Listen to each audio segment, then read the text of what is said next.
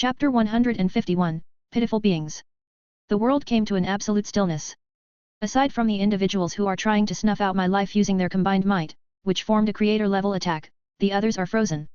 Be it concepts or living beings, none could escape its influence. Though, I might be feeling too good right now.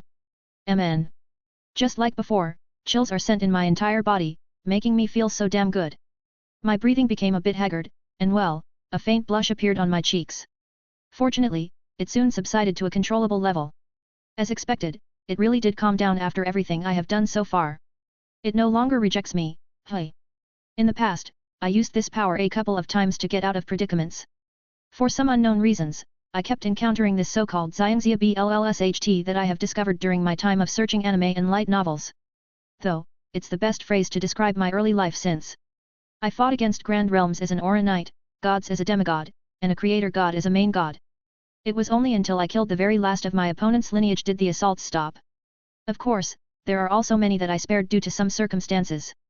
Anyways, the drawbacks of using this is none other than the bloodlust that it generates in me. It blinds my rationality to the point that I'll get affected even as a creator back in the days. Right now, everything is going as I have planned. An invisible attack is sent right in front of me. It is filled with the creator-level powers that they had temporarily converged through the several partial creator attributes. Alas, this is their limits as inhabitants whose very beings are flawed. All of the 7 sword fragments in my back proceeded to form a circle in front of me and blocked it. The power came in direct contact with them, but the former couldn't even scratch the latter. They formed golden sparks as they clashed, but that's it. This attack lasted for 10 seconds before the attack dissipated. Thanks for giving me the time. I softly murmured before I held the tail caliban in front of me. With it now being in its unlimited mode, I sensed the power that I previously gathered in that entire minute manifest. It got absorbed into the blade, causing it to become ablaze with various flames and concepts. The images of the clocks in my eyes started ticking furiously as I manipulated the space where the civilizations of these incubators are present to align in a single line. I sensed some confused emotions, but none of them are expressing their fear. War. What I am about to do right now reminded me of the most chaotic point of my life. That time when the lives that fell down from my blades are countless when I didn't care about my enemies as I fought to fulfill my self-interests. Surely, I must have killed innocents at that time, but I didn't regret it. Just like in my student's case, she regretted everything that she'd done and formed the highest level heart demon instead. Enough of this. I raised my tail caliban above my head. The power present in it had surpassed most of what my creator level self could do. Hence, to these entities who didn't have a single creator god in them, they're done for. All of them tried to claim my life through their connection, this will be their end. Break release. Ultimate mode. I chanted the required syntaxes for the attack to work. Final. Blazer. The moment I swung down my sword, a flame pillar with infinite length appeared and ran through until the end of this cosmos. The power behind this attack is magnified with the unlimited mode, compressing 100 slashes in one slash. Heat of unbearable levels is being emitted by it, giving form a new kind of energy that the universe can usurp. While creator gods can affect reality to a certain extent and create new worlds, the ones that had far surpassed it is no longer bound to such rules. The law of conservation of matter didn't work at my attack, thus creating matter itself. It's starting. The incubators gathered around me are only the first ones to be affected. Soon, the black and white flames scorched everything it passed by. When the cores of the planets, stars, and suns got affected by its sheer aura alone, they entered a supernova state, indirectly killing countless numbers of people. From their connection, I sensed the life signatures dwindling in an extremely fast rate. 5 seconds later, all that's left is a single one, Kyubei. You have killed 987,200,999 entities below the god level realm. Extract. You have killed 991,999,333 entities below the god level realm. Extract. You have killed 801,920,225,000 entities below the god level realm. Extract. You have killed 12,300,919 entities at Ascendant God Realm. Extract. You have. Tisk, tisk. If I had this before, I would have ascended to the realm in a span of a year, just like the other me. Power systems are nothing but trash if one has an assistant such as this. I kind of feel sorry to those poor fellows who lock themselves up for millions of years when a single treasure from the root is enough to slap them in their faces. No doubt, they would die out of shock, humiliation, anger, self-pity, and so on. Do I even need to do quests at this point? To answer Master's inquiry, soul points will still be rewarded from quests, but the other rewards will be more abundant. A would be opened once the designated system upgrades start. It will also help with the suppression against the How much is needed for that upgrade? Answer: version 5.0 is required for the function along with the others. A total of 80% of the below God realm entities are needed for the upgrade. You can also choose to sacrifice 20% of the Ascendant God, 10% of the main God, or 2% of the Ancient God entities as alternatives. No thanks, go use the 80% ones. Affirmative. The upgrades will now start in the background. After dealing with the assistance matter briefly, I turned to look at Kyubei, who didn't have a single hint of fear in his eyes. Though, confusion can be seen oozing from it. Why did you spare me? Well, I've wanted to have a small talk with someone like you. Me? Kyubei became more bewildered as a result. This is the reason why their higher-level civilizations couldn't understand humans. Are you aware of your difference with humans? Them? Very so. Oh, care to share your thoughts? Alright. First of all, while we're both rational beings, it seems that we lack something that they have. Emotions.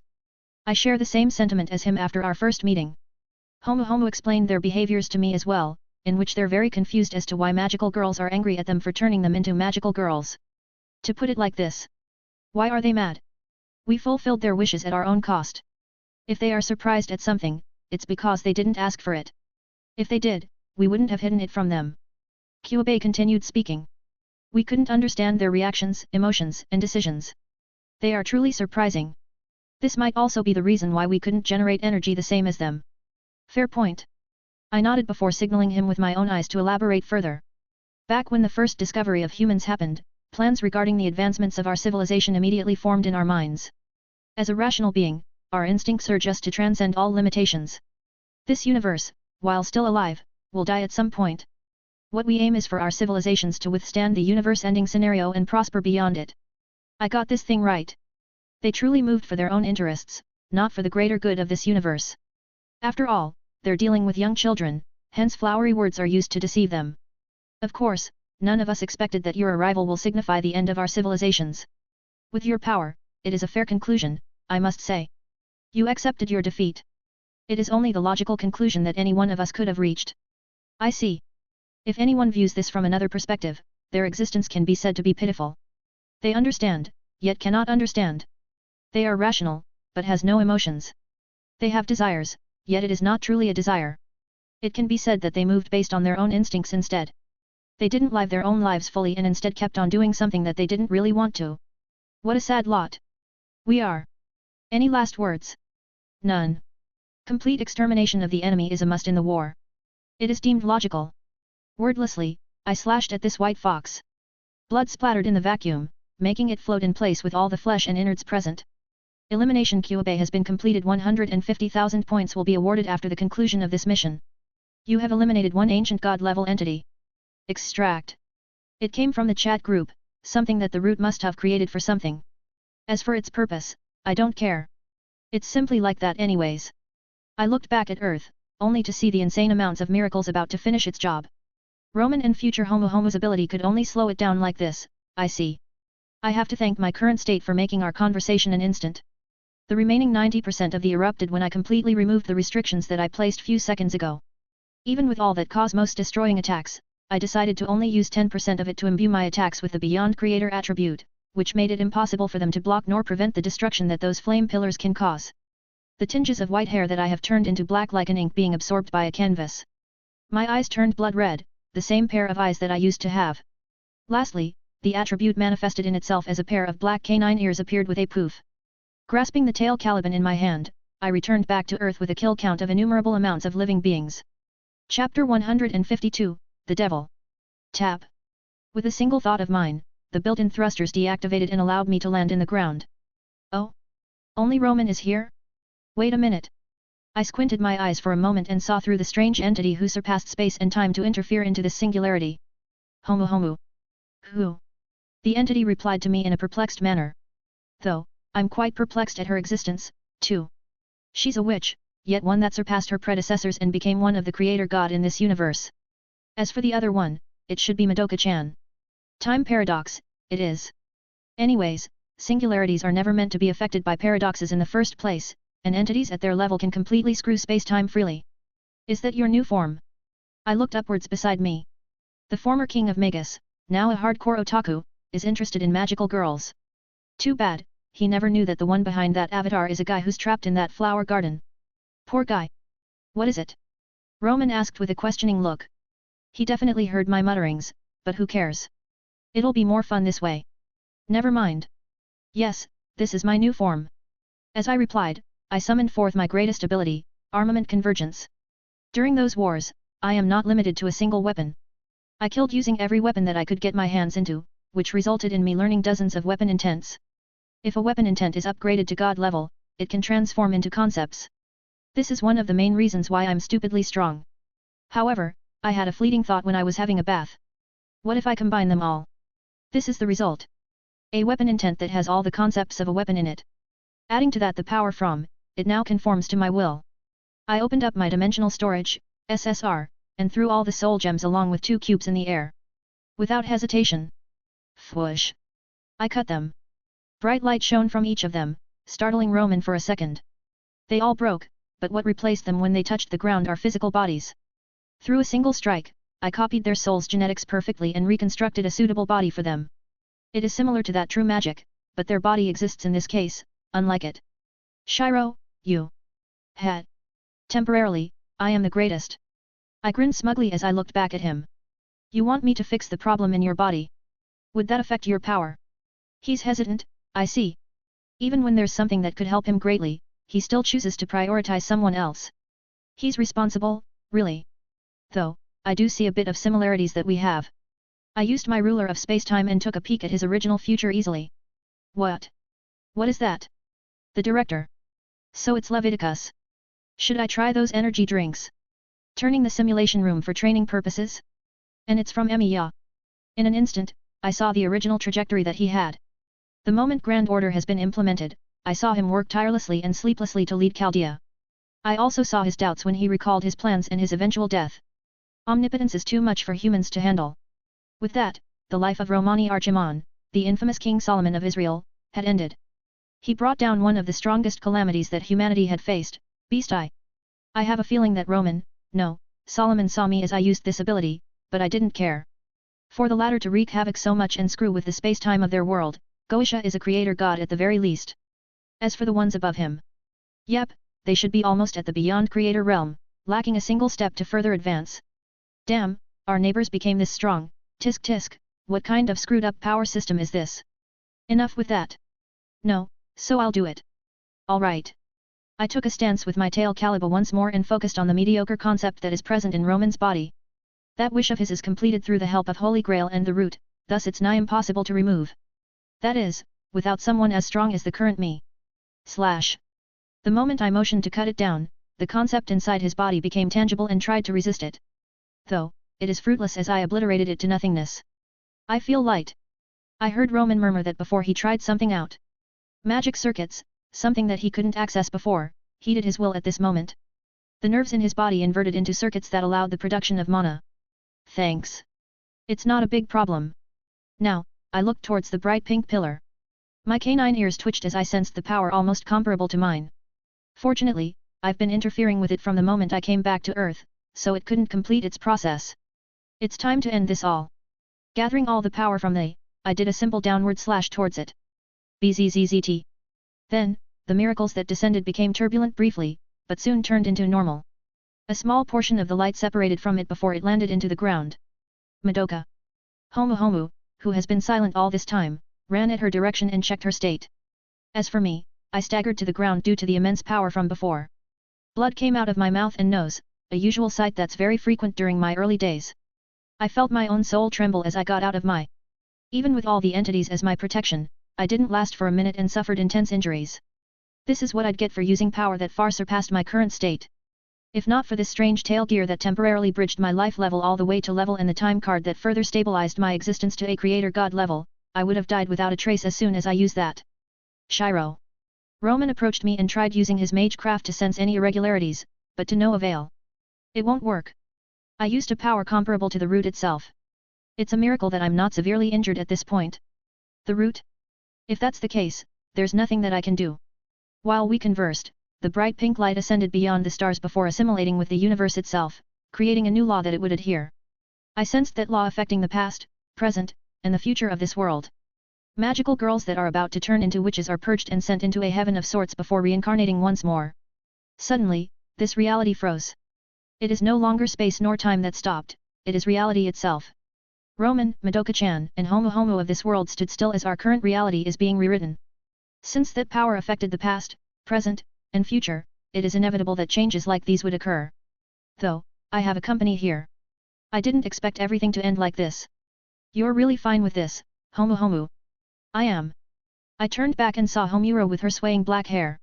Her ever calm and void-like black pupils gazed at me. In turn, I saw all her suffering that she has to experience. I thought that I can only achieve my goal in that way, but I never expected the arrival of a foreigner like you. In the future after Madoka became known as the Law of Cycles, Homura didn't stop trying to complete her goal.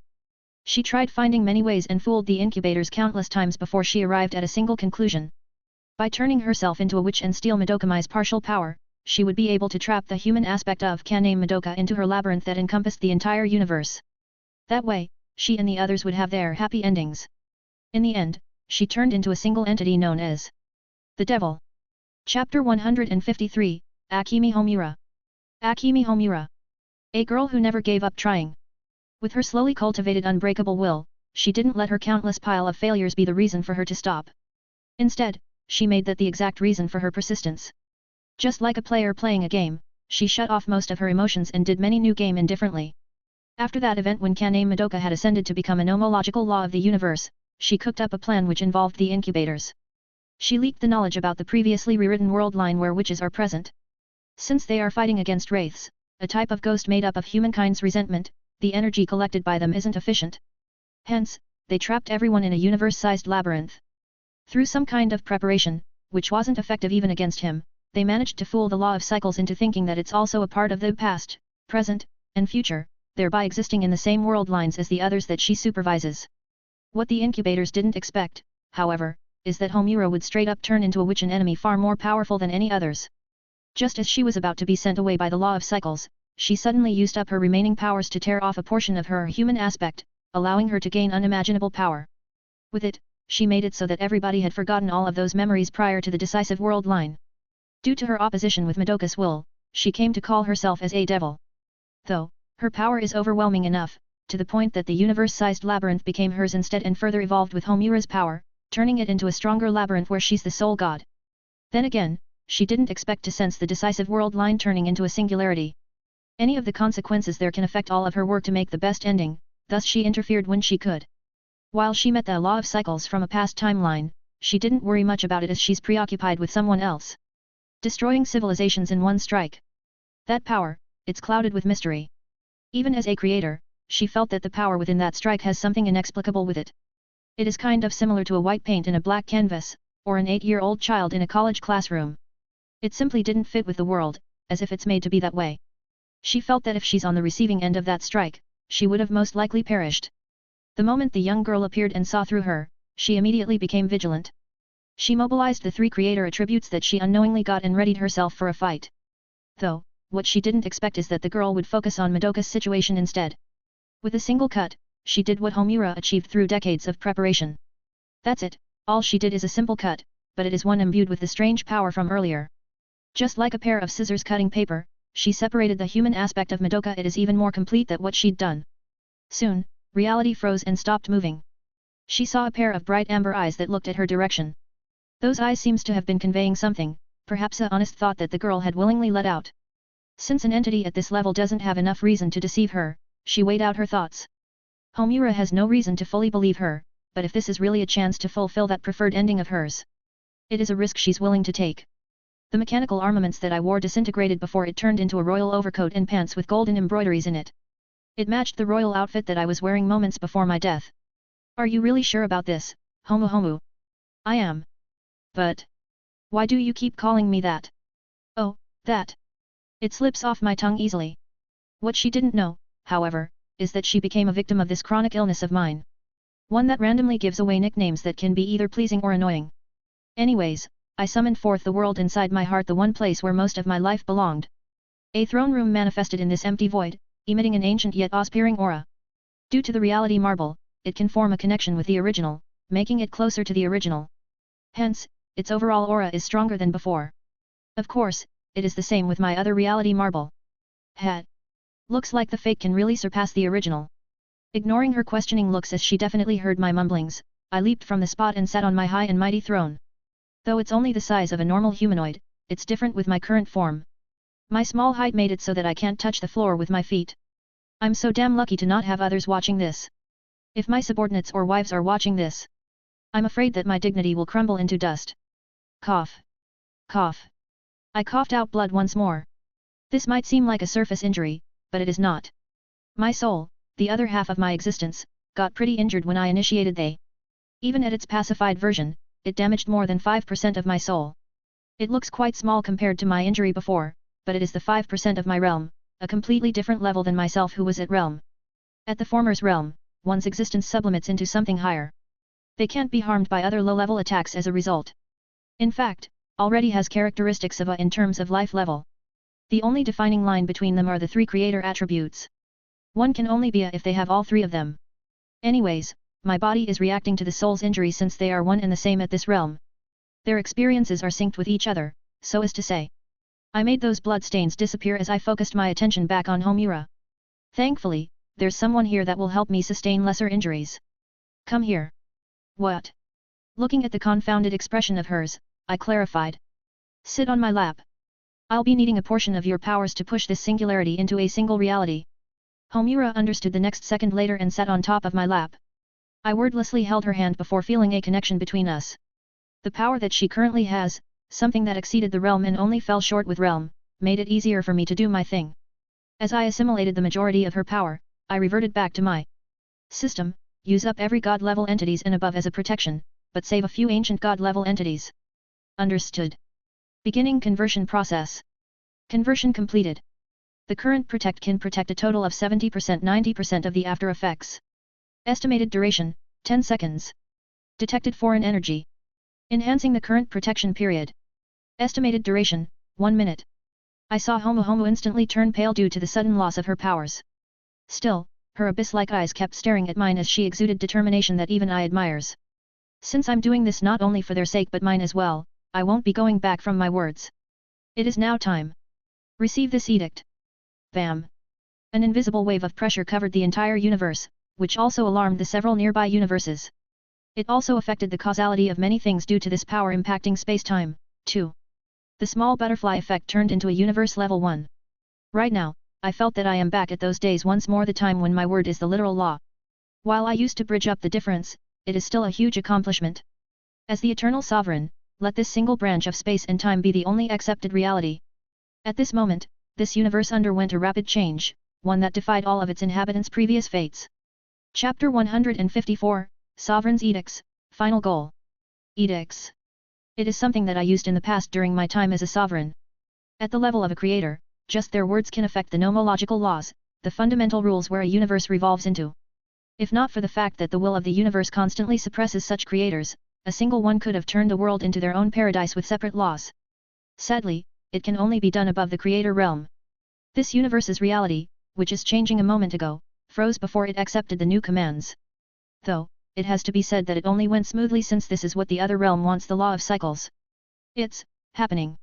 It is. Homo looked blankly on the distance, but I can tell that what she's seeing right now are the things that she wanted to see, namely, this singularity's future. Due to our interference, everything went well. There's no sacrifices, and the incubators whom have made them suffer for years had died from my final attack. I saw tears falling from her eyes as she felt a huge sense of relief, as if a huge planet was taken off her shoulders. While I do not want to interrupt this, I have to continue my thing. Let this universe have the ability to sustain itself. At my words, this world trembled once more. A faint will began to awaken in the depths of its core. Surprisingly, the law of cycles present in this singularity, the one that was separated from Madoka, fused with it, causing it to become stronger. The will instantly received the power of A with no signs of stopping. Meanwhile, Homo got confused with all of this as she asked, this? The law of cycles had truly become one with the world. That's right. I didn't expect that I would be able to cause all of this, though. She went silent as she wiped off her tears. Then, her eyes widened as she realized my intent behind this. You did this for those girls. Yab. Now. You should sleep for a while. Right after I said that, she lost her consciousness. Part of it is because of the loss of her powers, but the main reason is... It's here. A blue circle resembling a swirl appeared out of nothingness. From it is a temporary connection between it and the newborn will that I've induced. I am finally in this SHT again. Crushing one of the two remaining time card in my hand, I manipulated it to summon the Supreme Magus Shiro.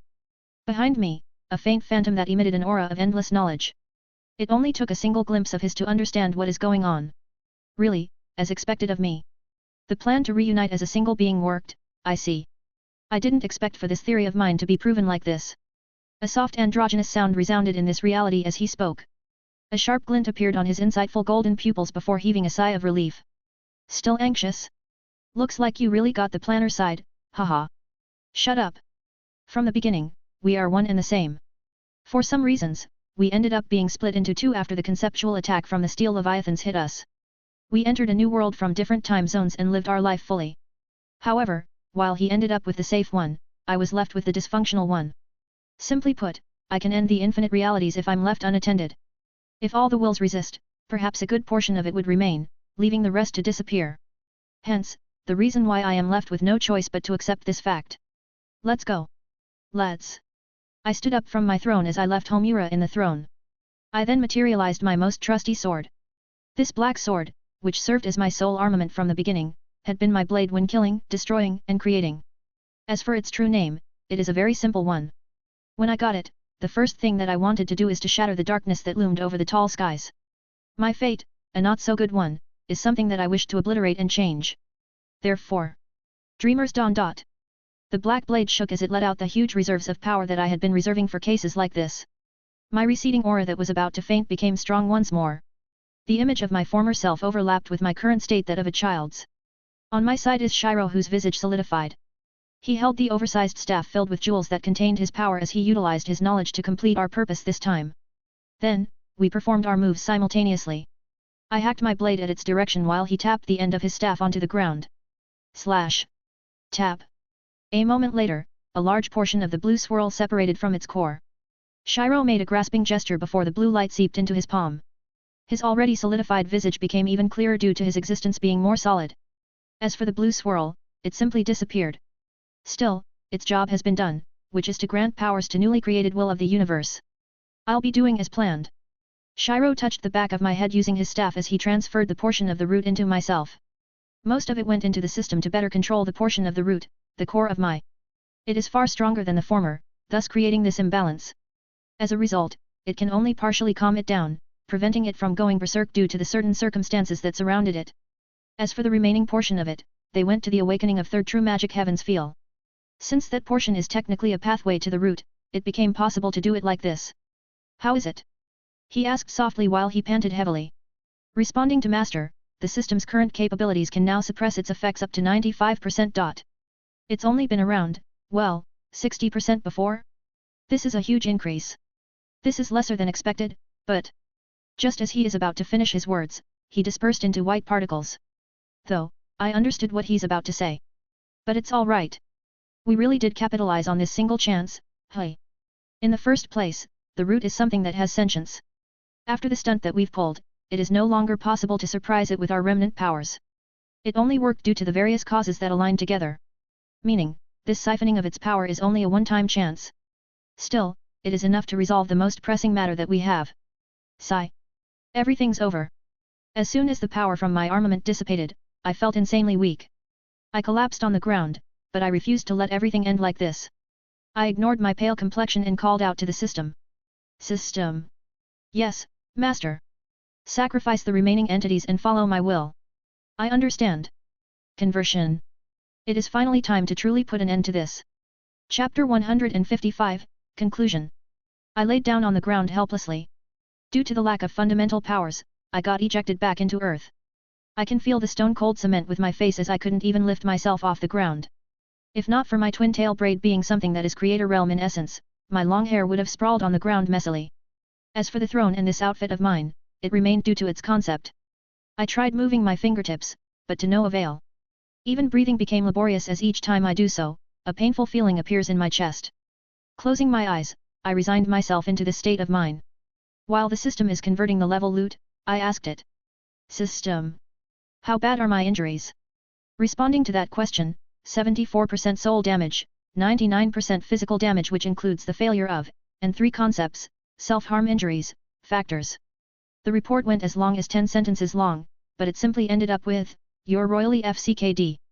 10% soul damage is something already terrifying, but this move of ours that involved the root made us pay a large price. More than the majority of my soul being injured is the worst outcome that we had ever predicted. I can feel my life slowly slipping away, to the point that I'm quite unsure if I would even survive. Thankfully, we prepared a countermeasure that can guarantee my life, maybe. Conversion complete. Awaiting your orders. Activate the 3rd True Magic Heavens field. As soon as I've made that command, I can feel my soul healing at a slow rate. Through this true magic that gives complete authority regarding souls, I managed to partially heal my own soul. While it couldn't show its true capabilities due to my more than severe injuries, sacrificing the energies from entities is enough to use it temporarily. Current soul damage, 39%. Reserves left, 20%. Alright. Now that I'm done with myself. System, enact the plan for everyone else. Understood. Sigh. Through the remaining powers that it has, the system began doing what I've thought for the others.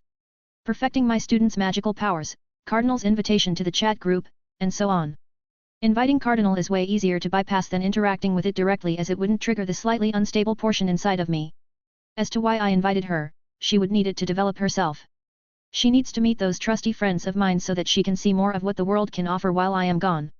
She also needs it during my disappearance. I'm sorry. The moment I relaxed, I felt relief, but at the same time, my weakness. Hey. The several forces that facilitated the rewriting of this reality completed its job, hence it resumed its operations once more. Shiro. Roman noticed my utterly pathetic state as soon as it did. Why yo? I said shakily. Sadly, it seems like we'll have to part ways for a while. I can no longer sustain myself into this world, and the only way to do so is to go to that world where its influence is the largest. System. I will leave everything. Hey? What? From his long years of experience, Roman is familiar with the scenario in front of him. The materialization of the soul. It is something that can be achieved by heroes who achieved immortality. In fact, the so-called immortality is all about this. Heroes who have legends about it and reached godhood went through this. What did just? Right now, he saw his friend lying on the ground, her soul materialized. He also saw the devastating damage that's present in her right now, and the fact that something huge happened to her in a split second made him realize something. Did something happen just now? Just as he was about to come closer, he saw an incomparably huge aurora curtain that instantly swallowed the entire planet. The next second, Shiro disappeared on the spot. That was Shiro's aurora curtain just now. Flap. Tuka landed with a serious expression and asked, "What was that?" While confused, Roman narrated the events of that few seconds to her clearly. Just now, I sensed an incongruency with everything. Is it related to that? Incongruency? Come to think of it. All it took for Shiro's situation to be like that is a single second. It's impossible for them to be affected by a mere manipulation of time, so this left them with few guesses. In the end, Roman sighed as he said, "I don't know what's happening anymore." He saw his friend on the brink of death, and now he disappeared without a trace. He fought some kind of serious battle and got severely injured, yet he didn't even know what happened. In all his life, this is the second time he felt very helpless. The first is when he saw the vision of Goetia incarcerating humanity. As his wish backfired, he was left with nothing but his previous knowledge and his comrades to help him prevent the destruction of humanity. Where is he? A cold voice resounded behind them. When they looked, they are surprised to see another Homura in this place. Do you know what happened with him? He fulfilled his promise. He used his incomparably vast powers to designate this singularity as the single true reality, removing the existence of the so-called parallel worlds. Through that, he removed the suffering that every magical girl in different space and time has to suffer. The two went silent upon hearing it. They knew Shiro as someone who moves out of his own interests, but never had they expected that he would do all of this just to change the fate of this universe. Ding! Virtual Librarian has joined the chat group. Shiro. At this moment, the brown-haired girl who wore her librarian's outfit woke up.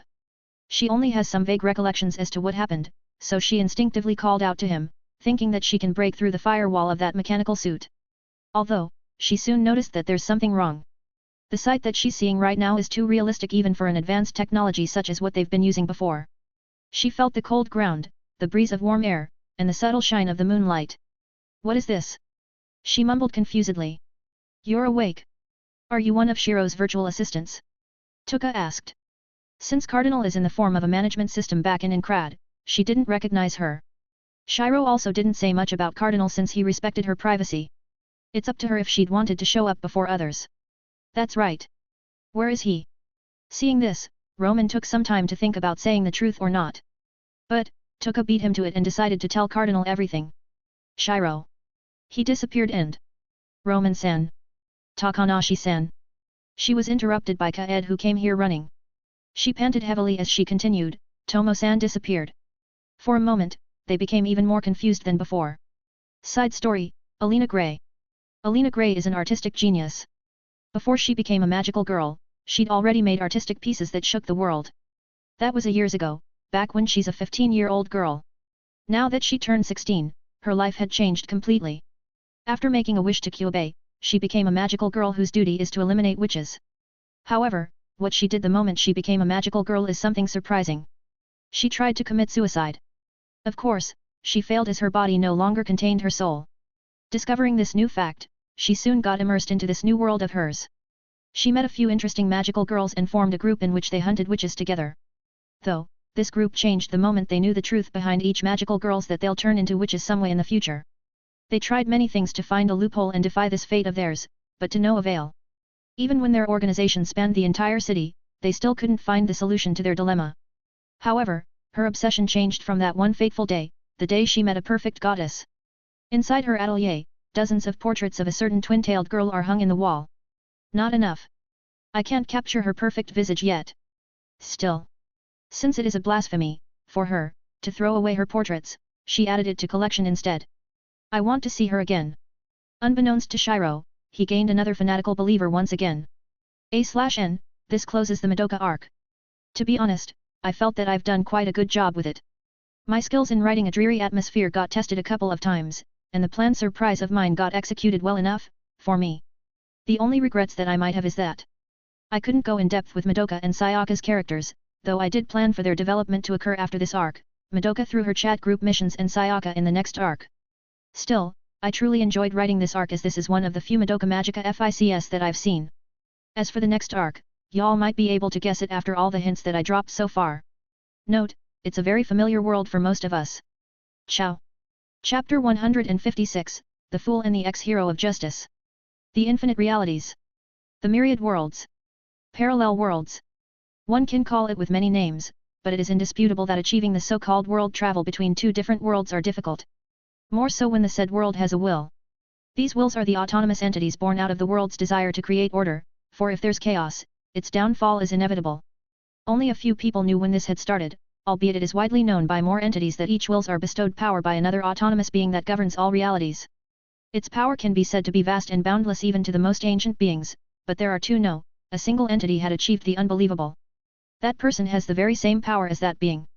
He possesses unimaginable powers that can obliterate, destroy, create, and give life to everything. Ironically, the same power served as his shackle, one that he can't break due to the sheer challenges that it posed to him. This made it so that he was trapped in his own world, but everyone would soon notice that the entity that was feared and admired by many has broken his shackles, inadvertently breaking his legend once more. Ryuadu Temple. It is a shrine that existed in the outskirts of the Miyama town, the place where most foreign houses as well as ancient Japanese-style houses are built.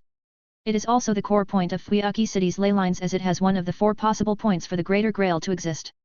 Technically, this is a part of Rin Tosaka's property, but her hiding their family's papers and deciding to supervise it in the shadows didn't end well for her. Simply put, it restricted her from investigating this area easily. Castor's really hiding here, she thought.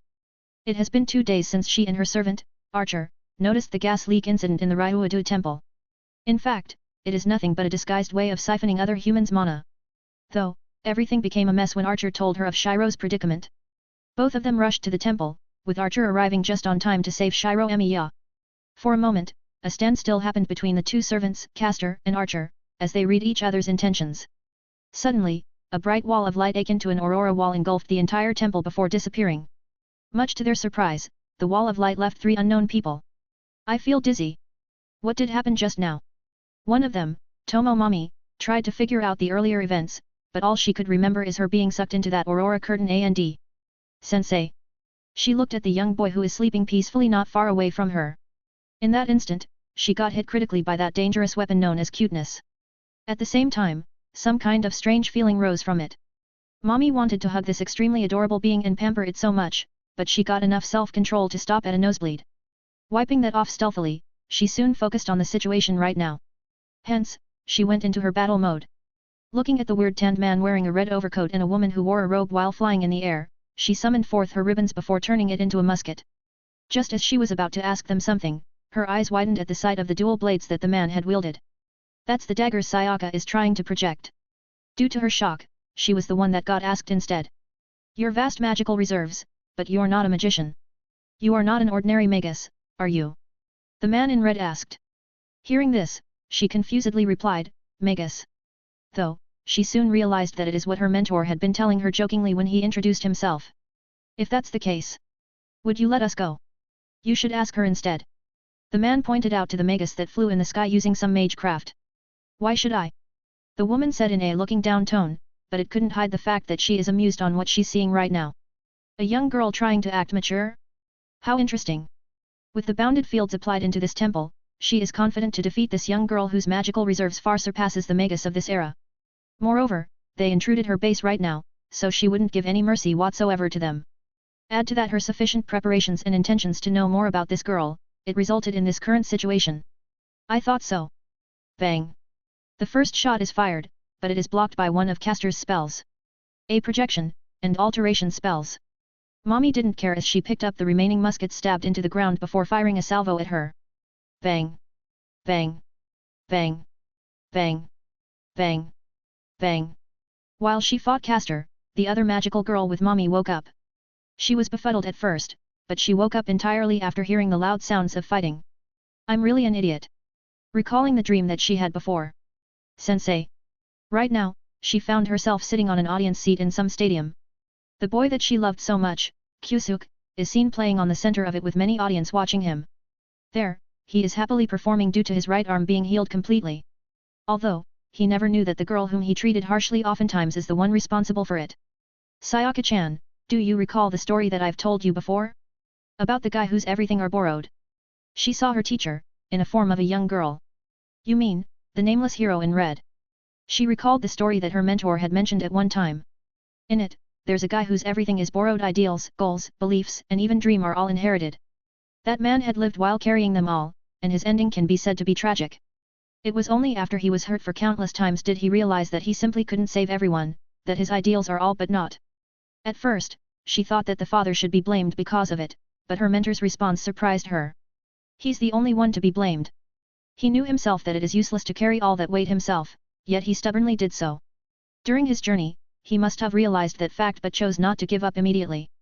When all those regrets came crashing down on him, it was only then did he loathe his past self. To be honest, this story gave her such a big impression as it resonated with her own situation. Her mentor knew how much she was being remorseful towards herself, with her cheating and having Kyusuk's love and attention thanks to some underhanded tricks. This did not fit her hero of justice thought at all. The more she tried to fight it back, the stronger her mind became. It was fine at first, but everything came crashing down when she suddenly felt her deepest and darkest emotions to resurface. It was due to that did she instantly transform into a fake quasi-demon. She acquired the level 5 heart demon rating, the highest level of mental challenge, because of her loathing towards herself. Simply put, she felt that she didn't deserve everything. I'm sorry for being a bad teacher. I couldn't even tell what's wrong with my student. Shiro said solemnly. No. It's my fault. As a teacher, your fault became mine. How can you suffer with that mistake if I taught you well? But... Sayaka turned silent knowing that she wouldn't be able to convince this teacher of hers otherwise. Do you know about the morals from that story? Shiro suddenly asked. It was his regrets that pulled him down. The weight that he carried as he continued living as a protector is something that he couldn't get rid of. In fact, Sayaka herself realized how true this moral had been when she herself made a mistake in a similar way to it. Only, she's more unfortunate as a magical girl whose existence are prone to such dark mentalities. You have learned from it. I'm glad. Shiro stood up on her seat before she patted Sayaka's head. At the same time, a strange power seemed to have awakened in herself. She immediately knew its effects, one that is related to her foolishness. It's time to wake up, my student of mine. Suddenly, everything went bright and the next moment, she found herself in an unfamiliar place. The nameless hero in red. So everything is based on real life. Sayaka let out a small laugh when she realized the ridiculousness of the situation they're in right now. It doesn't matter.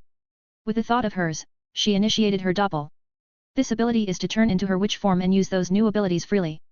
Although, her witch form was no longer the mermaid witch who forsook everything for love. Upon her realization of everything, she became the fool, and the hero of justice who enacts her own definition of justice. As a result, her own white cape turned black like the rest of her outfit. She now wore a theatrical mask, as if performing on a stage play. The others were surprised of her transformation, but things didn't end as a bolt of black lightning appeared on her right hand. Soon, it turned into a familiar A-ranked noble phantasm, erudite. A projected noble phantasm. How?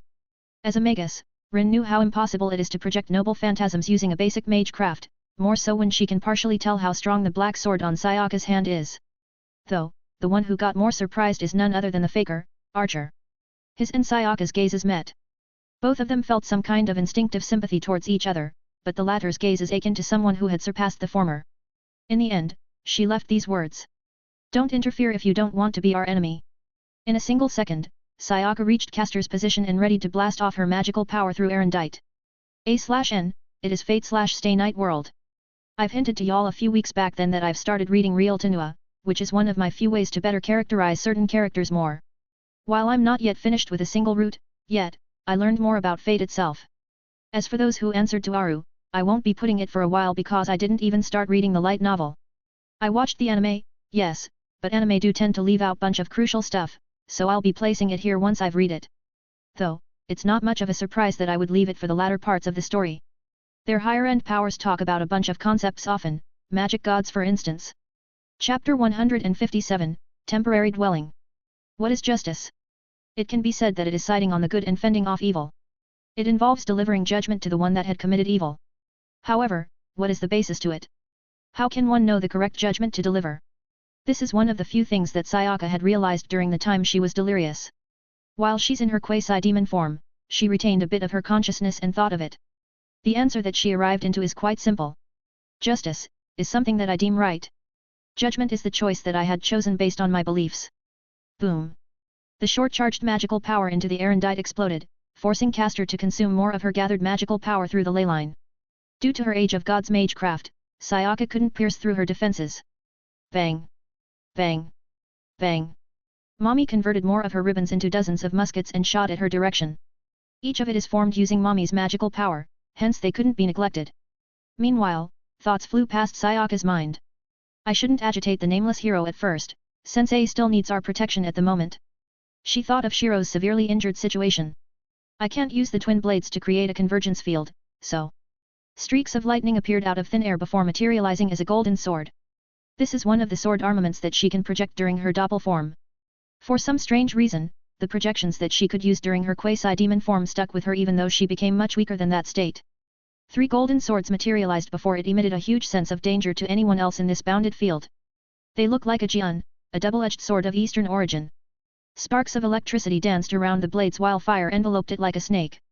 Furthermore, it also possessed a bone-chilling cold, a sharp contradiction to its previous 2 elements. Sayaka held one of them in her vacant hand while she sent the remaining 2 at caster's direction. Su. Su. As for their name. Xianyuan sword. With a thought, 4 more additional Xianyuan swords manifested. They looked ethereal, but their threat is the real deal. Seeing such a strange projection magecraft taken to a servant's item creation, caster is intrigued. Of course, she didn't let down her guard as she deployed several layers of barriers to block them. Still, what caught her off guard is it penetrating through them easily. Albeit a fake, the Xianyuan sword, also known as the 10th divine key, has a very high level when it comes to existence. Even if it's replicated, its level is high enough, so as to speak, to bypass these barriers easily. Boom. Sayaka looked at Mommy right after that, to which the latter responded by creating a huge cannon that pointed out to the empty space nearby. Tyro finale. Huge concentration of magical power gathered into it before firing off as a bright beam of light. Due to its power comparable to an A-ranked noble phantasm, it broke the bounded field that entrapped them easily. Sayaka took Shiro and piggybacked him whilst trying her best not to look at him. She herself fell to the cuteness that he has in his child form, thus she tried her best to control herself.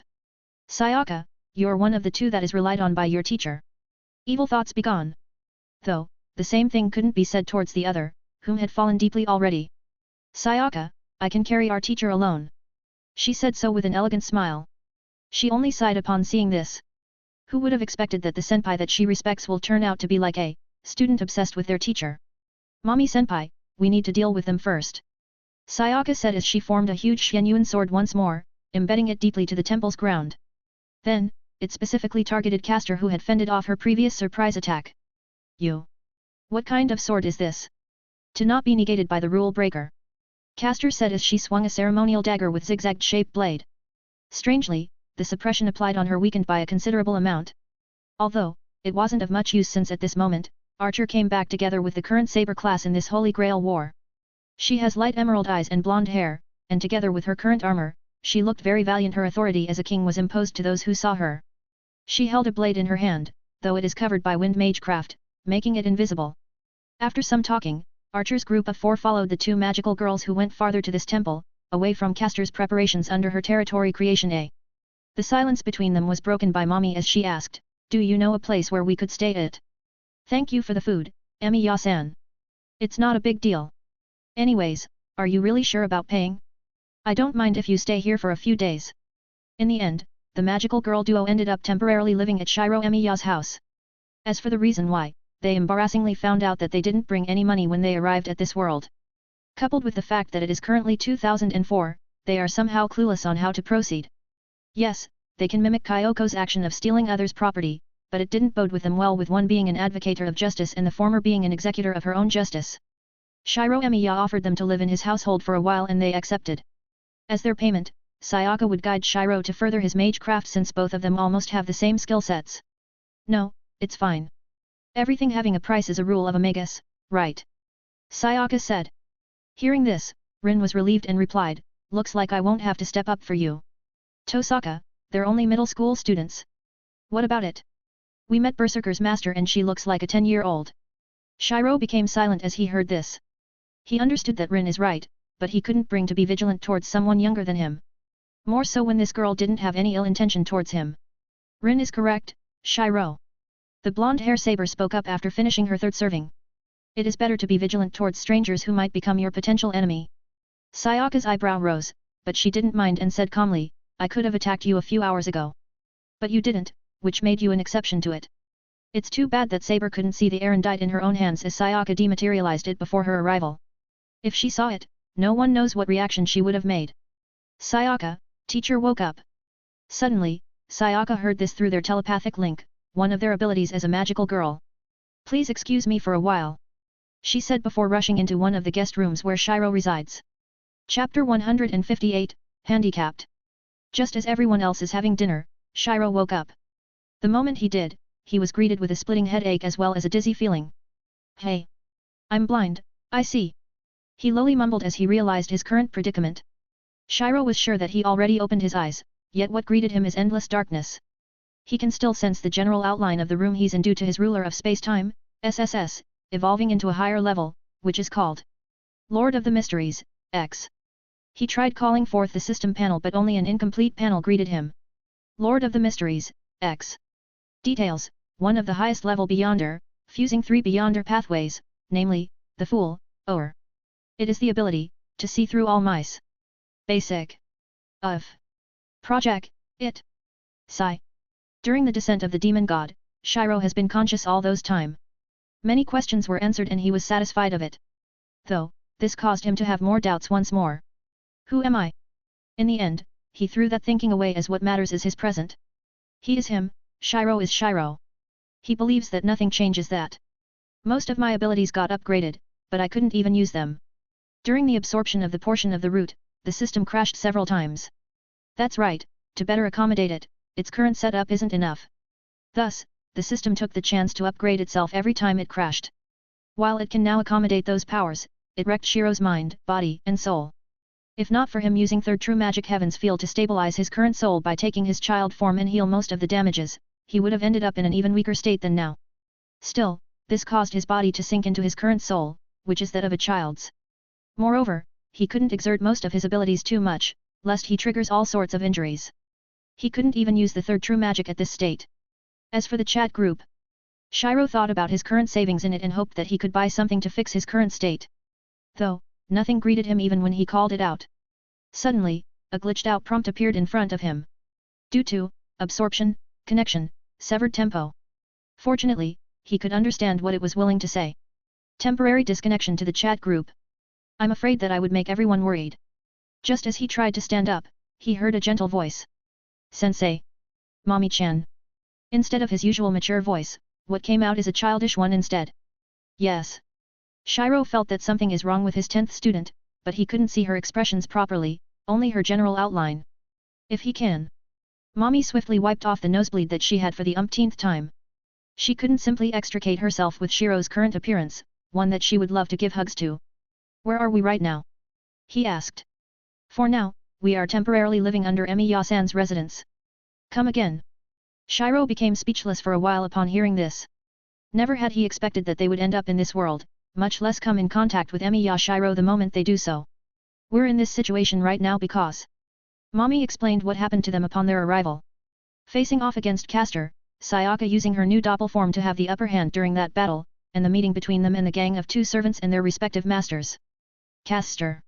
The Princess of Kalkus. There's also that fake priest and the arrogant guy from the last war, too. He massaged his forehead as he thought of the problems that they'll face in this world. Both of them will be able to handle most things, but it'll be a different matter if the King of Heroes use his final weapon. Luckily, it's his version before concluding his journey towards immortality. Thinking of that other version of his, Castor Gilgamesh, Shiro felt thankful that the one in here is the prideful one. In the first place, Shiro was able to defeat him due to his pride. Him not choosing to use EA against a faker ended up with him dead. He quickly concluded his thoughts that are now in a normal speed. Just as he was about to say something, he sensed Mommy freezing in place as she watched his thoughtful look. To her, this only made him even more adorable. Mommy-chan, are you all right? He asked as he realized that something is definitely wrong with her. Why yes. I'll be calling Sayaka for a moment. All right. As soon as Sayaka opened the sliding door, what greeted her is a tatami room with a single bed on it. Lying on top of it is a child who looked like a 10-year-old in his oversized white hoodie. He has a gender-neutral face, but the thing that is very conspicuous the most is his amplified cuteness. Due to his max-level charm, he became extremely adorable to the eyes of others. If he didn't have his hood to partially hide his face, everyone would have suffered from this level of cuteness. However, his eyes are seemingly dull as if it lost its former luster. His thin stature also spoke volumes of his current strength at the moment. Sensei. Ah, Sayaka-chan. His head looked at Sayaka's direction, with the latter making an eye contact with the former's pupils in a split second. In that moment, she saw the illusion of a vast universe. Its space and time is visible in her eyes, like a naturally flowing river. Concepts are weaved upon that river, and those who see it will have a chance to deepen their understanding towards the core laws of the universe. Time is fleeting. This thought popped up in her head, perfectly describing what she saw just now. Soon, she snapped back to reality, but not without any gains. The same went for Mommy, but she didn't care much as she quietly looked at him. Surprisingly, that strange aura also dissipated away from the child. There must be no chairs. Come sit here. He said as he patted the corner of the bed. Sayaka did as she was told, though she earned Mommy's perfectly fine looks. So. Mommy-chan told me about what happened. We're in the 5th Holy Grail War, and all of the servants had been summoned. So, this should be the most hectic 2 weeks that we might face. Shiro said with a solemn tone. And this world being the one from the stories that I have mentioned is right. Hearing this, Sayaka seemingly recalled something as she said, in the latter part of the nameless hero's story, he wanted to kill his former self to stop his idiotic self from carrying on with his ideals. Archer will be our enemy, then. Mommy added while she held the Heaven Concealment Array, SSR, that Shiro took out from his dimensional storage, SSR, with great difficulty. This together with the old world suit, SSR, made him cough out blood once more. As for the restorative potion, SSR, he knew that it is futile to consume that. Only a rated item would help against his creator level and above injuries, which is something that he doesn't have at the moment. Even now, his healing factor, Phoenix's regeneration, and a few more abilities are trying to heal him. This made him wince in pain every now and then since they are essentially abilities, and using those would injure him further. If not for the fact that his regeneration surpassed his injuries by a small margin, he wouldn't have done this. Wait a moment. Shiro suddenly said as he strenuously stood up from the bed. He stood up in front of the door, and the moment he opened it. Ah! Kia! 2 girls fell from it, with one of them having a pair of twin tails and the other one being a blonde whose hair is braided very well. Shiro saw Shiro making a helpless and apologetic face as he said, I'm sorry about this. Though, the trio froze as they saw his current appearance. Chapter 159, One of them. When the 3 of them saw Sayaka's so-called sensei, the majority of his face is covered by an oversized hood. This made it so that they didn't see his true appearance. Now that they did, all of them are stunned. The small child in front of them has a perfectly round face, a pair of light amber pupils, and his hair which is a mix of black and white. His pale skin made another contrast to him, giving off the vibes of a child who needs to be protected. "Yeah. I apologize for them." Shiro, who snapped back to reality, swiftly apologized. "It's fine for this time. Though, isn't this method of information gathering childish?" The child said in a teasing tone. "You? How could there be another unknown magus in this city?" Hearing this, the child laughed. "Yes, Fuyuki City might have been owned by the Toes AKAs in the paper, but it doesn't mean that she'll get to know everything. She doesn't even know the full extent of her biological sister's suffering, but she could exclaim like this now. Haha. Everything is possible, young girl." "Why young girl?" Rin exclaimed as if hearing something unbelievable. Since the one who said this is a child younger than her, she couldn't believe it for a second. The child continued, "Just like that, ritual of sorts. It seems that your mana is inside him. Is it what I think it is?" Rin seemingly couldn't process it as she froze. Then, a tinge of redness spread to her cheeks as she realized the underlying meaning of that statement. "And no. That's not it." Suddenly, Sayaka appeared between them and prevented her from being one step closer to the child. "It's fine, Sayaka-chan. All right." The child, Shiro, skillfully diffused the tension that rose between them. Rin took this time to explain that what they used is a ritual whereas only skinship is needed. The person involved in it would see the other person's memories, akin to a master seeing the servant's memories. A/N, this is the retconned version of mana transfer in non-Iraj versions of Fate. You don't have to defend yourself that much, you know. Shiro paused for a while before looking at Shiro who was still in an apron. "As for your problem, it's best if we talk about it properly." "My problem?" Shiro murmured confusedly. In the end, they settled the thing in the guest room before proceeding to the living room with a kotetsu. Shiro took the initiative to speak first. "First of all, whoever taught you is a bad teacher. I'm not saying that he's necessarily a bad person, though. He's not a bad person, but I've heard Rin mention this to me as well." During the time Shiro told Rin of his achievements as a magus, the latter was in disbelief due to how badly Shiro got taught. He learned the 3 basic mage craft, which is projection, reinforcement and alteration, but he doesn't know about the others in depth. He's also clueless about magus organizations, advanced spells, and his circuits are even awakened in some unorthodox ways. While others strengthen their control over their magic circuits, he's there withstanding all those pain that he could have avoided if taught well. "Sayaka-chan, can you point out his problems?" Shiro instructed. "Since you volunteered to teach him, I believe that you know it well." The praise from her teacher made her elated, almost breaking her calm facade, but she proceeded to do as she was told. "Emi-ya-san, your magic circuits itself are the problem." "My magic circuits?" Sayaka nodded and said, "You must be using them every day, but it seems like it's not opened properly. You're basically using a method to forcefully open them temporarily." Shiro went silent upon hearing it. He then remembered something strange whenever he practices his projection. Even if he couldn't forcefully project an item, he was still met with burning pain. The same also went whenever he applies reinforcement on some objects, albeit the pain felt during that time is smaller. To fix it. Sayaka disappeared from her previous spot as she said it, only reappearing behind Shiro.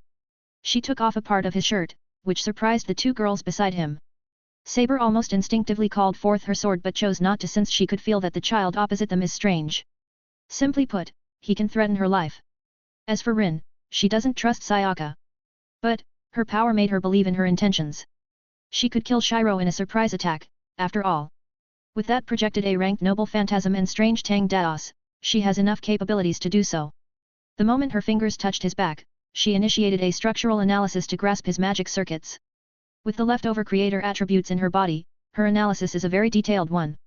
After analyzing it, she began doing the same thing as her teacher had done to her. She injected a part of her mana and properly activated his circuits by making them think that they were functioning for a long time already.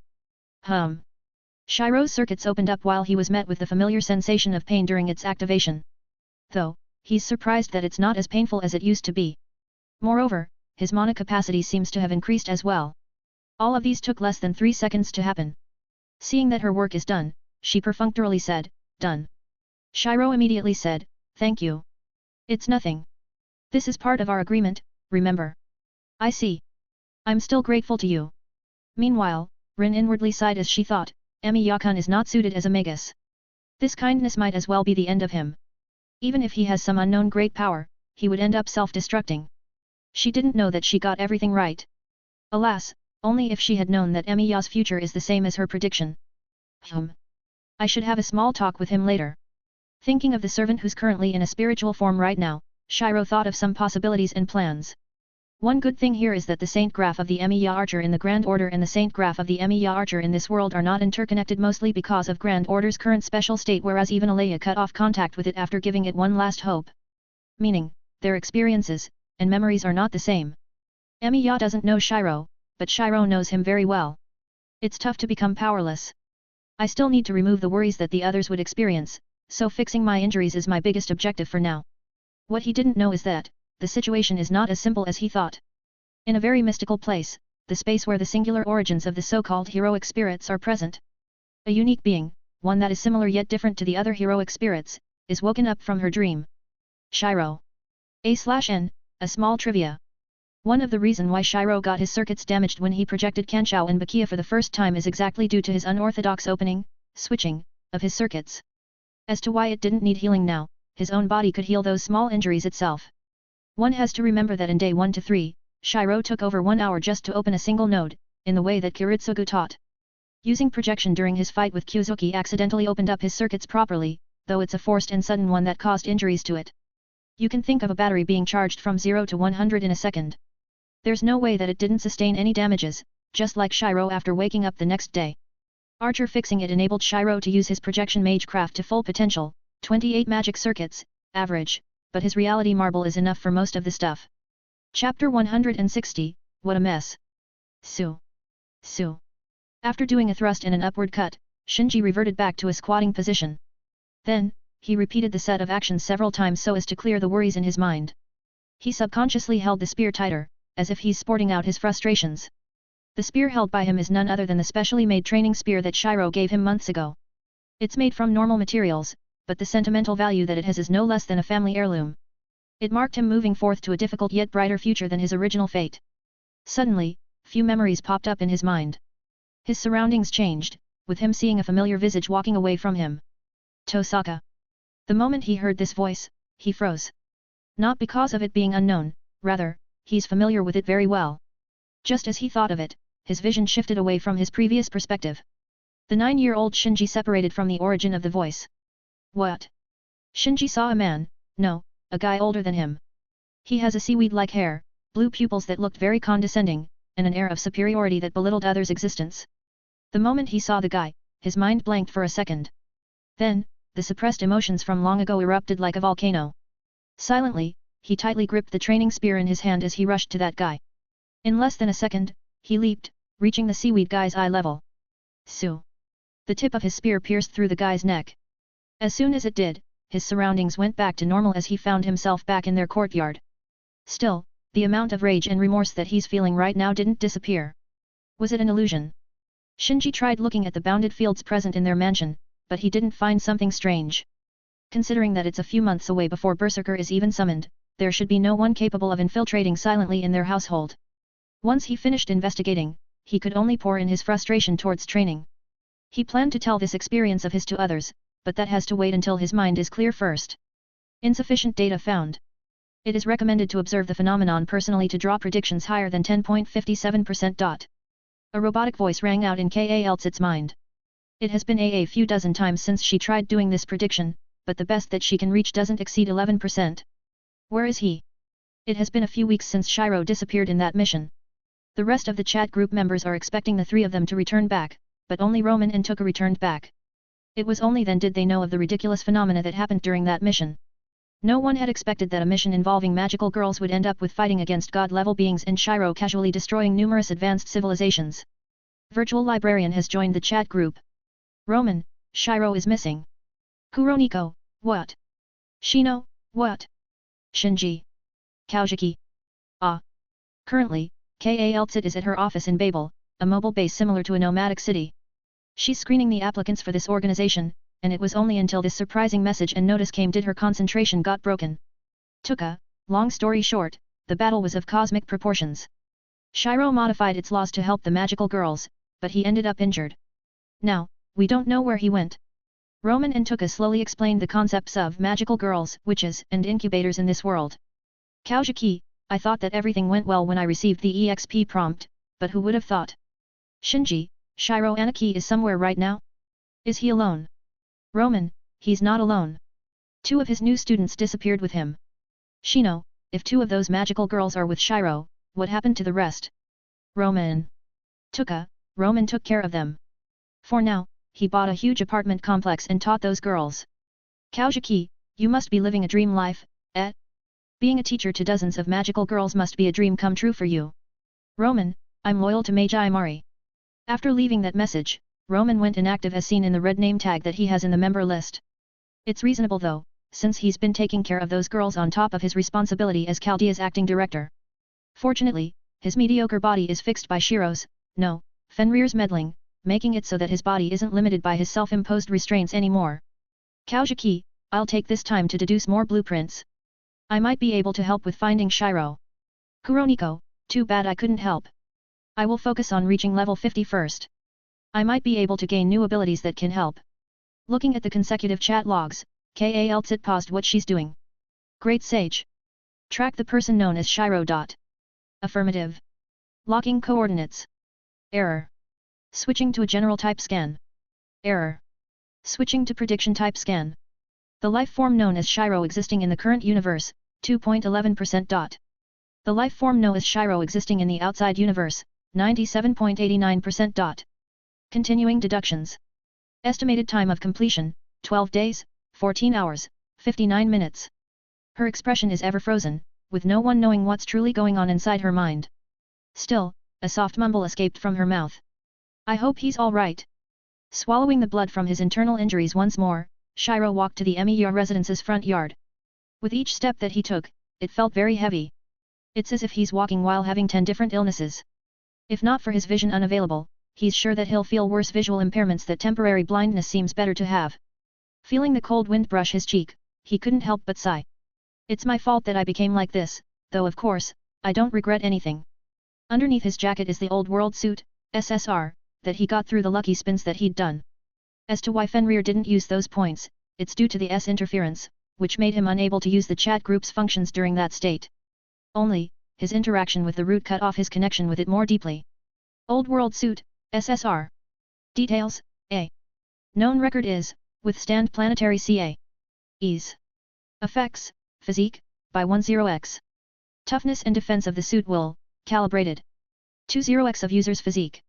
As usual, a glitched out panel with broken lines of texts greeted his sight. Shiro knew about its general effects. Due to its modifications, it can increase one's physical strength by 10 times, as well as the overall defense of the user by 20 times. The only reason why Shiro doesn't wear it continuously is its energy usage. So you're here. Even as a blind man, Shiro can perceive his surroundings through his 6 eyes. As long as the damages to it heals, he can gain his vision back. I'm surprised that a Magus can see a servant's spiritual form. Perhaps, it is Mystic Eyes. Archer appeared out as a physical form. He crossed his arms as he laid his back on the wall not far from the sliding door. He then added, that Aurora curtain from earlier. It's not a form of magic, but one similar to it. Hearing this, Shiro didn't try to hide it as he said, that's right. Now, can you tell me your honest thoughts? My thoughts, eh? You 3 are very suspicious. What's more is there to hear from me? That's all. Shiro asked. That's all. Archer paused before adding, but, I'm quite curious as to how that girl can project noble phantasms with that quality. So it's that. Shiro nodded as he imagined Archer's looks when he saw someone that bears an uncanny resemblance to him. Her calm demeanor and a glimpse of her ideals is enough to unnerve him. It's as if he's seeing a reflection of himself. The looks from her eyes during their initial contact says it all. You can think of it as her specialty. He replied vaguely, hiding most of their information to the servant. Though, you don't need to worry much as we won't interfere much in this Grail war. We would only find our way back home before leaving here. As for the Grail, we don't have any huge need towards it. Oh? This is the 5th time I'm hearing of this. Actually, Archer didn't lie. Someone who doesn't care much about the Holy Grail? The Holy Grail. Even as his time as a counter-guardian, he only encountered this situation 4 times. Just Magi alone will get crazy upon acquiring it, not to mention the aristocratic families who wants to increase the power of their family by possessing the so-called true magic. Shiro didn't mind his sarcastic tone as he said, the 1st, 2nd, 4th and 5th already has their owners. Only the 3rd remains, but... He cut off his musings with a thin smile. Archer guessed his intentions behind it, but the only response that he got is Shiro telling the truth judging from his several reactions. In the end, he gave off a shrug and spoke, if that's what you want. Soon, he disappeared on the spot as he went back to his spiritual form. Shiro, who was left behind, suddenly coughed out blood from his mouth. He shook it off from his pale hand, staining the grass red. The nanosuit that he wore also reverted back to its initial sphere form before he pocketed it and sat down on the wooden floor. The moon here, it's quite unique, but beautiful nonetheless.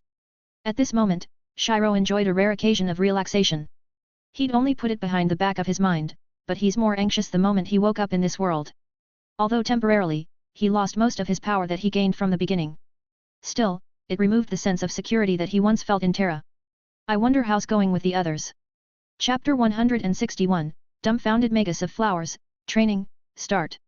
In the reverse side of the world, there existed many mythological beings who have been alive until the modern era. One special place there is a garden. There, many fairies danced and played. No other forms of corruption of any vile beings are said to reach it, hence its paradise-like scenery. In the center of it is a black tower that constantly floated. It only held a single purpose to imprison a certain man. He is Artoria Pendragon's teacher, loyal advisor, and court magus. Alas, he offended a wrong girl, which ended up wrongly. Let's see. There's something wrong with the new presents that I'm seeing. It should be that powerful foreigner outside our universe, Suddenly, the man inside the tower felt something just as he was about to sit down on his desk, whereas his computer setup is present. This time, he raised his eyebrow as he sensed a present of another universe. Originally, this shouldn't have happened, making him bewildered. How did it? I see. Based on his clairvoyance X, he saw a pink-haired girl whose reality marble is strangely the same as his.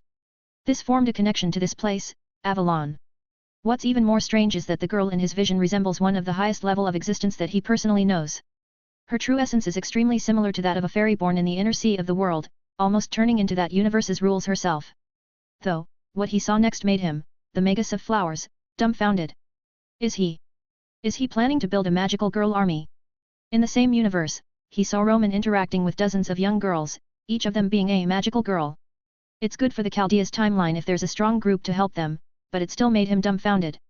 Is his decision to become human wrong? I can't see the Grand Caster in a similar way again. As the one behind Magi Mari, he knew about Roman's otaku tendencies. He thought that the latter would keep it to himself, but who would have expected that he's going for real this time? In the end, the only thing that he could do is to become closer with him through Magi Mari. For when the time comes the Grand Caster knows the truth, Merlin is sure to see a very interesting expression. In fact, he already saw his devastated expression once, but it'll be more different once he gets the chance to see it himself personally. Moreover, he also wanted to meet that interesting foreigner whose appearance is on par, if not exceeds his. As soon as Sayaka woke up from her sleep, she immediately noticed something wrong with her sleeping posture. She wore a pair of blue pajamas that Shiro took from his dimensional storage, SSR, one of the things that he prepared if this situation of theirs occur. From what she's feeling, it looks like she's hugging Shiro like a pillow. With him being in a childlike state, his height doesn't exceed 145 centimeters. That's even shorter than Madoka, which made him the perfect person to hug. Fortunately, Shiro lost most of his sensory powers as a temporary handicapped, or else she wouldn't have this chance. Suddenly, she felt an amalgamation of threatening intent directed at her. Looking at the source of it, she saw her senpai smiling with one of her eyes open. Still, this isn't enough to startle someone who have experienced a witch transformation, for just like mommy, she has an unbroken will too. Sayaka appreciated Shiro's current appearance for a while before standing up from the bed. A faint blush present on her cheeks, she worded out as she smiled. I'm sorry. She didn't even wait for mommy's retaliation and went outside. There, her chaotic thoughts became more evident. Sensei is. No. Wicked thoughts, be gone. After calming down for a few minutes, her previous embarrassed face is gone. Making sure that everything's alright, she headed to the Emiya Residence's dojo. Opening the sliding door, she was greeted with a familiar room. It's only been a few days since I last visited one. You know Kendo, Miki-san? The auburn-haired youth, who was performing some warm UPS, stood up and asked her. My combat style is all about swords, so sensei taught me in a dojo that he bought. Hearing this, a small laugh came out from her mouth and she said, my sensei only took 2 weeks to become the richest in Japan. The auburn youth, Shiro, became dumbfounded upon that revelation. While he is working hard to pay for his expenses, there's someone out there that can be rich in less than 2 weeks. Truly, comparison is tedious. It is something that Shiro is already used to, so he didn't become jealous and expressed his amazement instead. That's amazing. But wait, Japan. As your servants may have noticed, we are not from this world. Sayaka replied. Catch. She threw out her smartphone to Shiro's direction, in which the latter caught it perfectly. Can I analyze it? He asked. Sure. Performing a quick structural analysis, Shiro found out about the complexity of modern smartphones. He was shocked to find out that a small device such as this could hold 8 processors, which gave it an incomparable processing speed only a computer can match it. Furthermore, there's also a high-definition graphics that can't be matched by the current computers. This is enough to amaze someone who's living in 2004. This is from your world. Not really, it's only 2011 for us. To be exact, the smartphone is from Japan in 2023. Though, you might not need to wait for that long if what we've heard about Shinto Town is correct. In Fuyaki City, there's 2 towns, namely, Shinto and Miyama. The former is where the Fuyaki fire took place, it is currently being turned into a modern development sector. Meanwhile, the latter is where the old mansions are present, ranging from Western households to traditional Japanese manners. What's surprising here is that the Shinto town is developing at a very fast pace. In Sayaka's world, it would have already been in 2010. If not for the fact that Shiro gave her that smartphone, something that belonged in 2023, she would have also been surprised by it. I see. Shiro returned the smartphone back in her hands. She received it normally, but she's quite delighted internally. Even this act of her showing some futuristic technology is a move of hers to make him trust the 3. They have no bad intentions, but it's better to lower the chances of them being attacked out of nowhere. Who asked for a 13-year-old child to experience such a malicious event? Not only that, seeing her other fates from other world lines helped her mature even more. Her pathetic self, one who have sacrificed everything for a bastard who wouldn't love her. Of course, it benefited her in a way that it forced her to be more mature. Through it, she can understand some things that her previous self might not be able to grasp with her childish mindset. Now that we're done with this, we should start my payment. Sayaka observed Shiro for a while and saw several points where he could improve. Your magecraft can't be improved in such a short time, but you kept training your body. If so, we'll focus on your origin first. Origin? I've heard that from father before. That's why he's a bad teacher. From the side, Saber sat in a seiza position. She secretly agreed with Sayaka's words as she recalled her memories of Kryutsugu being her master. Technically, he's a good master who makes rational decisions, but it is also this aspect of his that resulted in this bad teaching to Shiro. Though, she didn't know that Kryutsugu's original intentions was misunderstood by everyone else. If Taiga had heard of this, she would have understood it fully, since she's the one who gave that suggestion herself. Since you're participating in this Grail War, you'll need to aim for more immediate strength enhancements. By finding out what your origin is, I'll be able to make this tutoring more accurate for your needs. Shiro listened to the small girl attentively. From what she's saying, his control over his magic circuits can only be trained over time. Thus, he'll need to find out his so-called affinity and origin. To be honest, this aspect is also covered by his connection with Archer, so he doesn't need much help in this regard. Sayaka, seeing that she guided this conversation perfectly, asked, "From what I saw last night, you like swords." "Well, that is so. We should try going in this direction then. Your personality and hobbies can tell us about your origin. Well, Sayaka-chan is Sayaka-chan." The moment Shiro woke up, he saw the world once more that is enclosed with darkness. The only saving grace is that he can see the outline of people and objects as a form of white lines. It's similar to how someone perceives an item through structural analysis. He sensed Mommy who is sleeping besides him. She placed a distance between them, so her hugging him like a teddy bear didn't happen, or did it? As for Sayaka, she slept in his right. Though, she's already up at 6 a.m. since it's the time she and Shiro agreed on. With Sayaka-chan's knowledge, it won't be a problem teaching someone clueless about the Magus society. What time is it? He thought as the scent of breakfast wafted to his nose. His senses might not be comparable to his peak, but it's no problem to deduce that breakfast is a Western-style breakfast that consisted of toasts, bacon, and egg. Sensing the small clock on top of the small cabinet, he saw that it's 6:45 a.m. right now. I should have recovered around, less than 1% from my injuries. Just as he thought about it, a glitched-out panel appeared amidst the darkness, illuminating what's in his sight. SYS. Very, 10%-12.22%/physical and J, 30.6%-29.8%/soul IN. Rise, 32.4%-31.7%. The first portion pertains about the system's recovery from its countless crashes, while the latter two is all about the overall injuries that he sustained during that time. The most prominent one would be the remnant effects of the, which disabled most of his R-rated abilities such as Aurora Curtain and Six Eyes' functions as well as prevented him from using any abilities related to soul. Be it his soul armaments, mana, or any abilities that he received from the system or the chat group, he won't be able to use them without a cost. Even now, the only reason why he kept using his healing abilities is to recover from the said injuries. The start might be tough, but once more abilities are open to him, or even the chat group itself, his recovery would skyrocket and he would be back to his normal self. Still, recovering on his own is a very slow progress.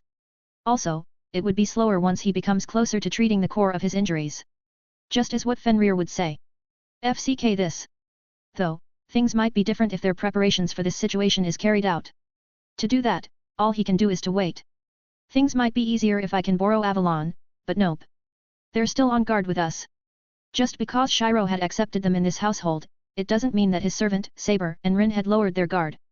From the quote keep your friends close and your enemies closer, accepting them here is a form of surveillance and guard towards potential powerful enemies. They didn't show them hostility, yes, but this is humans' nature. In this case, it's a former king and a magus who've seen the dark side of them world.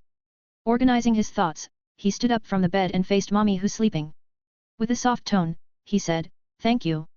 Unbeknownst to him, someone's been smiling sweetly inwardly upon hearing it. A/N, well, Merlin's misunderstanding started when his clairvoyance couldn't see through the past. It might take him a while to deduce the past events correctly, so Roman will have to suffer his virtual idol's, invisible, contempt for a while. As for MC's injuries, you might have misunderstood something. Since they are smart enough to plan up to taking a portion of the route, there are definitely countermeasures placed for it. In the first place, this transition part is made to make his personality more solid and form a contrast with his previous self, character development per SE. I thought of these way back then, when I was writing Madoka arc. I wouldn't spoil much, but it involves a wife of his, which will be introduced 7 chapters later. Chapter 162, Let me show you what X-rank luck is. In the rooftop of Homahara Academy, Rin was shocked by what she's seeing right now. It's only their lunch time, hence she immediately snapped from her thoughts and asked. How? Shiro, who has the projected Kanshou and Bakia, replied, well. It just happened. I tried to use gradation air on a sword, but we noticed that it lasted longer than the other projections that I did. These are also closer to their real counterparts, so we deduced that my origin has something to do with swords. Hearing this, Rin realized that everything clicked in perfectly. Before, Shiro tried to cast elemental magecraft, but he couldn't even produce a small spark of fire. From then, she thought that he must have an affinity with other elements. Never had she expected that Shiro has an affinity towards swords instead. Everything makes sense. You can use gradation air in an instant and its duration is longer, too. Looks like taking them in is not a bad choice. Right. Miki-san seems well versed in these kind of things. I wonder how knowledgeable her mentor is. He should be comparable to my father. Your father? Yes. He's very knowledgeable with magecraft. However, it is also my first time hearing about the higher level of reinforcement from others. From what Sayaka had taught Shiro, she gave some basic knowledge such as reinforcement's true potential. Given enough experience with it, a human can fill in the holes on their existence, making them on par with heroic spirits or even gods. Naturally, she thought about this possibility before. The association side has an ongoing research regarding it, but Sayaka hinted that they already have some results towards it. This made the image of her mentor more mysterious in the eyes of the second owner of Fuyaki. In a desolate and creepy clearing in the Shinto town, 3 teenagers are surrounding a particular tree. It seems that they have dug it, in which they found an old black box. Looks like I found a hidden stash of something. Sensei, that is? Sayaka asked. If I'm not mistaken. Shiro opened the box shortly after he said that. Yep, it is that. Inside it, a set of 6.3006 bullets are stored. It is used for the Springfield 1903A, a bolt-action rifle. Mommy also saw that it is somewhat similar to the bullets from her percussion lock rifles. Emi Yakiritsugu's origin bullets. In a single shot, it can mangle a magus magic circles, rendering them crippled or even dead. It's that powerful? Mommy asked. That's right. Kiritsugu's unique origin was used to create these bullets, so might as well say that it is a very rare mystic code in this world. Hearing this, Sayaka couldn't help but exclaim, Sensei's luck is off the charts. We're not even at our main destination, but we've already encountered this. Back in her world, she saw how ridiculous Shiro's luck can be. At a very random event, he found 10 kilograms of gold underneath the ground. He also found a few stashes of grief seed which are hidden by the magical girls as a kind of backup to their successors. Not only that, a 10 million yen check literally flew right on top of his head. They didn't even arrive at that bridge, but his luck is already affecting them like this. It's a wonder why he didn't give it to Shiro or at least keep it in the house. He might as well use it during his final struggle at the Einsborn castle. Shrugging off those thoughts, he placed the box in his backpack. He then faced the two girls and said, "Let's go to that place now. I'm hoping for a few noble phantasms, but I don't care anymore." "Why?" Helplessly, he scratched the back of his head and replied, "I know my luck is about to affect our earnings." Speechlessly, they proceeded to their destination. Of course, his lucky encounters didn't stop there. A stone that is actually a gemstone with 50-year-old rubies, discrete herbs that possessed potent magical power in them, and even broken fragments of noble phantasms were found by them near the bridge. While it doesn't serve much use for most people, it's different for someone who's proficient with projection. Just as Shiro and Co are strolling, they stopped once they sense a very faint signature. Since this place is a grass field, there wasn't much trouble to get it. After some digging with the help of magecraft, they saw a rusty blade. It is a noble phantasm on the verge of disappearing. Shiro touched a part of its blade, only for his finger to be instantly wounded by it. This didn't faze him as he blankly said, "Holy SHT. Sayaka-chan, go try this." While bewildered, Sayaka went ahead and used structural analysis on it. At that moment, she was drawn into its mysteries, to be exact, in its memories. The core of each noble phantasms are none other than its experiences. In the first place, Shiro projected God Hand by reading its memories, i.e., Heracles' 12 labors. This is. Sayaka realized that she was drawn into yet another set of memories. She had gone through this when she projected Erendite as a witch, but feeling it herself is much more mystifying. Hector, the chief of the Trojan army, the elder brother of Paris. He is the first wielder of this holy sword. He is the greatest warrior of Iliad, someone who led Troy to its great age. Even when Paris started the Trojan War by rescuing Helen of Troy, Hector didn't concede his younger brother. Even though he knew how foolish he may be, he didn't choose it. All of his struggles, from the start of his career until his death under Achilles' hands, was seen by this holy sword that was a spear at that time. It saw how his final actions led to the killing of the hero loved by gods, whom have been shot by Paris to his heel. Countless years had passed, and it was only until it was handed to the king of Charlemagne did it find itself a new wielder once more. It became a symbol of bravery in the hands of Roland, one of the 12 knights of Charlemagne. As for its name, crackle. A bolt of black lightning appeared in Sayaka's free hand. Soon, it turned into a sword with a golden crossguard. Huge amounts of mystery is present into it due to the special relics in which it was created during the time the angel had passed it down to King Charlemagne. Some of them included St. Peter's tooth, one of Jesus' 12 apostles, and a part of St. Mary's robe, Jesus' mother. The unbroken hollow, Durandal. Shiro, who held the hidden heaven shrouding array, said, "Congratulations for the third A-ranked noble phantasm, Sayaka-chan." During the time she became a quasi-demon, she successfully projected 2 noble phantasms, namely, Erendite and Excalibur Morgan. Due to the latter's nature, something corrupted by all the world's evil, she opted to use the former more. Realizing the blunder that she'd done, Sayaka quickly cancelled her projection and saw Shiro, who activated the concealment array for them. If not for it, they would have caused a stir and attracted the attention of every magi and servants here. "Sorry, sensei. No, it's fine. This is good for you anyways." Meanwhile, mommy is going as expected of sensei, internally. "Sensei. Your luck is too good." Shiro replied with a smile and said, "Don't be surprised." Cancelling the array, he gestured to continue following him. When they arrived under the bridge, they immediately sensed something hidden yet potent.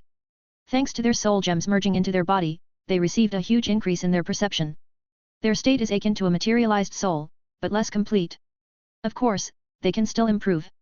From their senses, they already saw a couple of complete noble phantasms, ranging from D rank to an A rank. The fragments that constituted it is more abundant, too. With a helpless smile, Shiro spoke. "This is the might of X-rank luck." Side story, Monarch of Shadows. A dreary throne room. Sitting on top of the ancient-looking throne is a knight in red. Surrounding them are pieces of armors, and hundreds of black metallic strings that covered nearly the entire room. These are tied to the giant pillars that surrounded them. Lightning arcs are being produced by it, evident that the battle had ended just now. Facing the red knight is a girl in gothic dress. She's the one responsible for killing most of the ordinary living armors in one go through the help of her experience and the stacked stealth skill, one from Incrat and the other from her Ashborn's inheritance. For those who survived that onslaught, she ended them by her original technique, electromagnetic shot. By combining a few lightning magecraft, she ended up mimicking a railgun. She created an electromagnetic field and enveloped it into her dagger. Once it was thrown by her, it'll be launched with a speed that far surpasses the speed of sound. A/N, speed of sound is around 767 miles per hour while a railgun usually has a speed of 5,500 miles per hour. Her attacks are slightly below 1,000 miles per hour. Coupled with the attractive force that she can attach to the living armors, since they are made of metallic substances, clearing this job change quest became extremely easy.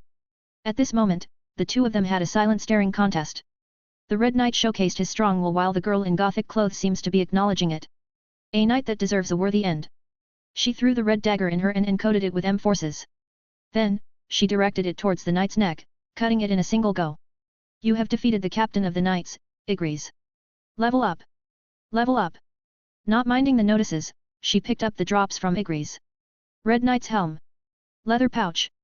Runestone, ruler's authority. Immediate return stone. Is this it?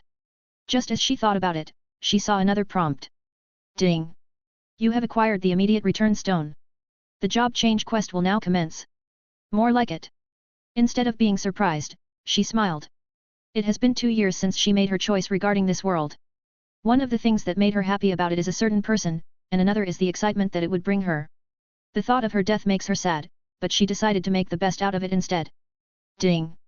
In 10 seconds, dimensional portals will be opened. You have a choice. You can cancel the quest by using the immediate return stone or... Hat. Kuroniko chuckled at the sight of it. 10 seconds. 9 seconds. Or last as long as you can and earn many advancement points as possible in order to have higher level job choices. 8 seconds. 1 second. The class change will now commence. Good luck. Kuroniko raised an eyebrow towards its final message, but she soon focused on the dozens of portals that formed around her. Then, knights stepped into this throne room endlessly. Looking at the timer that restarted at 1 second, she didn't say anything and took out her collection of daggers instead. They all flew in complex directions, smashing the knights effortlessly. Seconds turned into minutes before it became hours.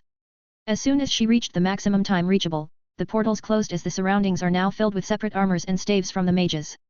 Phew. Recalling back the daggers to her dimensional storage, she focused on the window that indicated her current job choices. Upon seeing one of them, she exclaimed. What a good match! Without hesitation, she chose the job class that matched her title. Selecting one of the new skills that she has, she stood in front of Igris and declared. Arise! From this day onwards, a new monarch of shadows was born.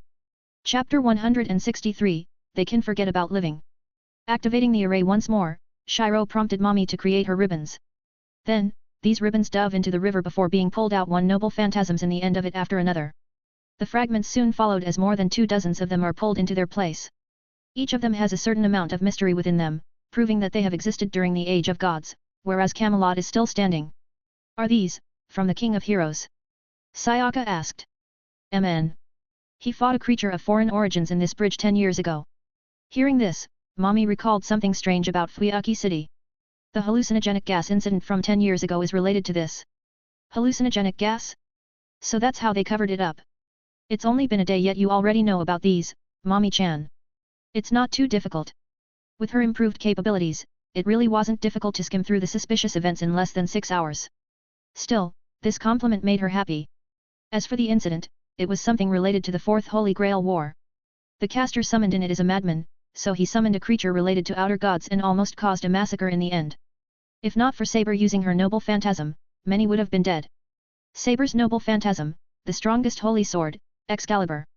As these two has the semi-librarian role in Library of the End, they knew more of its details through the recorded information about Excalibur Morgan. It's what Artoria Pendragon had wielded in an anomalous Fifth Grail War, hence they knew more information about it since the saber here is basically the same. A/N, Singularity F Salter. Furthermore, it is also the info storage that Sayaka had been using to project armaments that she hadn't projected in her former witch state. It's also more detailed due to Shiro's insights added to the fray, so even Mommy plans to use it to project modern guns and cannons. Anyways. Can you scan and input them in the library, Sayaka-chan? Alright. It only took Sayaka a total of 30 minutes to do a structural analysis on every single thing present. After being done with it, Mommy stored it in her storage ring, SSR, another one of the rewards that Shiro got during his crazy 120 pulls. With that, the aura of noble phantasms disappeared, making it convenient for them to deactivate the array. The moment he did so, Shiro's intuition told him that someone dangerous had been looking at him. Based on its direction, it should be on top of the Fuyaki Bridge. In the end, he replied with a silent smile on his own, albeit his accumulated bloodlust from his previous massacre not long ago silently flowed out of his bright amber pupils. A blue-haired man wearing a tight blue jumpsuit almost fell from the wirings of the bridge as he sensed the boundless killing intent from the small boy. It's terrifying enough to make him, the Hound of Qilin, freeze for a second. His blood-red eyes darted away from the small boy swiftly.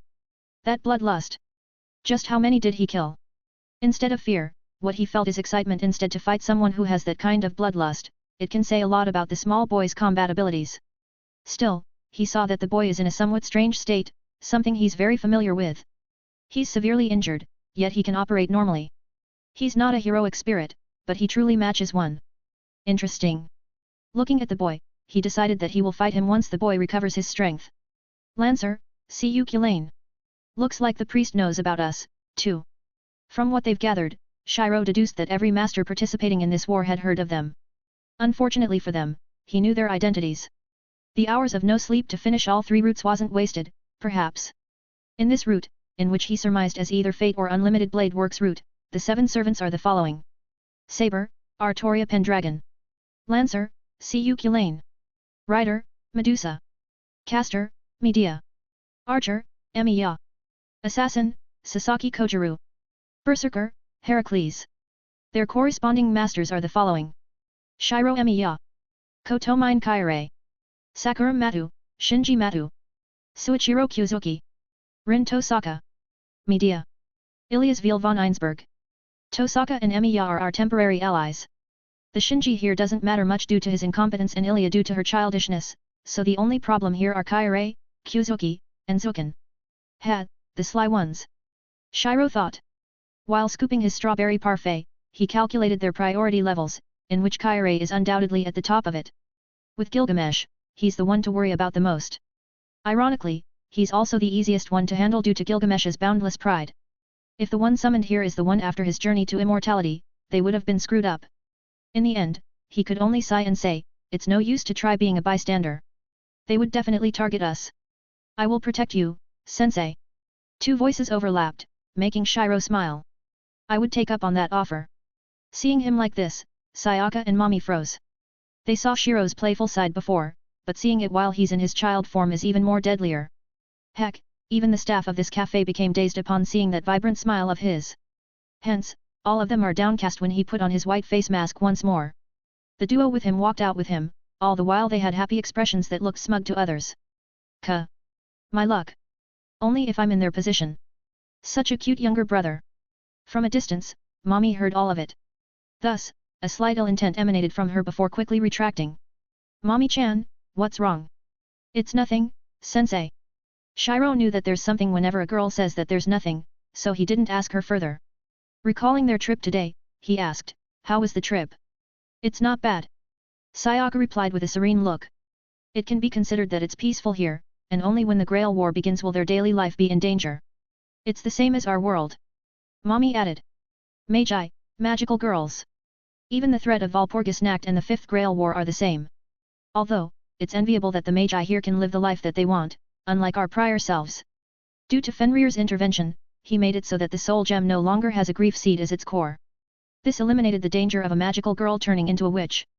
Furthermore, they are assimilated with their body, making it so that they're now a proper power system. They have the chance to improve during battles, and their soul gems automatically absorb mana from their environment. With a will residing in their world, entropy is no longer a problem as it could now interact with the energies outside their universe. As for their chance to improve, it's actually them absorbing the energies from wraiths, a conglomerate of intangible negative emotions. Once they do so, they increase their magical power capacity as well as magical power quality. Together with the automatic mana regeneration, they can develop more special moves, unlike Mommy's time when they can only use magical power during life and death battles. 30 minutes of walking later, they arrived on top of the hill where the Emiya household is. We're back. The trio removed their footwear before stepping into the household. Oh. You must be the guests that Shiro had mentioned. As soon as they walked in, they were greeted by an energetic voice. It is somehow full of power, reminding them of a tiger. Greetings, Fujimura-san. Being greeted by them at the same time, she was quite surprised. Nonetheless, she reacted. Feel free to stay here. Shiro mentioned that you had some trouble at home, so you can relax here. All right. Sayaka replied with a befuddled tone. Sitting in the dining table, Saber took a sip of her tea before asking. How's your journey? Shiro said with a smile, it's fun. We found many interesting things here in Fuyuki. Hearing this, Taiga was surprised once more. You're not from Fuyuki? Not really. But we know someone here in Fuyuki, which then led to us residing here temporarily. He replied. I see. Just as they were having a conversation, the purple-haired girl in the kitchen said, the dinner's ready. Sayaka then stood up and said that she'll be calling Shiro. Coincidentally, the eyes of Shiro and the purple-haired girl met. Feeling this sense of familiarity and longing, she was confused for a moment. This is... Meanwhile, Shiro had many complex emotions at this moment. So this is the fate of my student, had she not known me. In that moment, his anger towards the Mattis surged once more. Since I've killed them before, they can forget living in this world line, too. He thought. Saber noticed the wrath in his eyes, but she was confused as to how seeing Sakura can trigger it. In the end, Shiro and Rin came in and they started to eat their dinner. Chapter 164, Hello, sister-in-law. The disturbance from yesterday. They're only 3 magi. Not comparable to a servant, ha. Shinji paced back and forth as he received the results of Ryder's reconnaissance. She saw that the 3 who caused the disturbance in Ryuadu Temple are all humans. Moreover, while she did sense magical power that vast surpasses most of the magus in this era, it's still negligible in the face of a servant. Only, if he knew that soul gems will give off weaker fluctuations when inactive.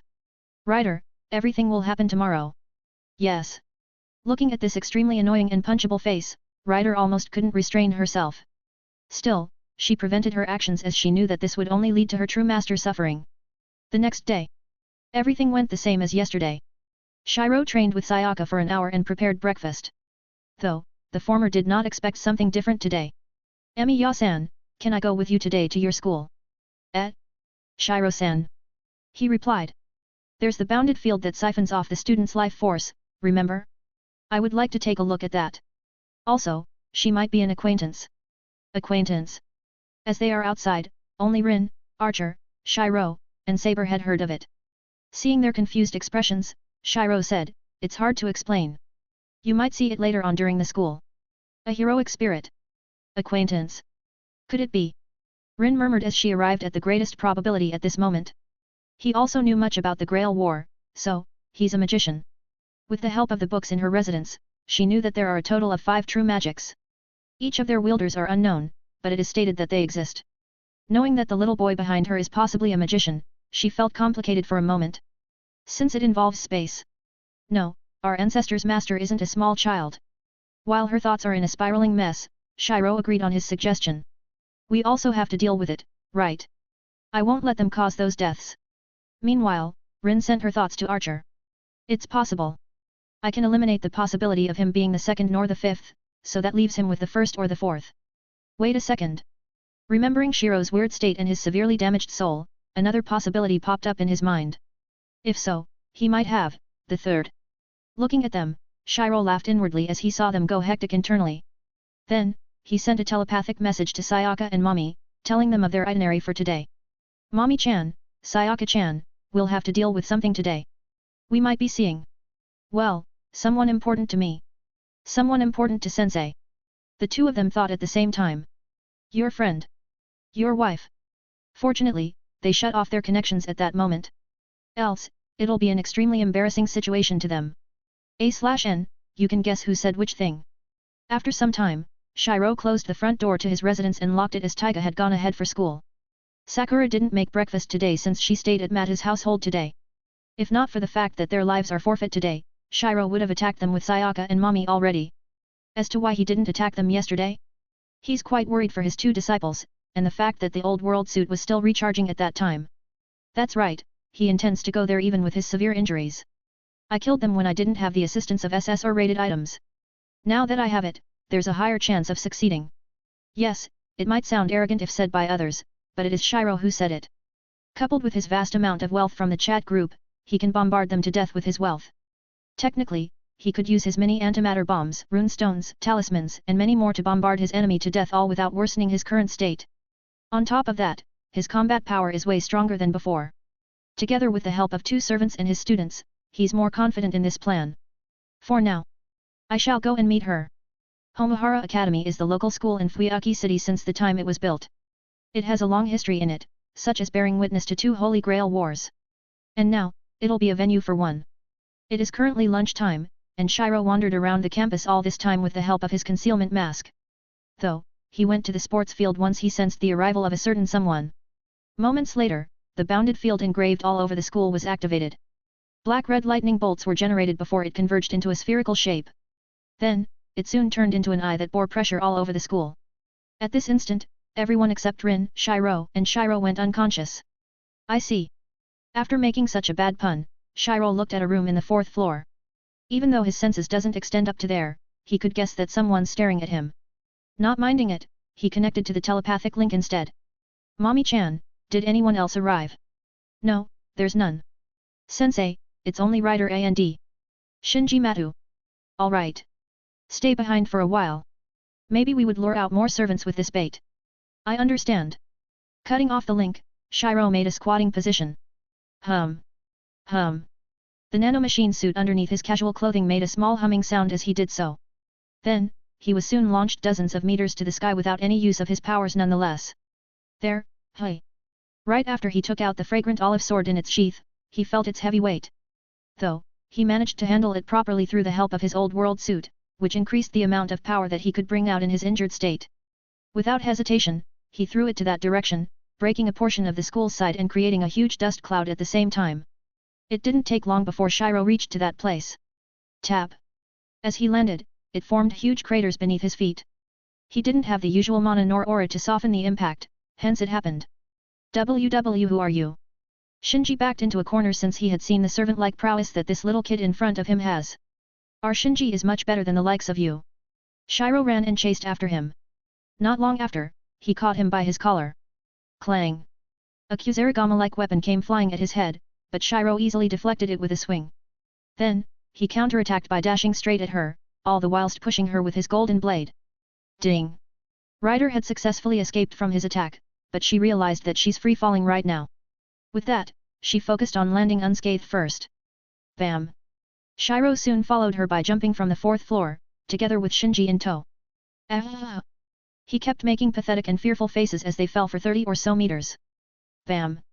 Without anything to soften the impact, Shinji met the full brunt of the air resistance as well as the shockwaves produced by Shiro's landings. Only when he calmed down did he saw Shiro and Rin not far away from him.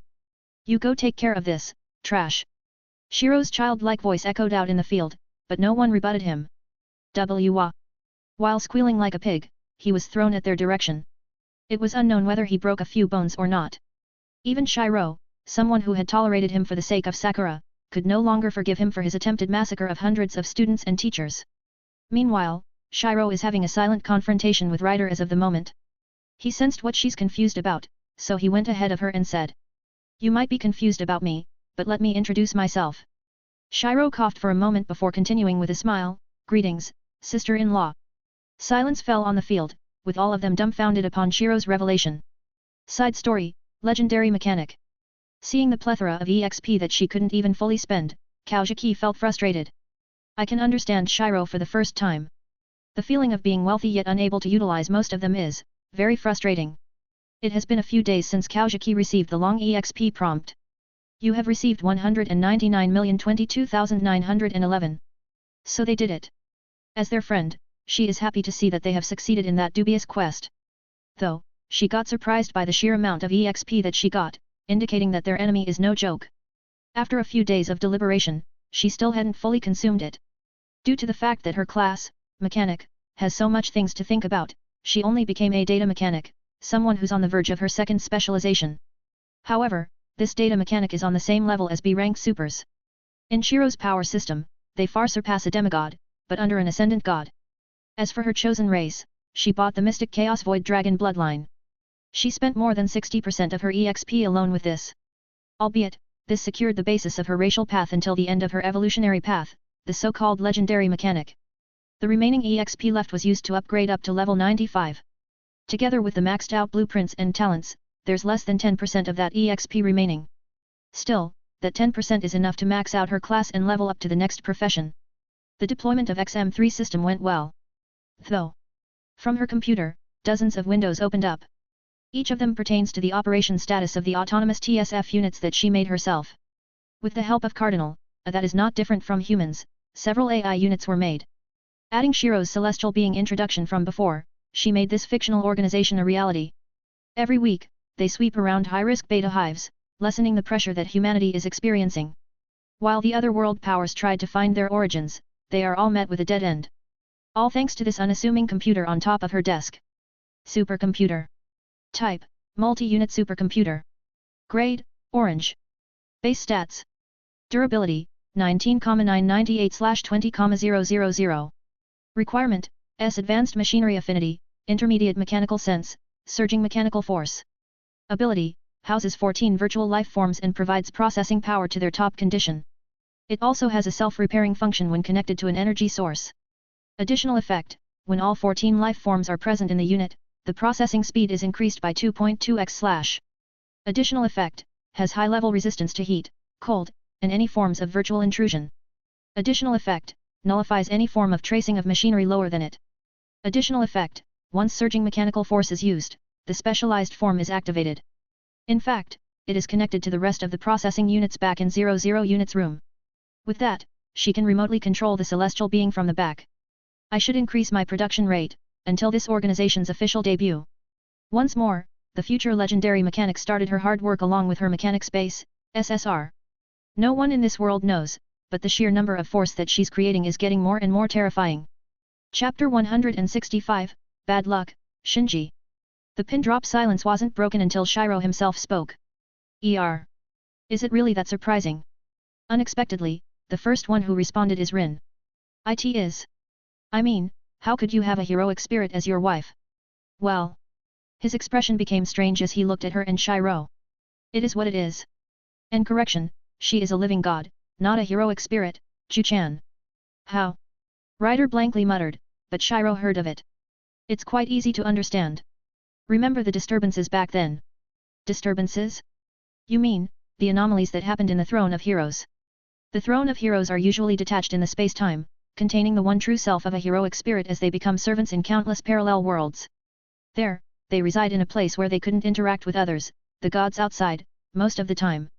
Albeit, some abilities can be used to do so. As for Medusa, she had been too remorseful of her own self to connect with her sisters while inside it. Due to their bad separation, she couldn't bring herself to face her sisters once more. On the other hand, the disturbance that they've talked about is the fluctuation that every heroic spirits had sensed in the throne.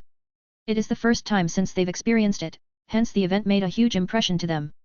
Shiro took out the palm-sized trigram and activated it to the highest level before continuing the conversation. Those disturbances, in fact, is them returning. Them? She replied with another question. Anyways. What matters is that, she partly blamed herself for that.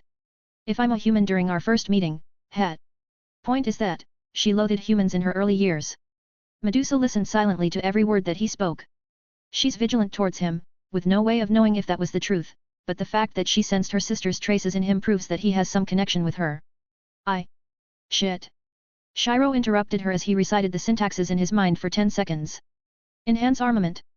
At that moment, he coughed out blood just as the golden blade turned into countless osmanthus flowers. Then, they all headed towards the rooftop of Homohara Academy. Boom. The attack turned the rooftop into a rubble before reverting back into a blade form. It's supposed to be concealed, but you're too sharp. From the dust cloud, someone came jumping down. A flash of blood-red light headed towards Shiro, and with no time left, he blocked it with his golden sword. Bam! Even with old world suit, the attack sent him flying in the school grounds. Another red flash came towards him, but this time, a small stature blocked it. Clang! Sayaka was pushed back for a few meters before she stably stood up. In her hand is Durandal, the newly added A-rank noble phantasm. Durandal! With a shout, mana erupted from the blade and came crashing down to the attacker. The latter got caught off guard, but he quickly detached from her and leaped sideward. He did a handstand before going back to his previous spear stance. Not giving him time to adapt, she projected more swords coupled with her regular magical girl swords that's cheaper to project. Bam! Bam! Bam! Bam! Sounds of explosions enveloped the place as if it was a war battlefield. Are kids these strong nowadays? The attacker, Lancer, asked rhetorically. Hearing this, Sayaka replied, I have a good mentor. I can say the same. Two figures, one small and one huge, emitted dense killing intent towards each other. While Lancer wondered why a child such as her has dense killing intent, Sayaka dashed quickly towards him. Ding! Sparks flew out as she pushed her blade against his spear. Then, dozens of swords are summoned in his back and aimed at his vital points. Not bad. Lancer casually commented as he parried and avoided each and every one of them. Strangely though, he's now standing at the same spot as he was from the beginning. A skill. How did you train? He mumbled as he looked at the young girl in front of him. Swoosh. Clang. He blocked Ryder's sudden attack casually and asked, why? He has to live. While the fight between the three are ongoing, Mommy went and checked Shiro's current condition. Sensei. Sensei. Cough. I'm alright, Mommy-chan. No worry. Shiro coughed up blood once more, staining his black t-shirt. Due to the sudden attack just now, his physical and soul injuries increased by more than 1% each. Furthermore, a buzzing sound is in his ear, disrupting his usual focus. Sensei. How do I help you? She asked hurriedly. No. There's nothing that could help with this injury. It'll be better on its own. But... Shiro gently smiled to soothe over her worries, not knowing that if he had smile more, active, his disciple would ascend her current level instantly, and become an even more fanatic of his. Anyways, what happened with Saber? Why isn't she with you too? Sensei. She's facing off against two servants right now. You, why are you here? Saber couldn't hide the astonishment in her voice as she looked at the blonde man with a black jacket. His arrogance seeped out of his every being, something that he doesn't bother to hide. For him, it is his pride, a king's pride.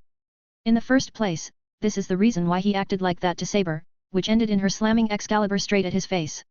Instead of responding properly, Gilgamesh smugly smiled as he saw a familiar face. So, do you accept my proposal? Saber went silent. No. Stubborn, is it? I want to attain you even more. This. Saber readied her sword while being vigilant towards the other servant present.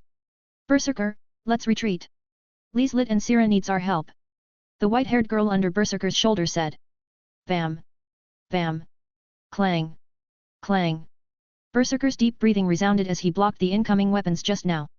You're not going anywhere. Seeing the familiar face that she'd seen 10 years ago, she let go of her puzzlement and decided. Berserker's master. Saber shouted. A temporary alliance. While I hate to admit it, he's strong. Let's do it, Saber. Suddenly, Gilgamesh's eyes widened for a second. That mongrel. Who killed him? Moments ago. To avoid some accidental attacks, the two dragged Shinji off farther to the sports field. I am the bone of my sword. Archer. Just as Rin was about to ask him, she saw Archer projecting a jagged dagger that she's very familiar with. The command seals on the back of her hand felt hot, making her step away from him. Stab. The next moment, Rin felt her contract with Archer disappear. I was left with no choice. Archer. Archer projected a dozen swords and trapped her in a sword cage, leaving the confused and bewildered girl in a daze. Silently, he walked towards Shiro, who instinctively projected Kanshou and Bakia, blocking his sudden attack. The latter was pushed back by a couple steps, and it continued to be like this until Shiro collapsed on the ground. Archer? Why are you doing this? Rin asked. Surprisingly, he answered her. My sole wish when I became a heroic spirit, is to kill Emiya Shiro. The two were surprised at that revelation. Arg! A piercing cry disrupted their conversation as they saw Shinji, being impaled by an ice-blue spear from behind. The assailant then pulled out the spear and kicked Shinji from behind. You trash! You're long due! They saw a young boy with blue hair and a pair of blue eyes. His attitude towards Shinji is evident disdain and disgust. Arg! Save me! Going into a piercing stance once more, he rushed at the running Shinji, this time he'd done it right as the spear had pierced through his heart. Arg! The boy didn't seem to care about his death as he kicked Shinji's corpse away under the eyes of the trio. Wait a moment. Rin seems to have realized something. Her eyes darted at the boy who also stared at her silently. No way. Tosaka. Doesn't he look like Shinji? Archer confirmed her guess and said, he's Shinji. The boy, Shinji, spoke.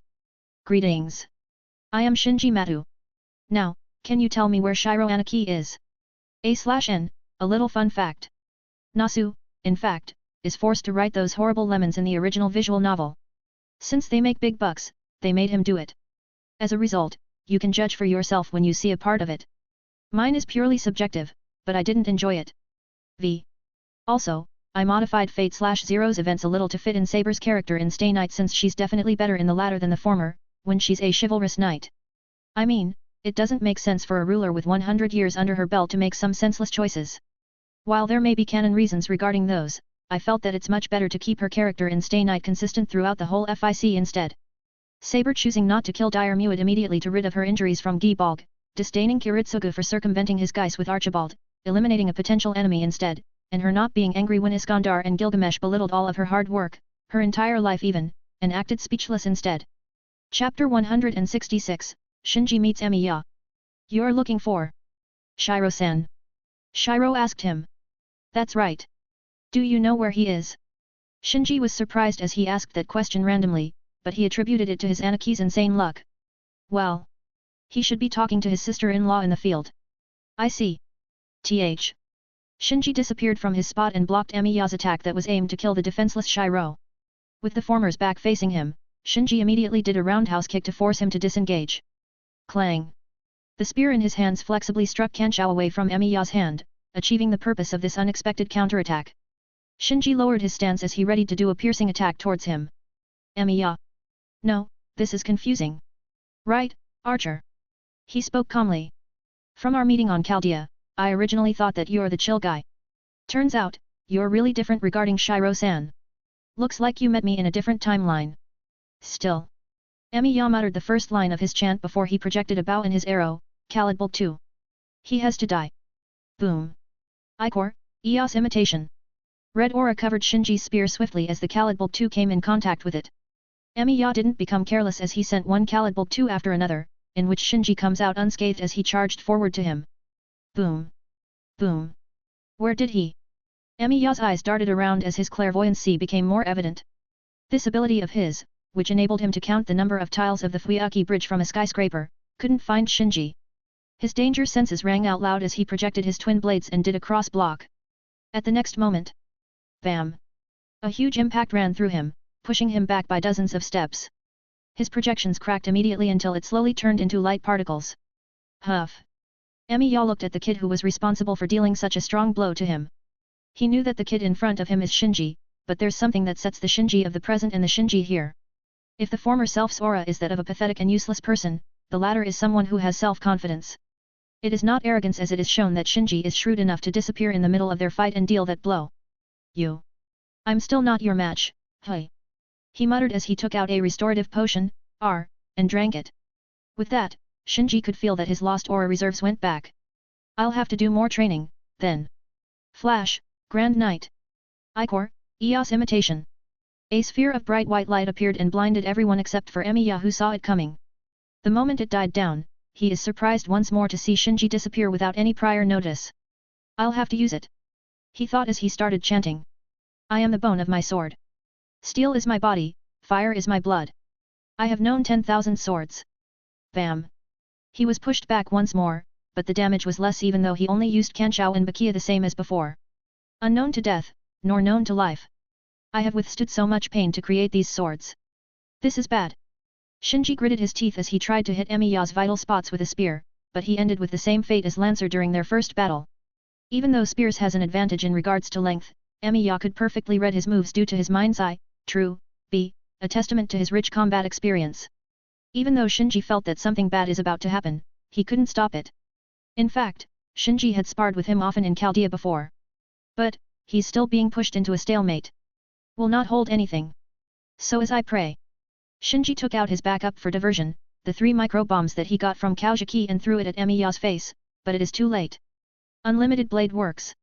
As someone with sharp senses, Shinji felt his surroundings change to that of a wasteland. Clock gears littered the sky, telling him of the antiquity of the one he's facing. Countless swords are stabbed into the ground, as if this inner world is their own home. Soon, he saw Emiya unscathed and Roaias, the shield that stopped the throne Durandana, Durandal's spear form, during the Trojan War. The conceptual weapon disappeared, but his wariness increased even more. A reality marble. Rin exclaimed. Archer, you. Emiya had seemingly ignored her and focused on Shinji and Shiro. If you know me, you must be familiar with this. He said. Shinji nodded and replied. Unlimited blade works. Your reality marble that stores all the swords that you've seen in your entire life. You can record them just by looking, which is a monstrous talent. If you had more opportunities, then theoretically, you would have been able to project divine constructs easily. Just how much did I divulge to you?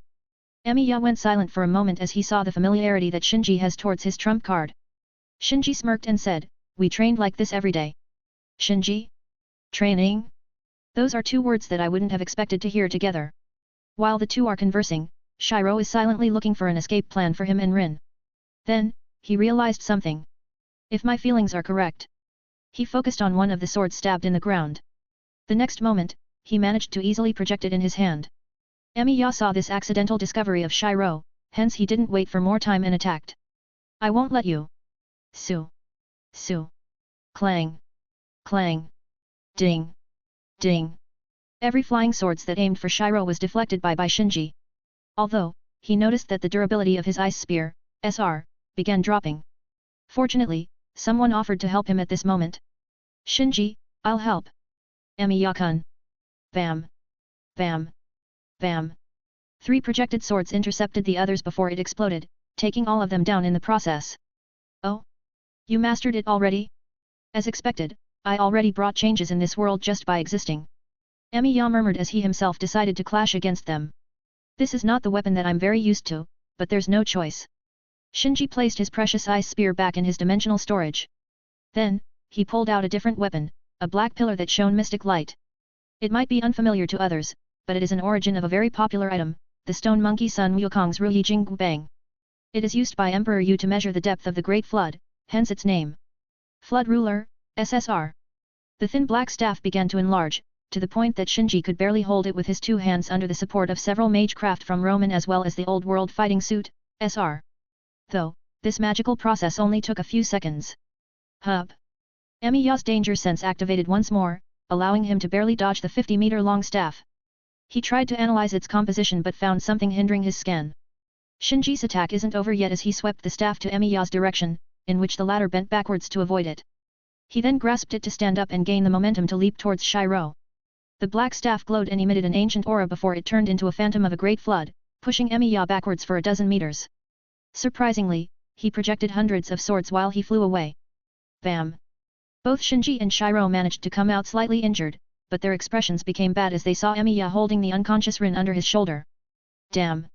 Shinji activated his night domain mixed with Peng Cosmic Loner, UR, and enveloped Emiya's location, using it to appear right in front of them.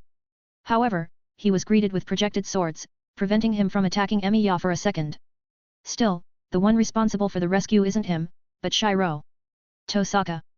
Shiro suddenly appeared behind Emiya's back, with the twin blades pointed at him. Due to the sudden appearance of Shiro behind him, his combat experiences didn't immediately activate. In the first place, it was nothing but empty air a moment ago. Only when Shinji used his strange move did he surprise him. Left with no choice, Emiya dropped down Rin to avoid the attack that was about to come in contact with him. If he didn't do so, he would have lost his arm. TCH. I'll be coming back for you. In the end, Unlimited Blade Works disappeared without a trace together with Emiya, leaving Shinji and Shiro behind. Chapter 167, Why is Saber using Magecraft? Clang. Clang. Bam. Under the joint attack of Sayaka and Medusa, Lancer could barely handle them. Moreover, there's also the bounded field constantly absorbing his strength continuously. Retreat. Sensing the thoughts of his master through the command seals, he made his final move. He leaped upwards and went into a throwing position. BZZT. The blood-red spear let out an ominous glow, making Sayaka and Medusa treat it seriously. The former fully activated her doppel form and turned the surroundings into a stage. As for the latter, she took off her blindfold, fully utilizing her mystic eyes of petrification, which led to Lancer's posture freezing for a second. Cut. Su. A sword and a dagger reached him instantly, cutting off his arm that held his gi bulk and stabbing through his chest. Clang. Nice one. Suddenly, he disappeared from midair as he left those words together with the spatial fluctuations. Gi bulk also followed his departure as it flew extremely fast and cut through air. His master spent those command seals, hey. It spent 2 command seals. This can be considered a win. Sayaka and Medusa commented simultaneously.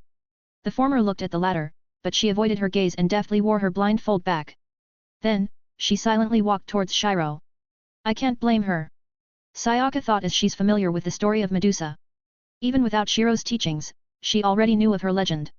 Looking at the injured Shiro, she decided to silently let him deal with it first. Boom.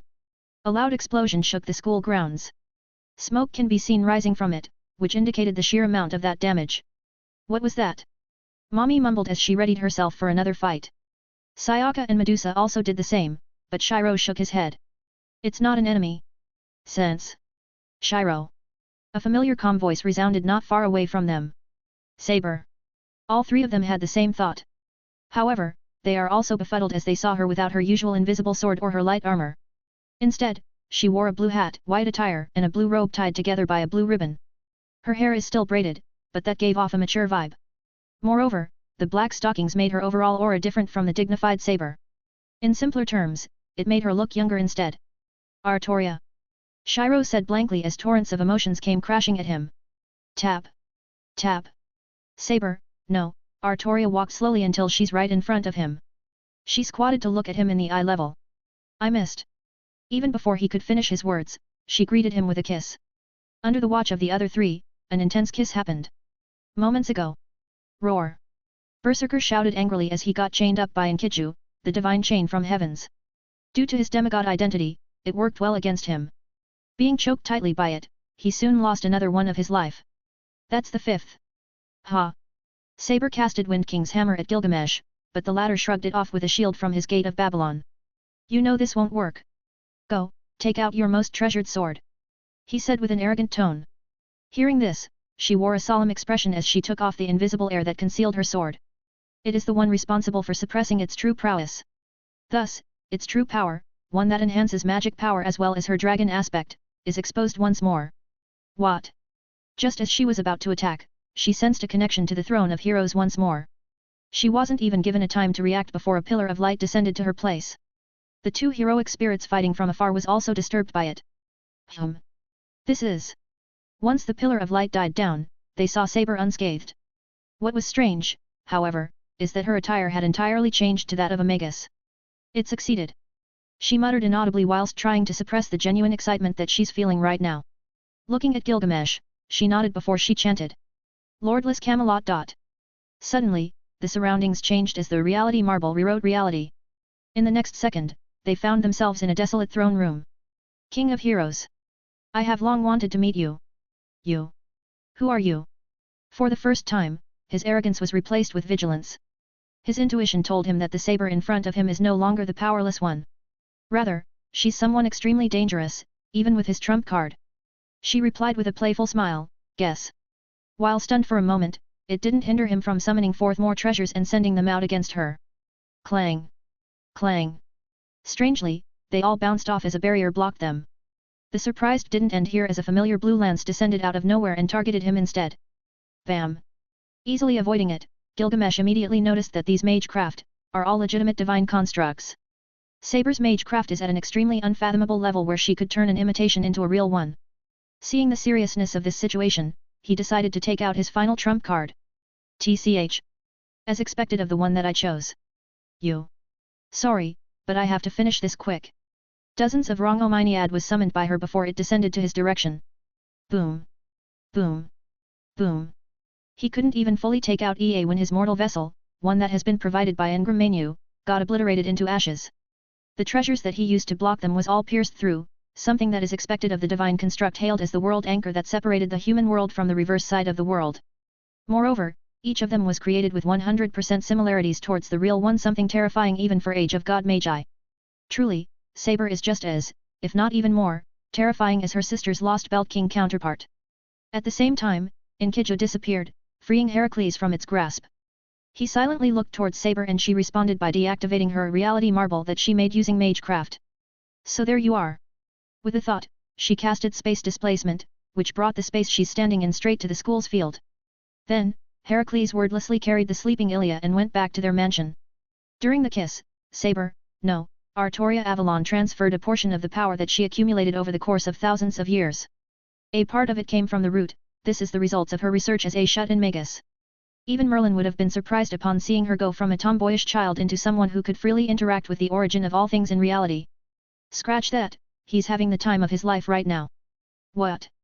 While the catfish troll is shocked to the point that his fingers stopped typing, the other three are speechless, too. The number had only increased when Shinji and Shiro arrived in this place. A/N, if anyone's confused, nope, I didn't mistook her NP.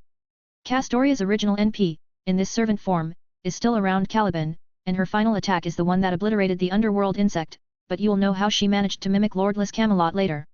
Now, another wife reveal.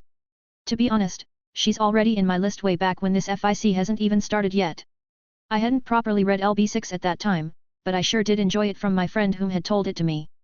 That, and Castoria's personality led to me, well, simping for her. You can recall how I failed with 110 pulls, but I wasn't affected much, it's a lie. After all, I'll be writing her even if I couldn't get her. Seriously, I feel so fucking bad when I couldn't get her. I can only stare at my other friends who are flexing their Castoria that time. Degree. Anyways, this is 4/6 wives revealed, with the fifth one being one of the two, you know, Stheno and Uriel. As for the last one, you'll be seeing her shortly. Though, my previous comments are a hint of it, and she'll be visiting a Xiangxia world at the time when she's introduced. So, good luck guessing. P.S. That count would definitely increase as it is a harem novel, one that is pasted literally on its cover. I was tempted to do a non-harem FIC at first, just like my previous novel, but I found it difficult to do. I might do it if I write another FIC, but not in this one. Chapter 168, Regaining What Is Lost, Craziness. It was such a strange yet peaceful scene. Everybody else was dumbfounded by the sudden turn of events, hence she and Shiro had a silent time together. Feeling the portion of Artoria's power that she transferred, he felt his injuries become better by every second. His recovery became faster once they lowered to 20%, enabling him to use Heaven's Feel without any repercussions. Even though he hasn't used it on himself as it would lead to an imperfect life level elevation, its absolute authority on souls isn't a joke. With it, Shiro could compare to a creator god in this aspect. Soul Injury, 20.2%. Soul Injury, 18.4%. Soul Injury, 16.7%. Soul Injury, 12.1%. As soon as his soul injuries were healed, the rest of his regenerative abilities made a short work of his severely injured physical body. Physical Injury, 34.5%-5%. In the first place, his damaged soul is the one that held back his body. The two worked out in a balanced way, thus one's injuries has a chance of expanding to the other. Of course, the body is far inferior to the soul, forming the situation that a slightly injured soul would severely injure the body. If the body is severely injured, it wouldn't affect the soul immediately. Only when both the body and the soul had reached an equilibrium by being equal in terms of life level would one shed their mortal statuses, becoming a god. This is why he didn't materialize his soul permanently. The Magi in this world doesn't really have the chance, so they simply took that opportunity, but not him. His power system has a complete pathway to become the strongest being, which is also the reason why his former world is just as special as these worlds that are in direct contact with the root. No. Suddenly, Shiro sensed that she is about to deplete her power, just for him to recover fully. For the first time, he felt a different kind of emotion, fear. Unlike his past self, he'd accepted more about his past identity. He wasn't as clueless as before, and therefore, didn't want to part with someone whom he loves once more. He signaled her with his eyes while holding her hands tighter. He even shook his head, appearing somewhat weak and vulnerable for a moment. Please. Artoria was surprised upon seeing this, mainly because she'd been used to the calm and collected Shiro. Only when they're in some special circumstances such as in bed would she see more expressions of his. In the end, she complied to his wishes. Their lips had separated, and at the same time, Shiro fell unconscious. Swiftly, she caught his small body, someone very unfamiliar to her. Who are you? Looking at the source of the voice, Artoria saw a blindfolded woman with long purple hair. She instantly connected her appearance to the one whom she was competing with her in the Throne of Heroes since the moment they've went back in this world. Uriel's sister. Medusa. Who are you? Noticing her resemblance towards Shiro, she laughed inwardly. Though, she replied. You might know me as Artoria Pendragon, but she is not me. She paused to emphasize their difference. Artoria Avalon, that is my true name. Also, I'm Shiro's wife. To be honest, everyone except Shinji had the thought of him having a wife cross their minds, simply due to his attractiveness. Though, the latter was even more surprised as he knew that there's Altera, another wife of Shiro, in Chaldea. Anarchy. As expected of him. While they went silent, Artoria made another vessel of hers with the remaining transcendent power of hers. From mere golden particles, it then resembled a normal human body. It is fundamentally different from a servant's as it is not made with ether, but with a real substance, namely, true ether. There, they saw a younger-looking Artoria with her eyes closed. She has the same outfit as the dignified Artoria in front of them, but her hair is not braided and she looked more childish than the King Pendragon whose appearance is eternally 15. She planned to transfer her consciousness to this body later, but she took this valuable moment slowly. You're too cute in this form. She mumbled with a pair of dazed eyes. Kuh. She beat me to it. Slam. Is there something wrong? Mash, who was besides this idol, asked. There is. We both have the same starting line, yet. At this moment, her divine core of the goddess subconsciously erupted. It imbued her with the perfect concept, something similar to Shiro's perfection. Although it looks overwhelming, it's not that broken. At best, it can allow her to exist in a perfect state whereas she retains her youthful appearance and not be affected by any external influences. Though, she possesses an even more terrifying power than it. If not for her current restricted state, it is enough for her to sweep through both singularities and lost belts that they would encounter later on. Fortunately, Roman is smart enough to place hundreds of bounded fields inside the director's room. Did someone find Shiro already? That's right. The goddess, Uriel, replied. That brat managed to make the first move. Only when she made her move did I know where he is. Look who's talking. Roman thought inwardly, but he showed the same carefree expression from the outside. He heaved a sigh of relief and said, it's been almost a year, hey. We can be rest assured on his safety. Hearing this, Uriel stopped focusing on that matter and had a longing look. Unlike one would expect, Shiro's 1,000 years of crossing to Terra is not necessarily 1,000 years for others. It could be tens or hundreds of thousands of years, and even 1,000,000 years. Being separated from your other half in such a time frame is truly an excruciating experience. Still, all of his wives understood that it is a necessary step for Shiro to live. Shiro. She tightened her fists as she started thinking of a way to descend to that world. No matter how difficult it is, she would definitely reunite with him once more. She would. Suddenly, Chaldea shook. Every summoned servant sensed this extremely strong power fluctuations, one that surpassed that of a chief god. Some are confused, while others wore amused and interested expressions. Others didn't care about it and continued what they've been doing just now. As it is rare for them to witness an interesting event in the throne unless they're summoned as a servant, they view it as one of their novelties. That power. It reminds me of those bastards. A heroic spirit with a golden armor stated. That.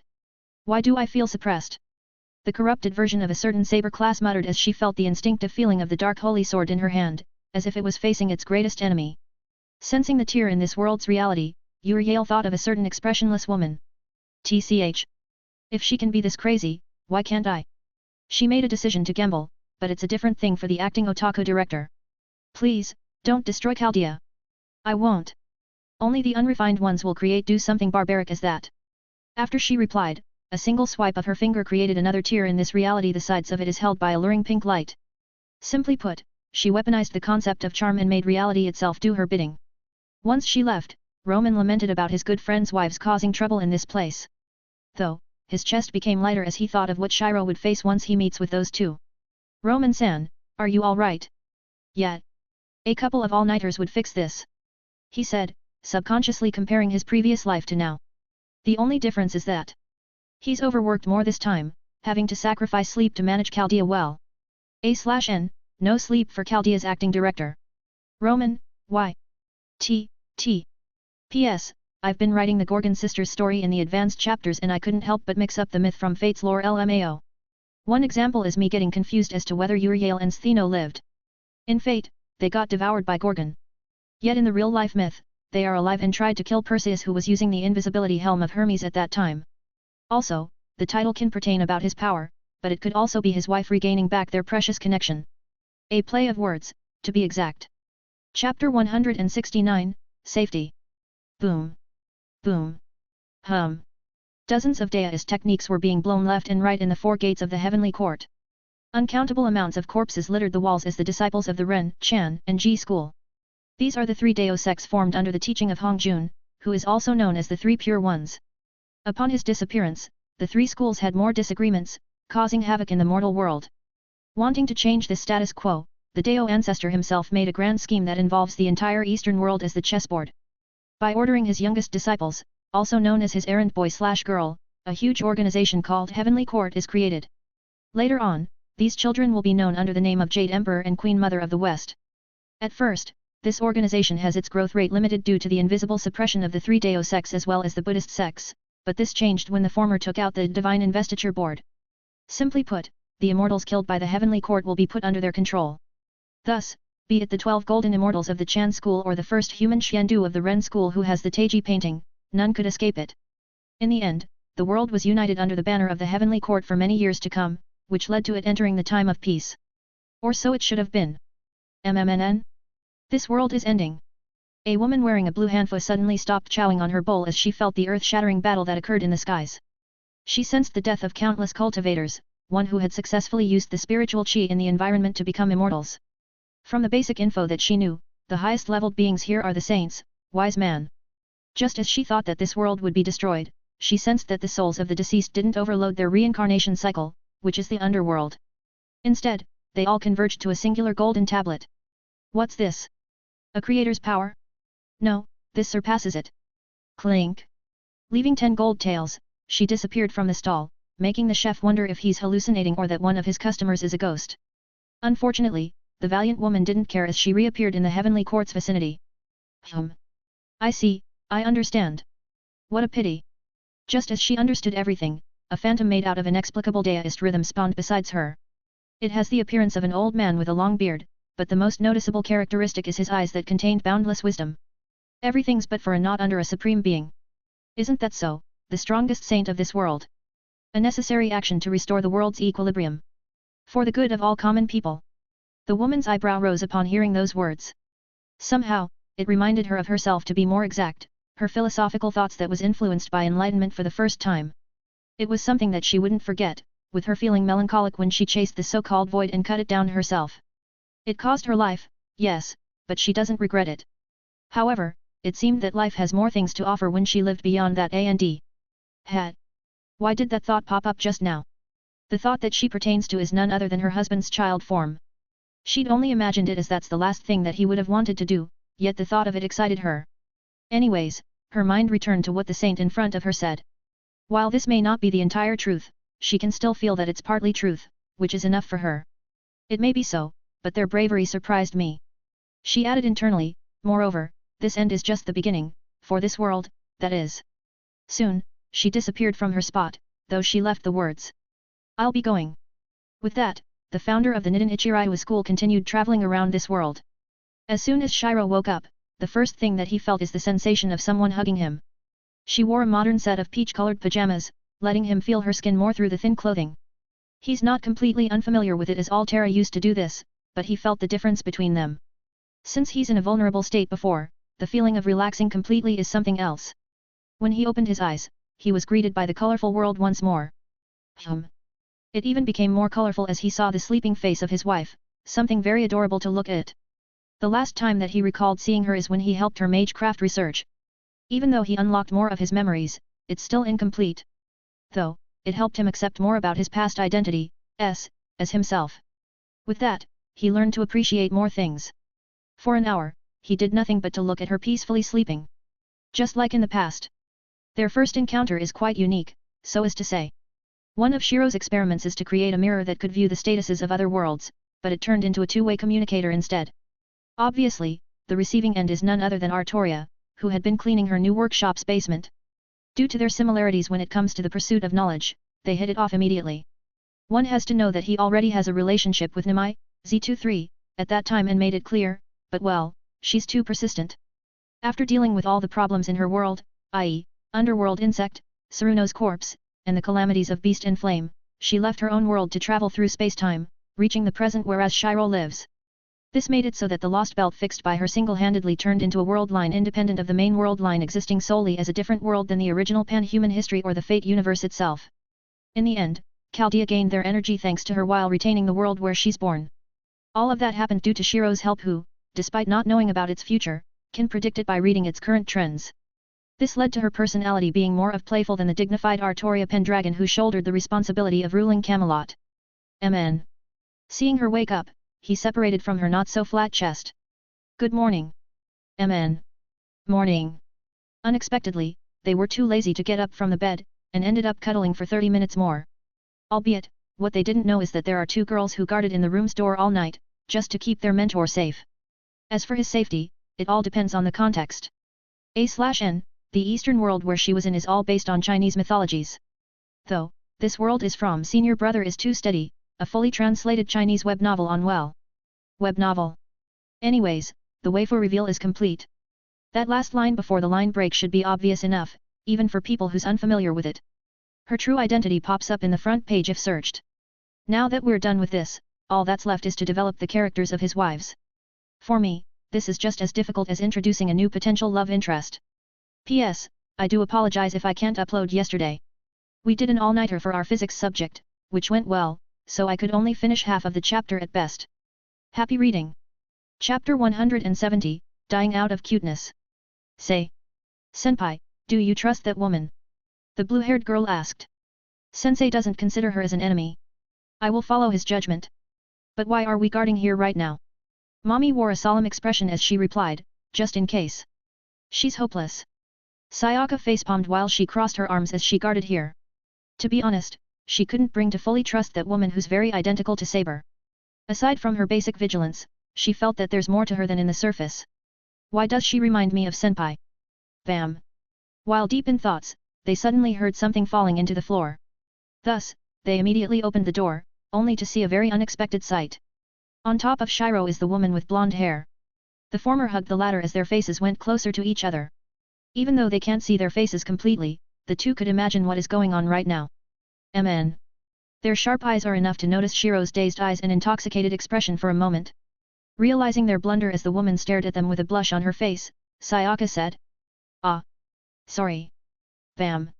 By the time she closed the door, she suddenly fainted and collapsed on the ground.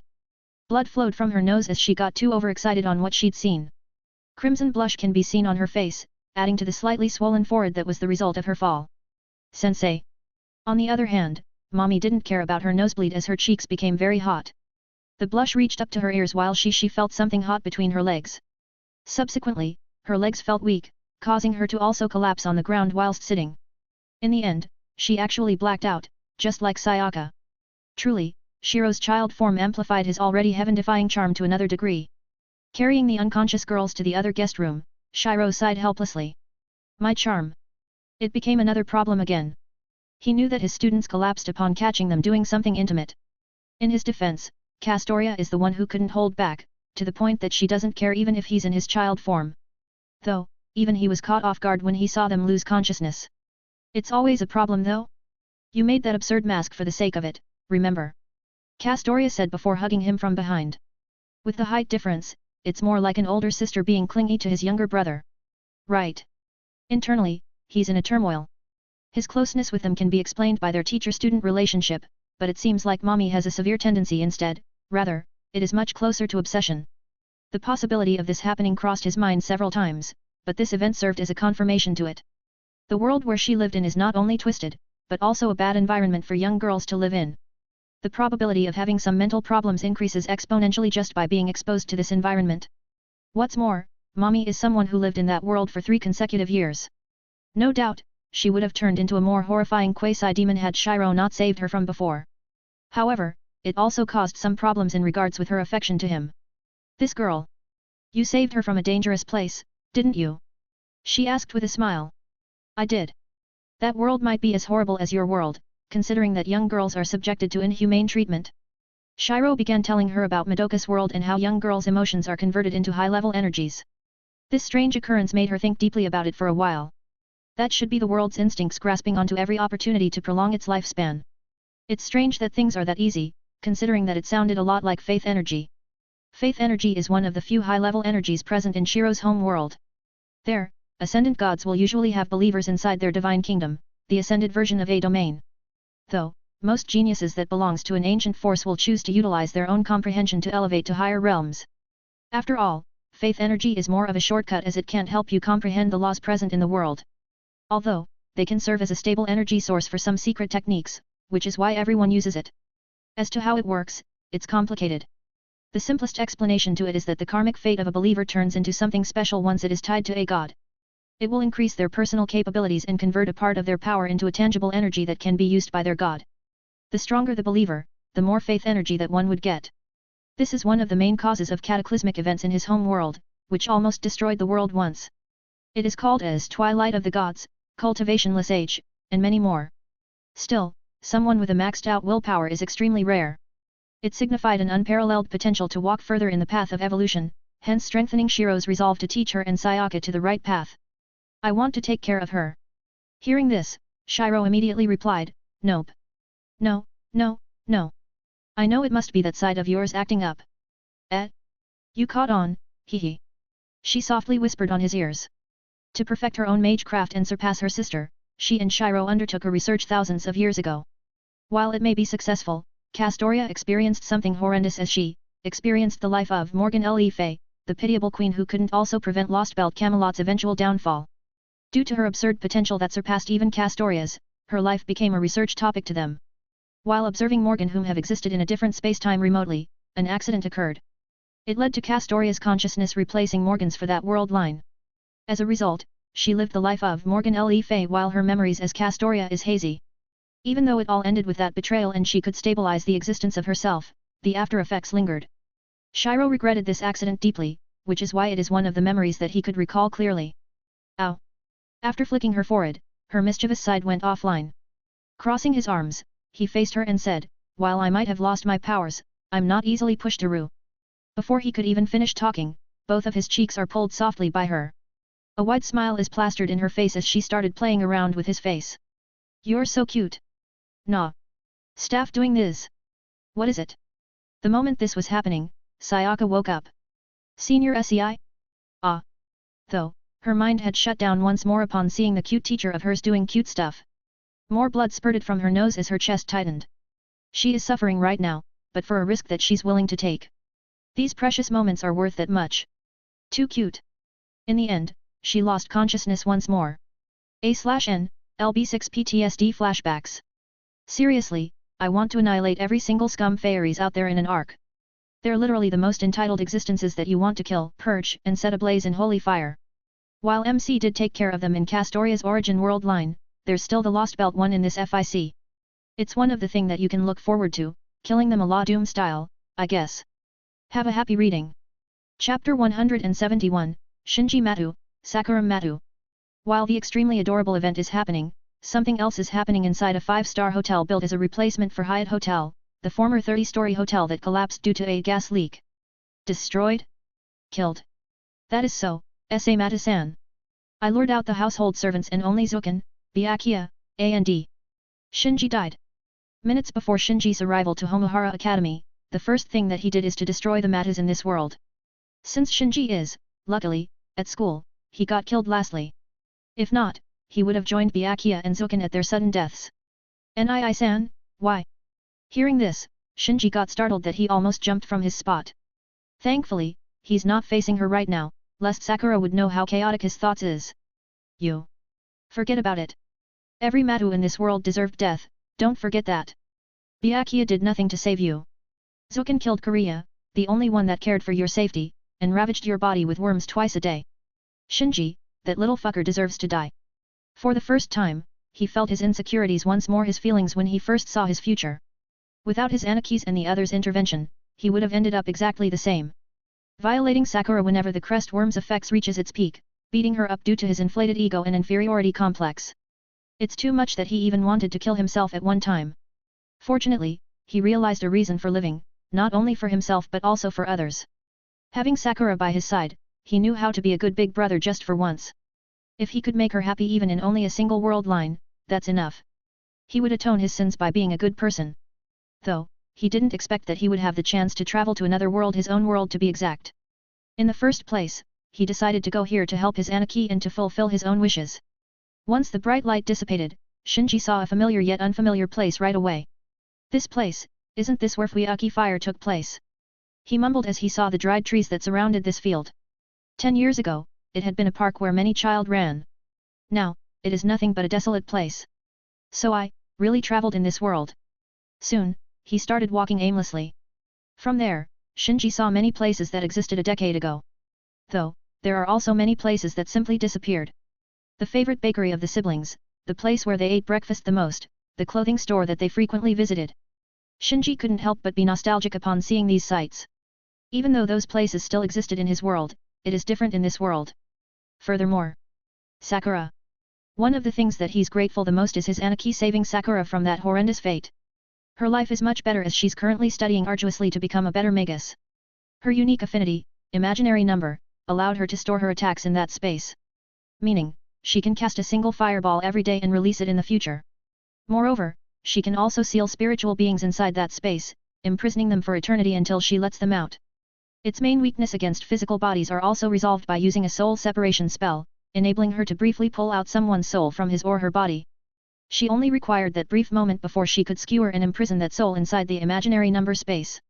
With this, she became a terrifying magus that's comparable to Clock Tower Magi. Although, Sakura's fate is worse than child Sakura's. Not only is her imaginary number affinity got replaced by a trashier erosion from the matas, she is continuously being ravaged by worms to deprive her of mana, ultimately serving as Zukin's mana source for his experiments towards immortality. Thinking about this, Shinji's expression turned for the worse as he made his decision. I need to settle those bastards. He immediately condensed his aura wings and flew to their household. Due to him being familiar with Fuyuki, it took him less than 10 minutes to arrive at a familiar site. Unsurprisingly, he easily passed through the bounded field set up by Zukin. I can do that, hey. Because of his pan-cosmic loner talent, he suffered dozens of times from not being seen nor sensed by someone. One morning, it wouldn't be surprising to be sat upon since that person couldn't see him. There are also many instances of people bumping into him due to his nigh-zero presence. Even in Chaldea, he suffered for a few times by suddenly bumping into a servant or being thrown together with someone during a fight. Though, he do have an unforgettable experience with it. If I'm not wrong, it should still be in that place since that bug bastard hadn't turned Sakura into a lesser grail, yet.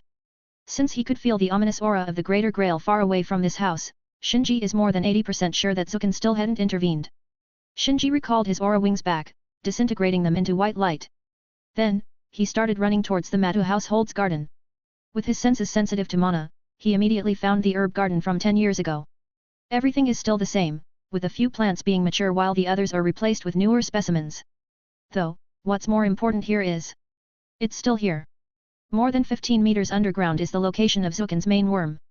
It is the same worm that he painstakingly dug as a beginner or a knight.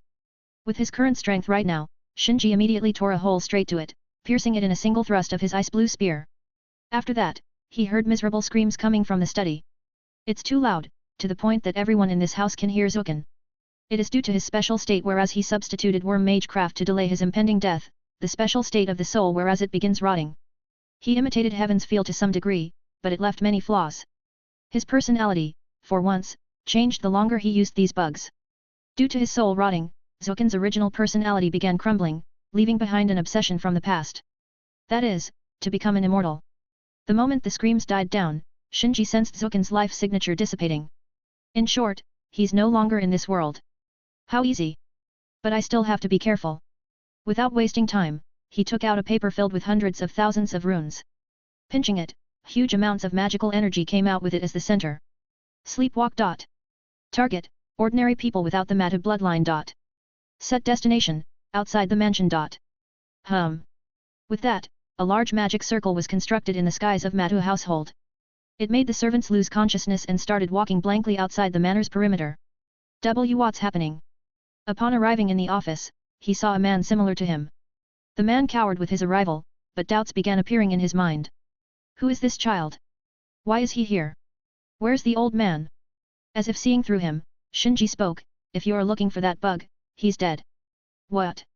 Go follow him in hell. Su. With a single thrust, Shinji punctured a hole in Byakuya's head. He swung it in the air, cleaning the spear of the bits of blood and flesh that stuck in it. I feel light. He thought.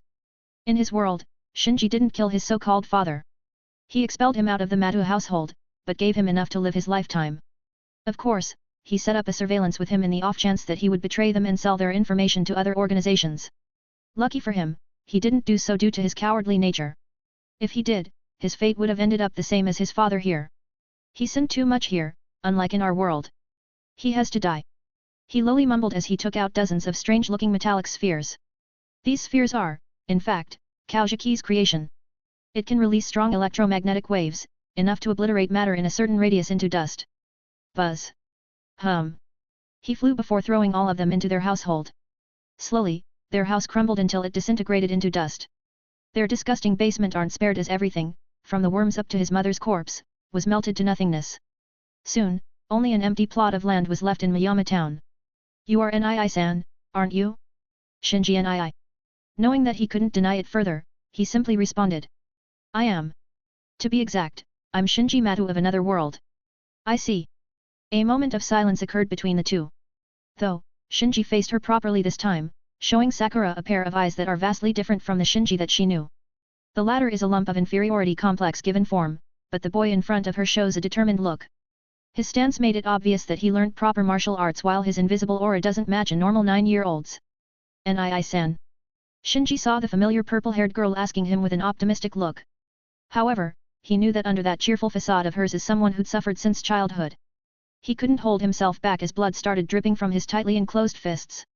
Tears began falling from his eyes as he repeatedly said, "I'm sorry." Sakura was dumbfounded at first, but she immediately hugged him despite being confused on the turn of events. She doesn't know everything, but one thing's for sure. The child in front of him is a good person. It's not your fault, Nii-san. It's not your fault. Chapter 172, Kiritsugu's Arrangements. Is it really alright, Shiro-san? It's fine. Rather, is it alright for me to borrow your kitchen for a bit? Two figures stood in the Emiya household's kitchen. It is a very simple one, but Shiro could feel that there had been many memories here. Even though there are only 2 other people who frequented this household, it's vastly different than the time when Emiya Kiritsugu lived alone. This sight made him sigh lightly, remembering the memories of his past. While there's the looming threat due to the unstable, his 2 selves lived a carefree life.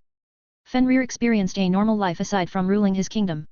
He knows how to wake up early in the morning and prepare their breakfast, spend his time with his wives, and the final 1% is to get rid of some pests. Shiro also knows how to cook, but it's more centered on knowledge regarding it due to his special authority.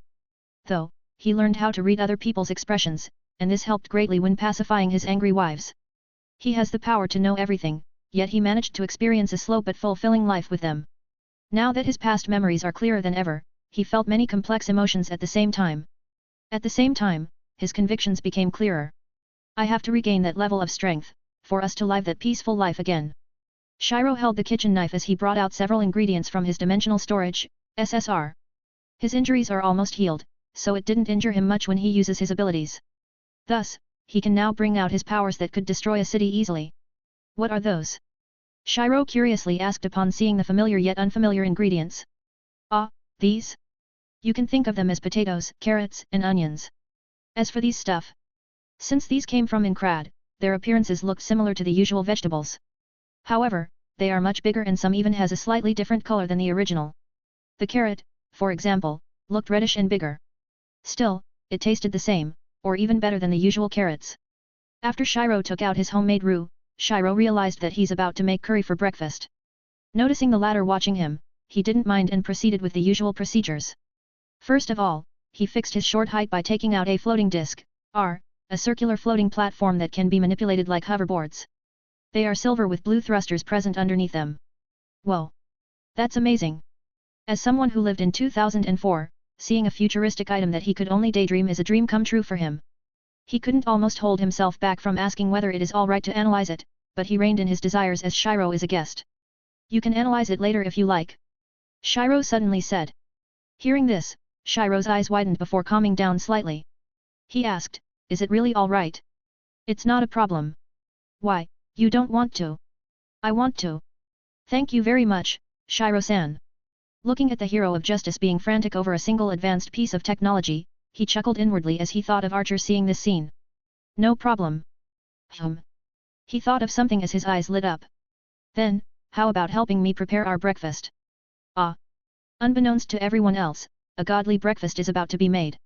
He is dead, I see. A flat voice resounded inside a church. What would you do now? You kicked an iron plate this time. The fake priest didn't respond to him but built his inferences instead. In the end, he came to a surprising conclusion. A magician. He is heavily injured and showed characteristics similar to a servant. Interesting. Lancer stared at his unique master and shook his head. As a warrior, he felt the danger that came from Shiro's small body. Compared to him, someone who killed hundreds of thousands of soldiers directly or indirectly, Shiro's bloodlust is a vast ocean. He even thought that killing millions wouldn't suffice. Truly, Kairei's action is the definition of courting death. Still, he knew about this fake priest's special personality, which explains a lot behind his actions. Gilgamesh is fighting against Saber and Berserker at that time. If not for the fluctuations interfering with my familiars, I would have known everything already. Despite the disadvantage that he's facing right now, Kairei felt nothing. That's right, nothing. Even the death of his wife couldn't bring out an ounce of emotional fluctuation from it. Perhaps, Only his inner sadism and Hongzhou feed hall's Mapo tofu at Fuyuki can bring out a reaction on him. However, he found a newfound interest in this magician. Even if it costs him his life, he would stay true to himself. After all, scheming against a suspected magician is a first even for him. Old man, why did you want to come this time? Inside a black limousine, Taiga sat beside her grandfather, Reiga Fujimura. He is a fierce old man with a buzz cut. He wore a set of yukata that made him even more of a yakuza boss. A couple more vehicles escorted them as they drove to the Emiya household. Why? It's been a while since I met Emiya's boy. What, it's been a while? You visit him every 6 months and treat him as your grandson. Taiga retorted. Reiga let out a small laugh and said, I admit, I'm interested in his current life. His progress with Sakuraju is definitely intriguing. Also, isn't there new inhabitants in his house? Hearing this, Taiga could immediately deduce that Reiga wanted to visit today due to the suspicious circumstances that happened, namely, the 4 new temporary inhabitants in the Emiya household. Don't you trust me enough? I checked their identification and it's all true. I even visited Shiro's workplace to confirm it. Speechless that his granddaughter can be this reliable, he praised, you did well. Although, it wasn't enough to lower his vigilance towards his new inhabitants to be exact, the foreigner that he's housing right now. In the past, he and Kiritsugu is close enough for the latter to trust him with Shiro once he's gone. Reiga also admires Kiritsugu's childish but pure ideal, yet he couldn't help but smack his head sometimes when he got something wrong with Shiro's childcare. One time, he asked him about his wife's side, but Kiritsugu unexpectedly replied with, they hate me enough to kill me. At first, Reiga thought that he's joking, but he realized that he's not when he saw the seriousness of Kiritsugu. He didn't know the full extent of his story, yes, but he's someone who knew Kiritsugu's situation the best. Though, all he knew about his wife's family is that they're fellows with white hair. That, and they are in Europe. This is one of the wills that Kiritsugu left behind when he suddenly disappeared years ago after visiting them. As a Yakuza boss, he feared that Kiritsugu was really hated by that family, disposing him during that time, which caused him to never return again. Hence, he's somewhat worried upon hearing a foreigner cousin of his living under his roof. When they arrived in the household, the first thing that he, Taiga, and his cronies got greeted by was the scent of curry. They don't know why its smell can reach up to outside, but one thing's for sure. It's a divine curry. Chapter 173, Divergence. You. Who really are you? Inside the Emiya residence's dojo, 2 identical girls faced each other. Due to their similarities, one would think that they're long-lost sisters. Their only difference is that one seemed dignified and the other seemed very cheerful. Still, they are almost indistinguishable as even their voice and height are the same. Castoria held a bamboo sword and swung it carelessly for a few times before responding. I am you, but not you. Swoosh. We lived in different worlds. Swoosh. Has different fates. Swoosh. Most of all, you are single while I am not. Artoria's eyebrows twitched upon hearing that, but her expression swiftly went back to normal. Meanwhile, Castoria's stance became more refined with each swing, and by the 10th, she went into the same sword stance as Artoria. You haven't answered this question properly. From their first encounter, Castoria withheld many information about her origins. She kept saying vague things such as the above, yet she doesn't bother clarifying them. Although, Artoria doesn't know that she'd only wanted to play around with her while spending time with her husband, alone. That's right, everyone knows about each other. While Castoria accepted Nimai long ago, she doesn't know much about the other 4. This caused her to be vigilant and less accepting of them. Of course, they wouldn't fight just because of that. Castoria had done it a few hundred times with Nimai long ago, and only when she realized her childishness did she stop. I matured, after all. She thought as she recalled her past memories. They are abundant, yet she holds each of them dearly. Hence, she immediately became serious when she knew about Shiro's predicament. If they hadn't sealed their memories of it, successfully avoiding a contradiction of reality in relation to the root, she would have been a taciturn person instead of being playful in the final stages of their plan back then. You'll know more after this bout. Wordlessly, Artoria took it as a signal to attack. Hup. Swoosh. Swoosh. Bam. In that instant, Castoria felt the rebound behind Saber's attack. Though, she moved her hand on the grip swiftly, allowing her to withstand the rebound easily. This made the latter's attack negligible, allowing Castoria to separate it from her in 2 steps. She dashed once more and began her counterattacks. Bam. Bam. Bam. At first, Saber is holding well against her quick yet slightly weak attacks. However, it changed when Castor suddenly made a move that took advantage over an almost non-existent flaw that appeared in her movements. Bam. With that, Saber is pushed back by 3 steps for the first time. What? Her vigilance heightened to its utmost while concentrating on her sword strikes. Soon, she began pushing back Castor once more. Albeit, it didn't last long as the latter broke through a gap in her stance once more. What? 3 step? 5 steps? 10 steps? All of a sudden, Castoria's attacks became completely unreadable. If Saber can see the future, she'll realize that Castoria's attacks are the counterattacks for the future blows of hers, making it unpredictable. In short, Castor is more than 5 steps ahead of her, allowing her to dictate the flow of this battle. Bam! The bamboo sword in Saber's hands flew to the side. Her eyes widened as she realized what the girl opposite of her had just done. It's like I'm facing Merlin. From the smile that she had from the beginning until the sudden change of flow in this fight, it's as if she's facing her mentor, the man whose knowledge are unfathomably deep.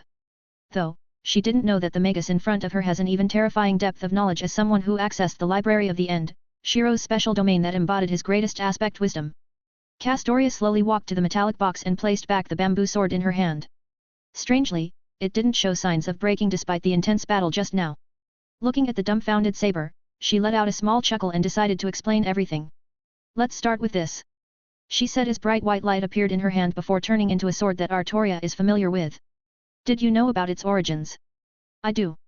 It is used to save the world once against an alien god. Saber replied whilst hiding her confusion and shock. At least you know about it. Anyways, everything went different in my world. Due to some lazy bums who never fulfilled their responsibility, this sword was never created. Hearing this, Saber's eyes widened as she asked, you mean the world came to an end? Without Excalibur, the future wouldn't have happened. In that cataclysmic event, Sephar was only defeated due to 2 crucial factors, the fusion of 12 machine gods as well as the creation of Excalibur.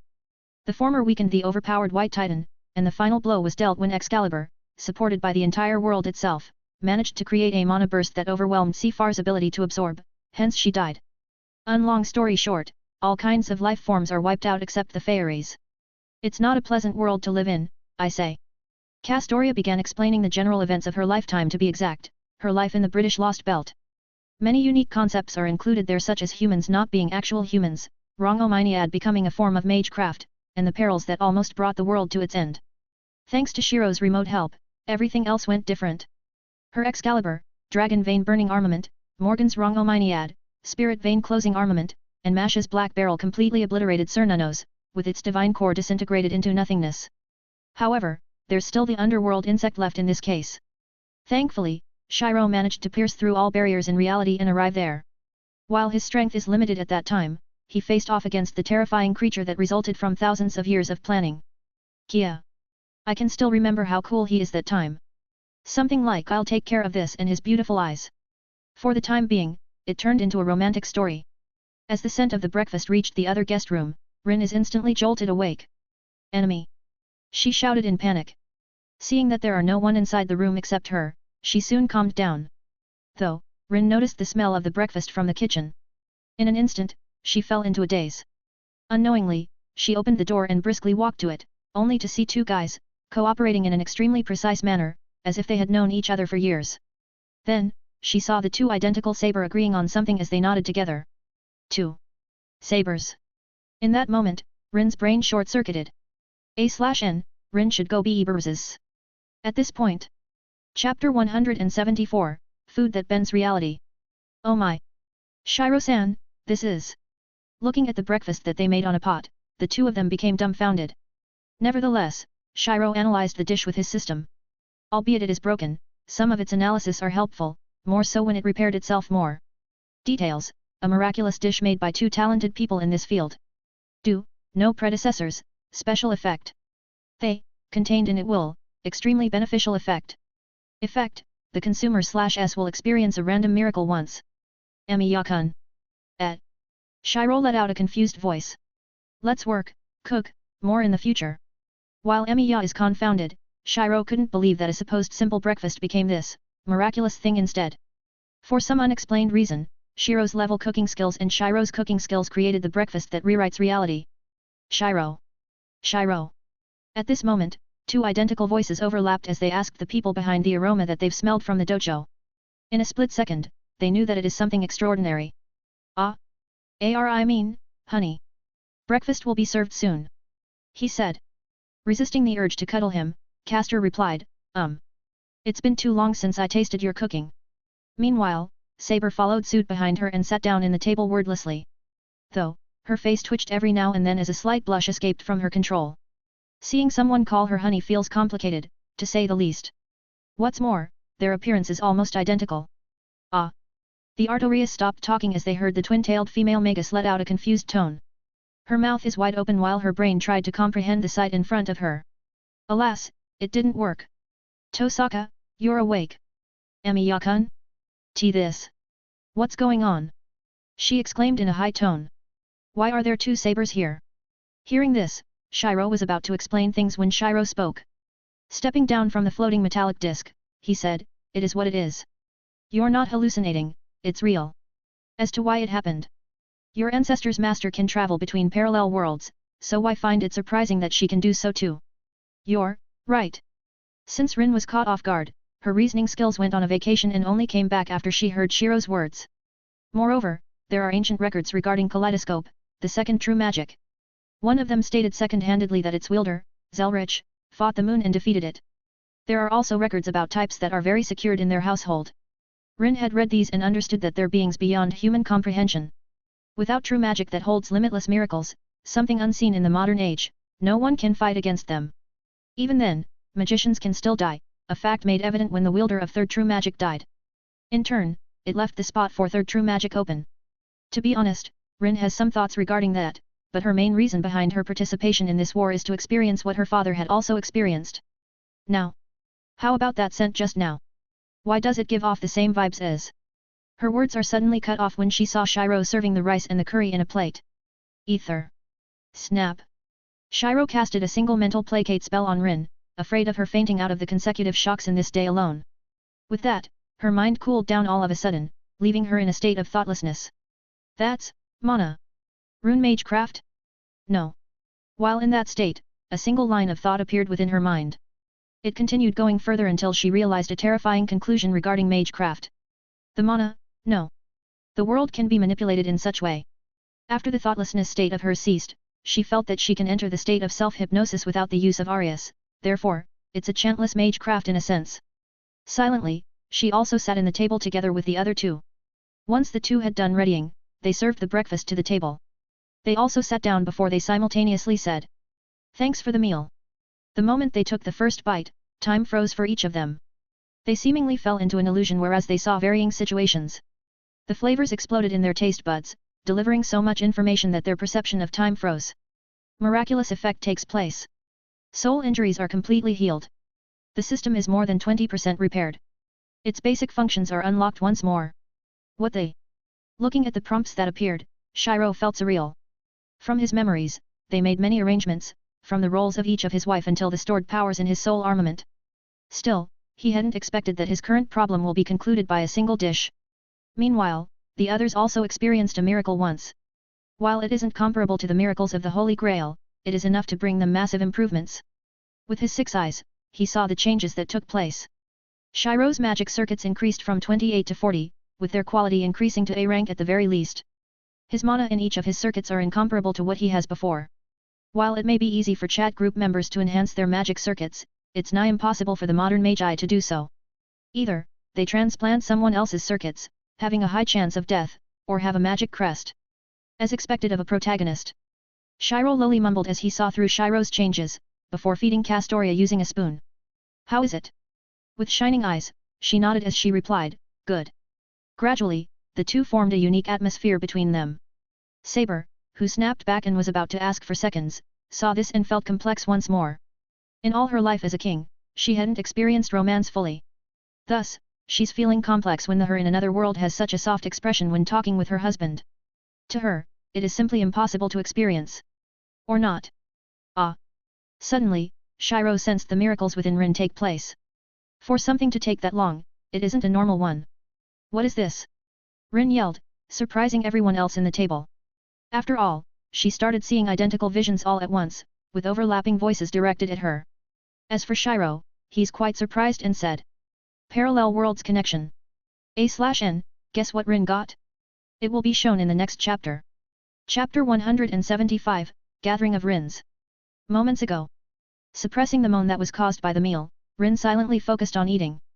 Though, she started hearing faint voices, which led to her thinking that she's hallucinating due to how good the food is. What is this connection? This is outside the universe. What's this? The mortal world. Soon, 4 visages appeared in her mind. Each of them are almost identical to each other, with one of them being a young girl. For some unknown reasons, Rin felt that they're extremely familiar. When the visages became clear, all 5 of them went silent for a second. Then, they let out dumbfounded voices as they realized who are each other. Ah. Et. What? What is this? Subconsciously, she slammed the table to express her surprise. The others noticed her sudden outrage and was concerned, but Shiro spoke up first. It is the second true magic, or at least a part of it. That magic isn't called Parallel Worlds Operation for nothing. Strangely enough, Rin felt that Shiro also saw the other 4 visages inside her mind. Feeling his gaze, the first one who replied to him is the one with a calm voice. The one who can peer through space and time. Your origin is foreign, I see. She paused for a moment before directing her intent to the woman besides him.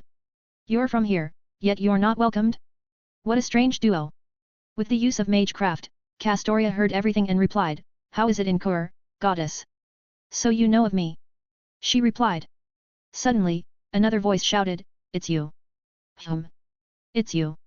Just as how stand users recognize each other, the 2 of them realized their true identities in that moment. Why did I form a connection with you? I didn't ask for this, too. The previous calm voice from earlier exclaimed. No, I definitely won't accept this. So do it. During this infighting, Rin felt dizzy and fell on Shiro's shoulders. The latter caught her and saw her bad complexion. Tosaka, are you alright?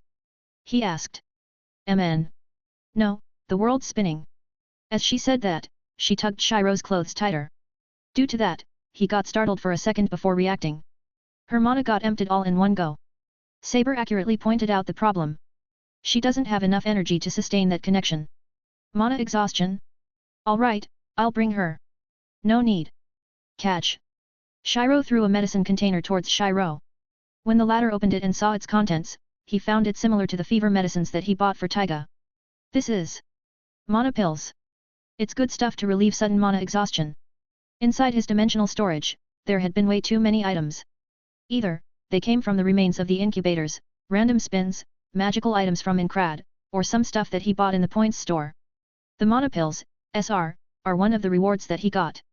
It is made from the incubator's civilization and utilizes the mana present in plants and other forms of mana containers.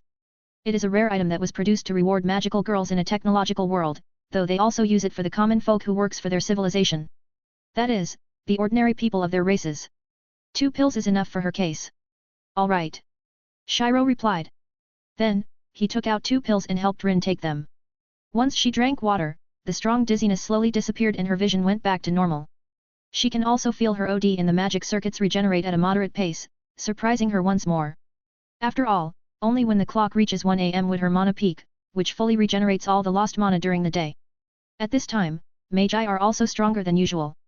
This is also the reason why she summoned Archer that late at night. Hey, you two. Can't you see that she couldn't handle this well? Upon hearing another familiar voice speak up, the other 2 stopped arguing. They are goddesses, yes, but the one that serves as the core of their connection is immortal. Ashamed of their blunder, they blushed as they kept quiet. Grown-ups can also fight like this? So childish. The young girl spoke this time, and when she did, Rin's eyes widened. You. What's your name? She asked. Tosaka Rin, the heir of a prestigious magi lineage. My father is about to join the Holy Grail War and become a great magus. Blankly, Rin placed back the glass of water back to the table. Meanwhile, Saber continued on eating this godly breakfast after Shiro gave her seconds. She couldn't notice anything else as her mind got trapped inside another illusion, with her having a fun outing with the Round Table Knights. The other couple, on the other hand, made their own world once more. They already knew the general information behind Rin's miracle, so they weren't worried that much. Although, Castoria also received her own miracle that allowed her to recover more of her real power. This allowed her to... Poof! A smoke effect appeared from nothingness. Once it got cleared out, a petite girl was revealed. Oh, it worked again! She exclaimed. Hee hee. We look a better match now. Seeing this, Shiro's right eye twitched as he recalled this girl. Castoria's mischievousness. Whenever she feels it, she transforms into her other selves, such as Lartoria, Artoria Alter, Saber Lily, and so on. She deftly hugged his right arm while she laid down her head against it. Shiro, I missed you. Me too. Unfortunately for the ones with connection to Rin, they can see what her vision sees. Meaning, they saw this couple act all lovey-dovey, and they're all the single bunch. Normies should just explode. The two goddesses said at the same time. How do we turn this off? The young Rin and the other space commander asked as they deadpanned. Luckily, Rin followed her instincts and disabled this connection, preventing this from sucking out her mana again. Though, she was greeted with that sight the moment she'd finished her stuff. Emi-ya-kun. Yes. Just as she was talking, Taiga entered the house together with Rega. Let's go on a date today. Shiro. Guess who? As soon as Taiga heard it, the words that are about to come out stopped all by itself. EHHH. Shiro heard this voice and had a hunch that things will be even more hectic. Well, it did. Why is Tosaka here? Did she spend the night here? Most importantly, she really confessed to you. I didn't. Rin shouted with a blush on her face. However, it didn't matter to Taiga. She thought that the school flower got embarrassed that led to her saying it. What about Sakura? Fujine. Looking at the lively scene in front of him, Rega thought about the girl who kept coming here for the past few months, which received his full support as a potential daughter-in-law. Oh ho! That Ju-chan has to work harder. While everything is happening, the couples are detached from it. As for Saber, let's say that she's enjoying her good food right now. Chapter 176, A Vow. Heavens feel is good enough, but I want to make my ascension more complete. Just like in the past, you're still a perfectionist. That's in my nature, literally. Inside the dojo, Shiro chatted with Castoria in Artoria Lily's form. He sensed his current power rooted deeply within his being, one that allows him to manipulate concepts itself through his own power. Looking at the panel, he saw his statistics for the first time in a while. Shiro. Realm, 9th Demigod Magician / 9th Rank Demigod Knight. Soul Points, 86,900,918. Attributes. Physique, 456,900, plus 456,900. Dexterity, 412,890, plus 412,890. Wisdom, 500,350, plus 50,000, plus 550,350. Unlock special attributes. Aura, 289,000, plus 289,000. Mana, 350,800, plus 50,000, plus 400,800. Originum, 9,999. Charm, 100, max, plus 5. Luck, 99, 100. Control, 100, max. Willpower, 100, max. Acquired masteries.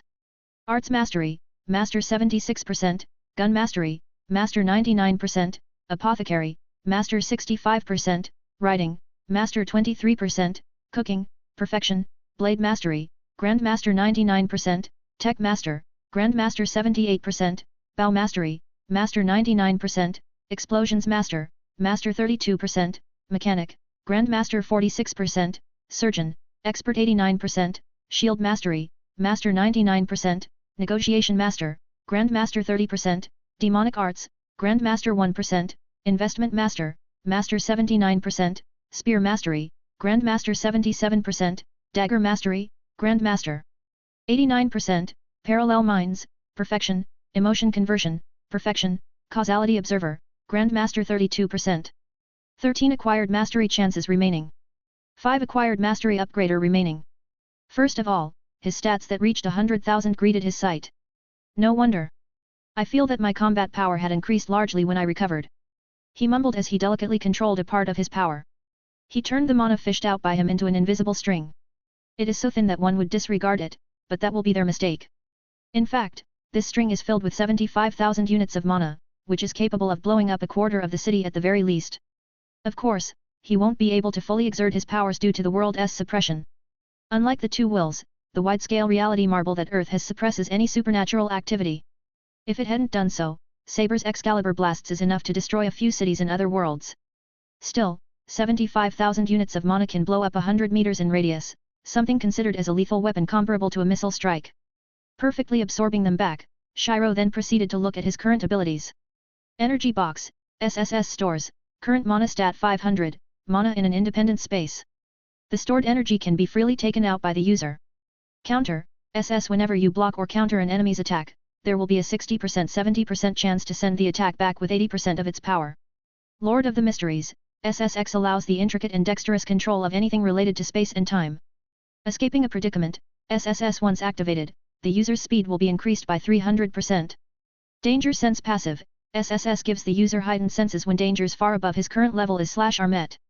War God Passive, SSSS grants an additional 350% in physical and elemental damage when wielding any kind of armament. Each strike will contain the essence of weapons that the wielder has understood. Blacksmith Passive, SS increases mastery in terms of smithing. There's a chance of gaining stat points whenever a successful masterpiece is made. Ocular Enhancement, SSS when activated, all eye-related abilities will be increased by 80%. Critical Strike, SSS gives a 200% increment to the attack damage once activated. Bright Smile, SSSS the smile of a certain god. When activated, the ones who see it will fall into a trance based on their willpower. Faker's Replica, SSS allows the user to replicate an attack that they witnessed and understood. However, it won't truly be the same as the user's understanding will be taken into factor, giving the replicated attack a different route from the original. The replicated attack can't surpass the original, but its power can match 90% of the original attack. The duration to copy the attack once seen is 48 hours. God of Cooking, X, New, every dishes would have a certain effect attached onto it, even the failed ones. The effects attached are based to the user's luck stat. Nostalgic Touch, X, New, an ability left by you. Whenever you come in contact with the things of the past, you will slowly regain the memories from them. God of Cooking, I see.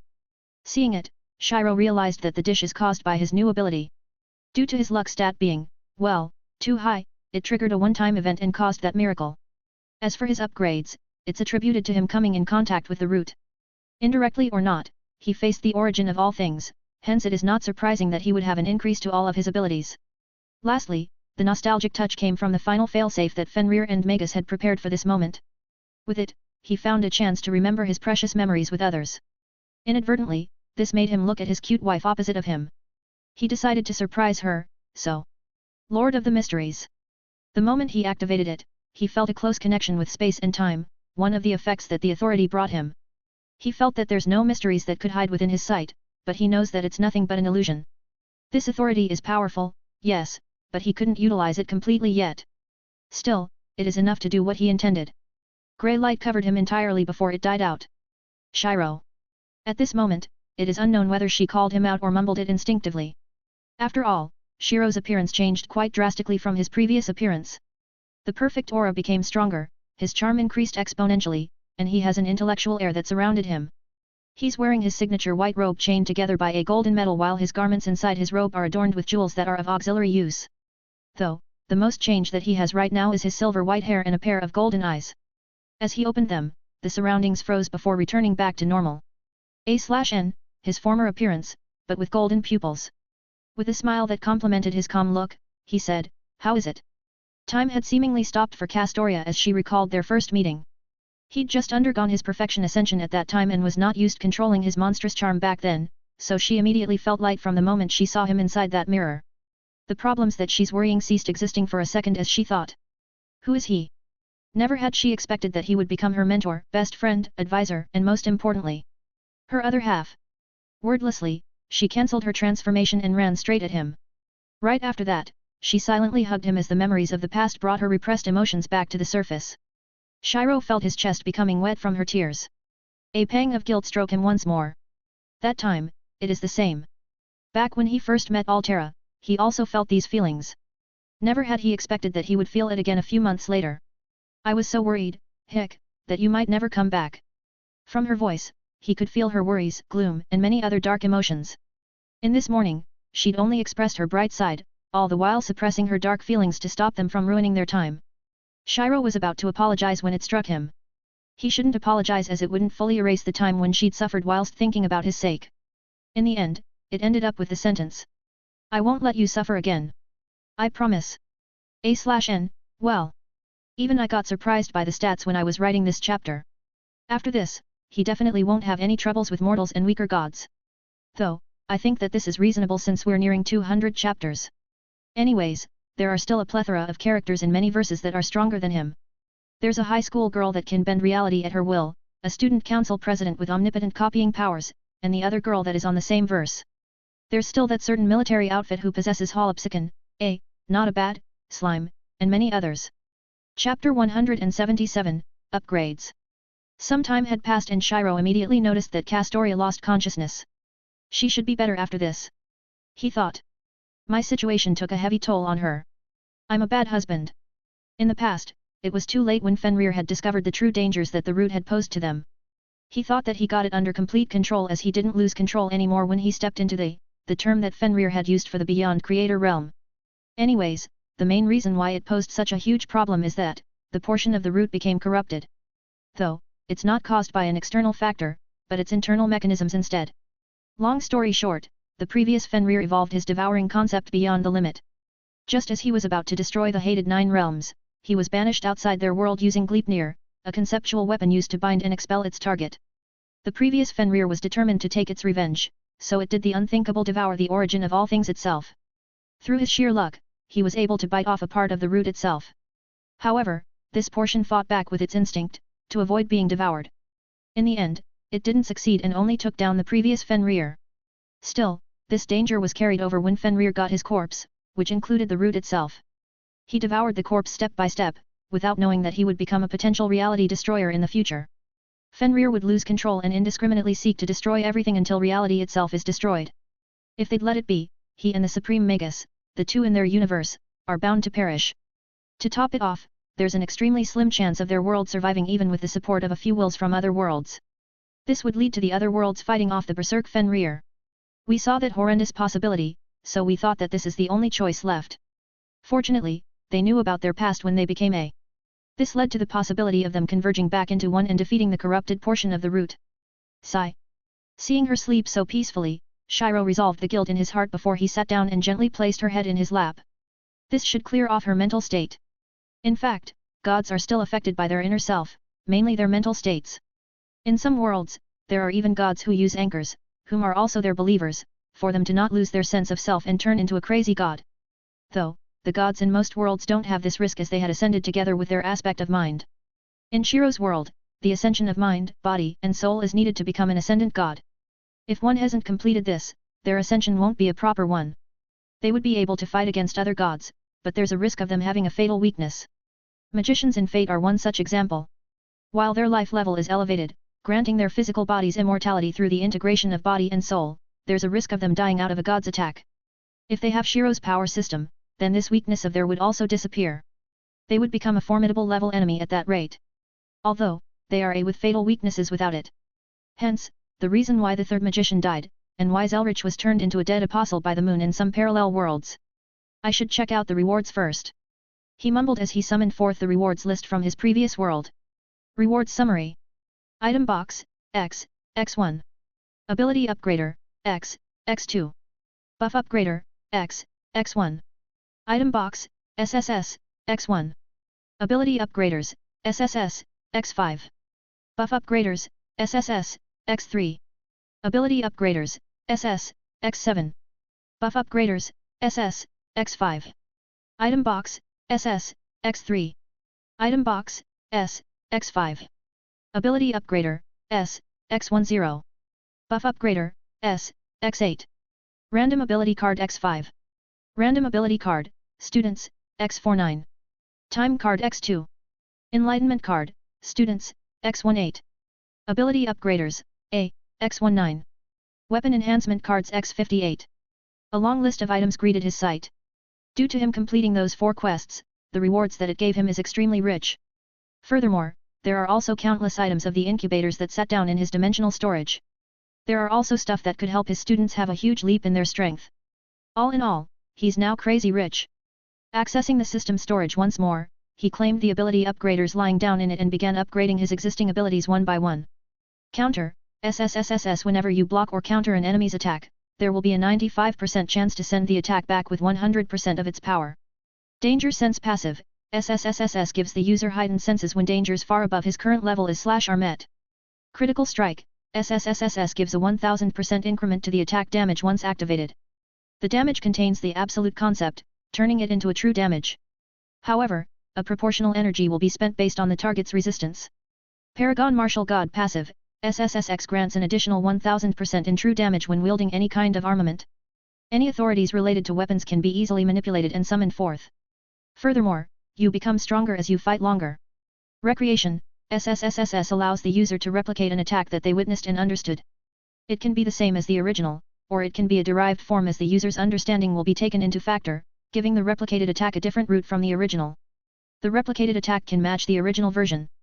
The duration to copy the attack once seen is 1 week. Looking at his current skill set, Shiro fell silent for a moment. Then, he proceeded with the buff upgrader. Of course, he used it for a foreigner's buff, enabling it to be more insane. For instance, his once-a-year death exemption turned into every 3 months. Furthermore, he felt that the will's suppression had disappeared, allowing him to walk unhindered in any worlds. There's also the increase whenever he's considered as a foreigner. His mana, health, and his recoveries had all increased exponentially. Right now, he's basically unparalleled in this world save for the magicians and Ingramania who's chilling inside the Grail. Going to Madoka's world surely served as my massive power-up.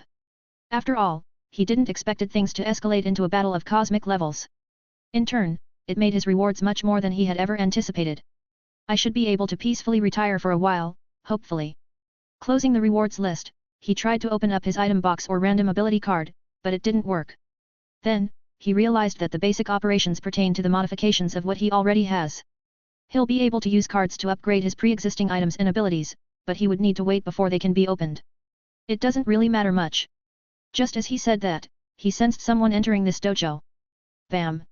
The door slid open, revealing a boy with a small stature. His blue hair swayed for a moment as he trembled in excitement.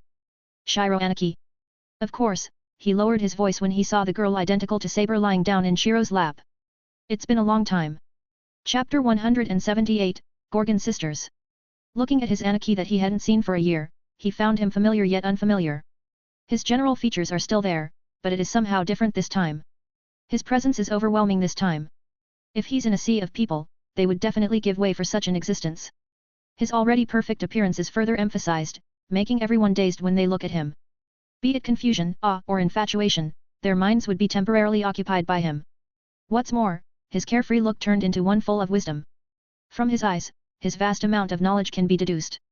Yet, he exudes an aura of youthfulness, not one out of vicissitudes. With his pan-cosmic loner, he can feel that even the world itself is being biased to him. One has to know that the world's textures are severely restricted by the reality marble known as the world. It is the main reason as to why Emiya Shiro couldn't project weapons with 100% similarity, and also why using reality marbles is dubbed as rewriting reality itself. In a sense, they are overlaying the world's texture with their own world. Although, it is different with Shiro's current state. If he wills it, he wouldn't encounter such restrictions. In some cases, he would even be supported by it. It's been quite a while. Shiro said as he looked at Shinji. Aniki still hasn't changed. You're the only one who can pinpoint my presence in a single dialogue. Shiro smiled and replied, let's call intuition. Anyways, it seems that you've brought company. Behind him, Medusa went out of her spirit form. While she doesn't have any weapons, Shiro can detect the potential bloodlust that she'd acquired during the long years of killing humans. That is, before Perseus came and slayed her. I will be explaining what you want to hear, but don't wake her up. Shiro calmly said as he rearranged her slightly messy hair in her forehead. Right, Shinji-kun can stay. Hearing this, Shinji stood still in his place. Then, he made a relieved expression as he said. Well. I wanted to know how you handle this matter, Aniki. Shiro's eyebrows rose as he speculated what Shinji had gone through in the time he wasn't there. To be honest, he is already handsome with his seaweed hair, more so when he got rid of it and replaced his pathetic and egoistic appearance with a confident and determined one. Sigh. Shiro recalled his previous memories. Each of them are mixed, varying from one when he drowned in despair to the wholesome and relaxing ones. Of course, there are also those parts where he is fighting with his wives in the bedroom. Truly, having Akagi and Nimai as his fight are contrasting experiences. The former is a crazy woman who readily accepted you, and looked forward to this the most, while the latter is a shy girl that made his experience awkward, but memorable nonetheless. Looking back, she's just as crazy as her. He began telling their story. Back then, Uriel suddenly appeared on my kitchen when I was cooking our lunch.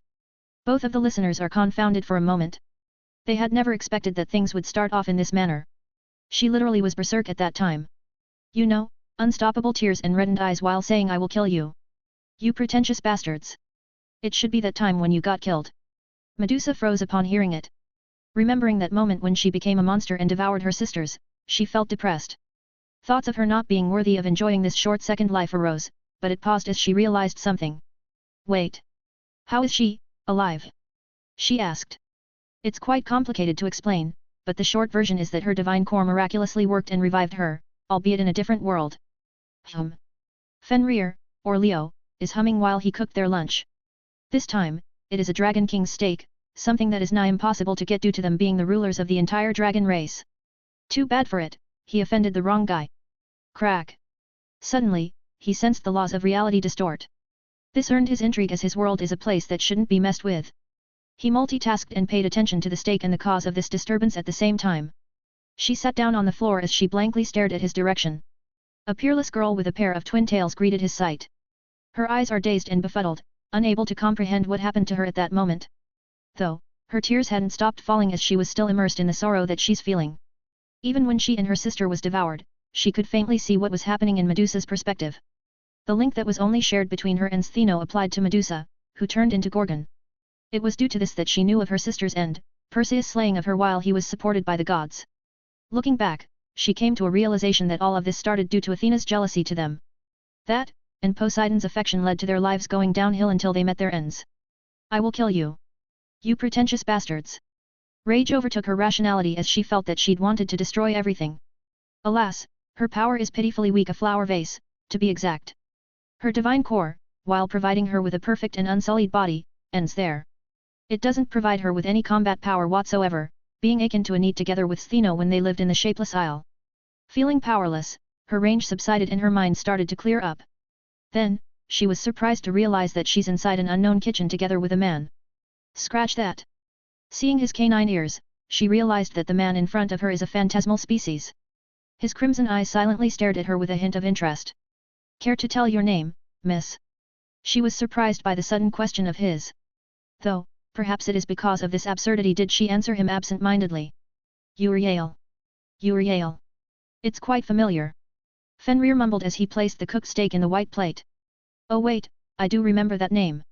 But, you don't look similar to her. Excuse me. I mean, those pitiful sisters are the exiled ones.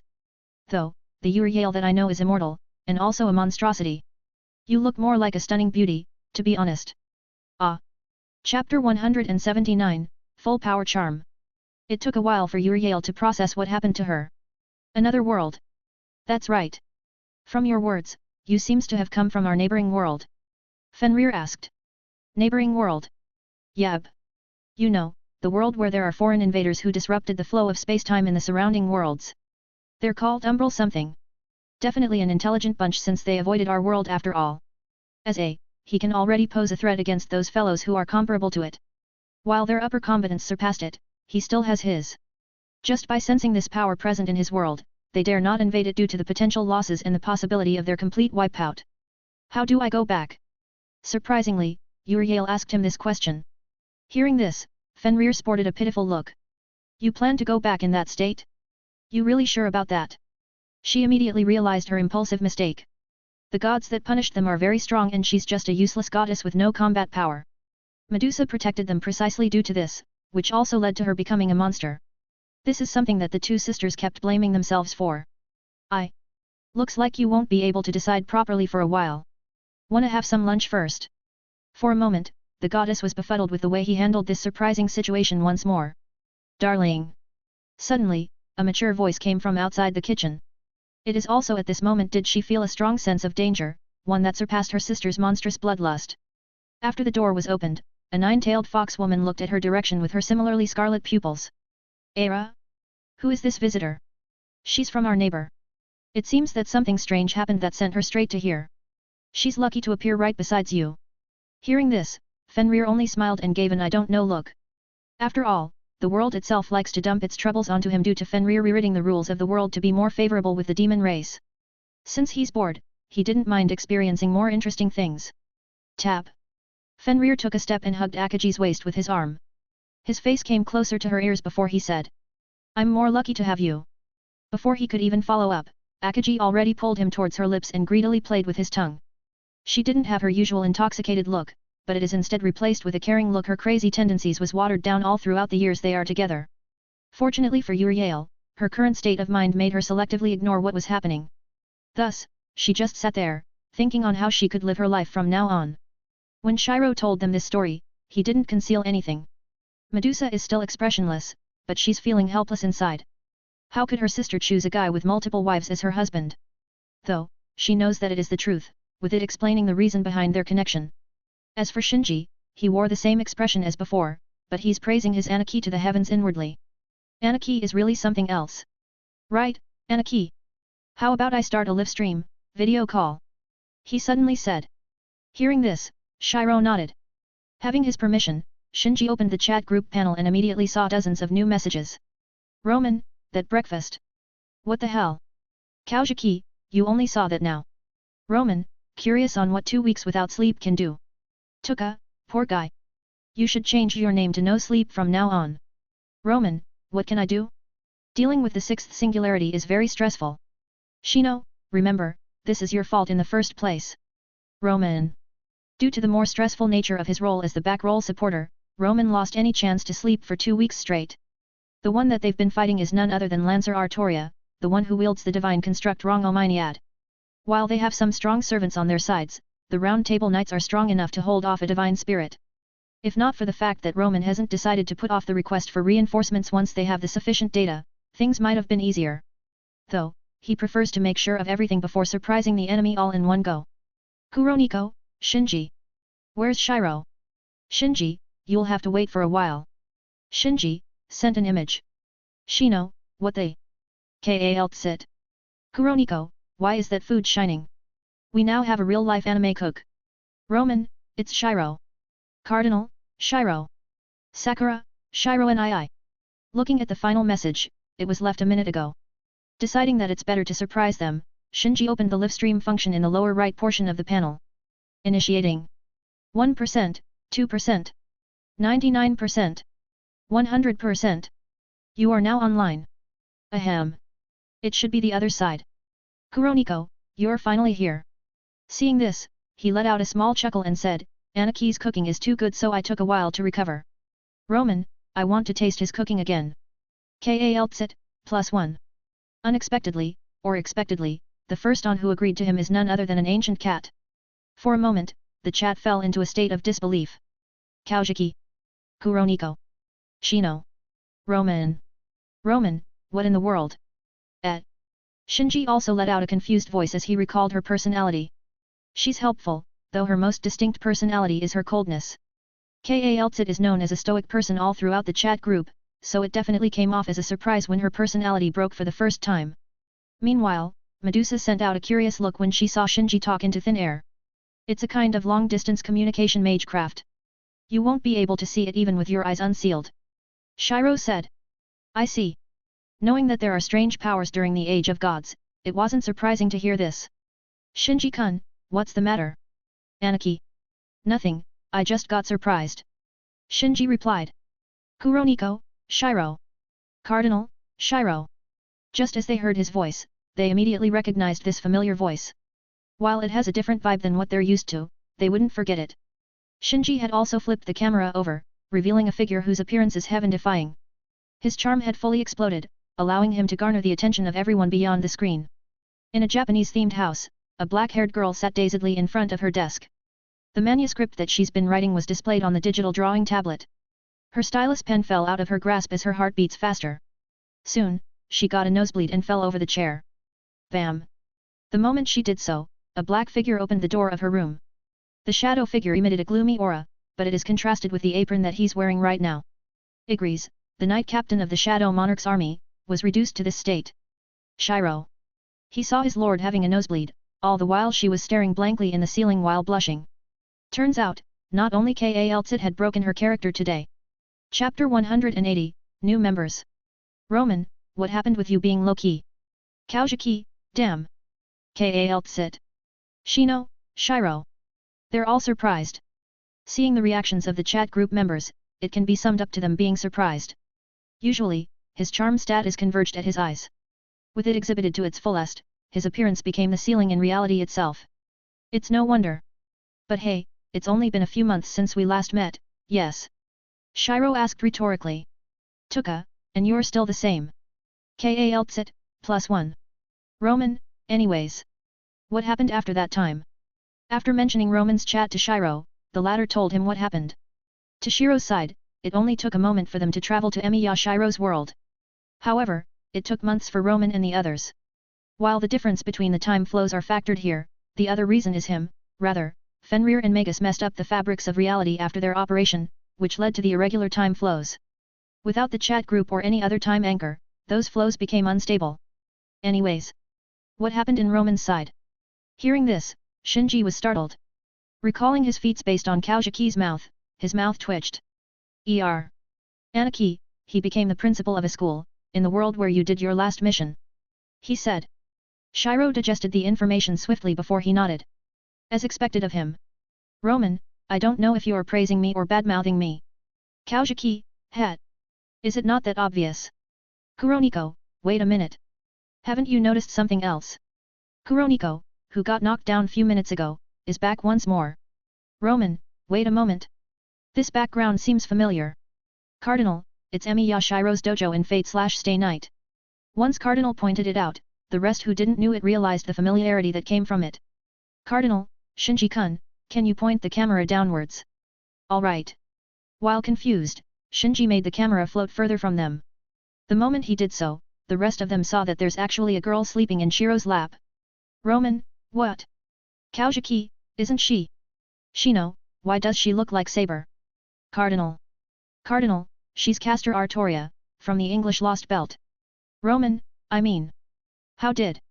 Kaltsit, time doesn't matter for some extraordinary beings. Cardinal, exactly. Inside the server room, Cardinal shut herself for 3 days straight. She updated the security of the company's databanks, which included a lot of blueprints and recipes for the technological and pharmacology fields, respectively. 2 months had passed in this world, though Cardinal spent more time as she traveled to various worlds. In total, she spent more than 200 days since Shiro disappeared. Just as they've planned, Shiro and Cardinal's company grew enough to be included in the upper class, only below the top class ones like Rhine Labs, Black Steel Company, and Babel. Cardinal decided to recruit both the infected and the uninfected, with them providing an oripathy suppressor to the latter. Of course, they had a rough start due to this, but it only lasted for a week when she enacted the countermeasure for the ones unsatisfied by it.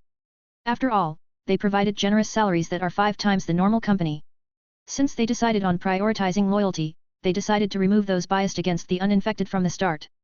Those ones tend to bear similarities with the toxic ones in the other worlds, hence their work environment is one of the best. Together with the inventions that they have, it only took them 2 months to grow up. Of course, they experienced some problems such as spies applying, hackers trying to hinder and steal their technologies, and insufficient workforce. Though, they are all solved by her alone. With Cardinal's current processing speed, she can turn her consciousness into a virtual one and process thousands of tasks at the same time. Furthermore, she also created dozens of sub-ACE that would help her shoulder the workload. In the end, the situation was stabilized and they're now producing many products in their assembly line that can handle the demands of a city every day. Another girl. Cardinal sighed as an unpleasant feeling arose from her chest. She missed Shiro since the day they have parted, but the first time that she's seeing him is with another girl? Moreover, she can see that the relationship between the two of them is very intimate. Is she his wife? She recalled some of their casual conversations, in which he mentioned that he has more than one wife. She thought that he's joking at first, or that's how she wanted to believe it. She knew that there's a chance of it being true, yet she denied it somehow. After all. Right. Cardinal, I'll be visiting today. It's on our usual spot, so do wait for me there. In an instant, she was jolted awake as she heard him. Unexpectedly, it was at this moment that she made a decision that would decide her future with him. Cardinal, I'll be waiting for you. It took them half an hour to catch up with everything. Halfway there, Medusa left and stood by Sakura's side, so they didn't saw her much. Meanwhile, Shiro got interested in the things that occurred when he was gone, such as Kuroniko's new abilities, Kaujiki being a mechanic, and the new chat group members. While he was gone, a total of 5 new members popped up. One of them is from a world with a mysterious power, so that member took more of his interest. Strangely, they couldn't find her anime, and her own world is a very normal one. At least, that's what they've noticed at first. When the mission came in, it's all about fulfilling 10 ghosts' wishes so that they can ascend to heaven. MN. Shiro. Looks like she's about to wake up. Let's continue this on another time. I'll be shutting this down, Anaki. Alright. Goodbye for now. After Shinji turned off the live stream function, he also left, leaving the two of them behind. Reverting back to his original form, his figure became shorter than Castoria who sat up just now. What was that? She asked. It's the chat group. The one that I've told you before. So it's that. It really resembled the route, so I thought that a magician visited us. At this time, Castoria is nothing like her true form, the one that temporarily resides inside the throne of heroes. At her best, she can destroy this universe chief gods, upper gods, wills, and even alien gods, none could stop her. It is mostly due to her nature that can turn into a sword, thus cutting down realities in that state. Meaning, her feats inside the Lost Belt, which she almost destroyed Sir Nuno's divine core, can be considered as her weakest form. Suddenly, a colorful sheen appeared inside the dojo. The jewel soon became an outline of a human person before it took the shape of an old man with a mega satire. I was about to congratulate the new magician, but it's actually you. Look who's here. Shiro said as he smiled. An old man from the past revisits him once more. Chapter 181, Idiots. Upon his arrival, the sleepy Castoria lazily pointed out randomly before fluctuations started to appear. Bzzzt. A miniature golden sword was summoned in Castoria's hand.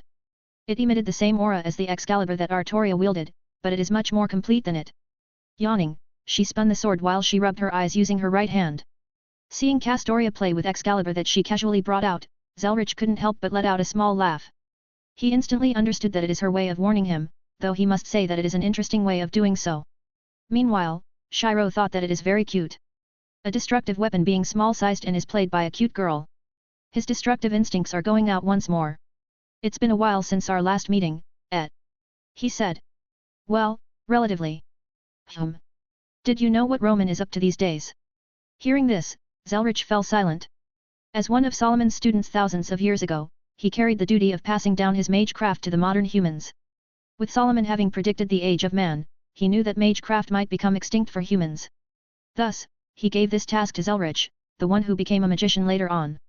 He pioneered jewel magecraft and passed it to the Tosaka family, and he is also responsible for holding the clock tower. The point here is that, he knew what his teacher has been doing these days. First of all, he is being catfished by a grand candidate in Avalon. Worse, he's simping for him. There's also his otaku tendencies, all of which he witnessed with his kaleidoscope. Lastly, he caught wind that Roman is building his magical girl army. Any one of these is enough to bring the dignified King Solomon's reputation to mud, let alone 3 of them. Hence, he's feeling complicated right now. At one side, he wanted to make fun of Roman with those deeds. In the other side, he wanted to just stay silent and retain his teacher's dignity. His fun side and his serious side is clashing right now. In the end, only one side remained. He's managing Chaldea well. Hearing this, Shiro knew that Zelrich chose to preserve their dignity. Truly, it is an unexpected choice. Oh, I see. He replied. Seeing that there's nothing wrong here, I'll be going first. Right after he said it, his figure turned into jewels that dissipated into air. Castoria recalled her Excalibur at this time, all the while her sleepiness got removed. Shiro. Yes. You're planning on eating that guy, right? Shiro's expression turned serious as he nodded affirmatively. It wasn't possible before, but now that I've recovered. His eyes sported a nostalgic look as he remembered his past.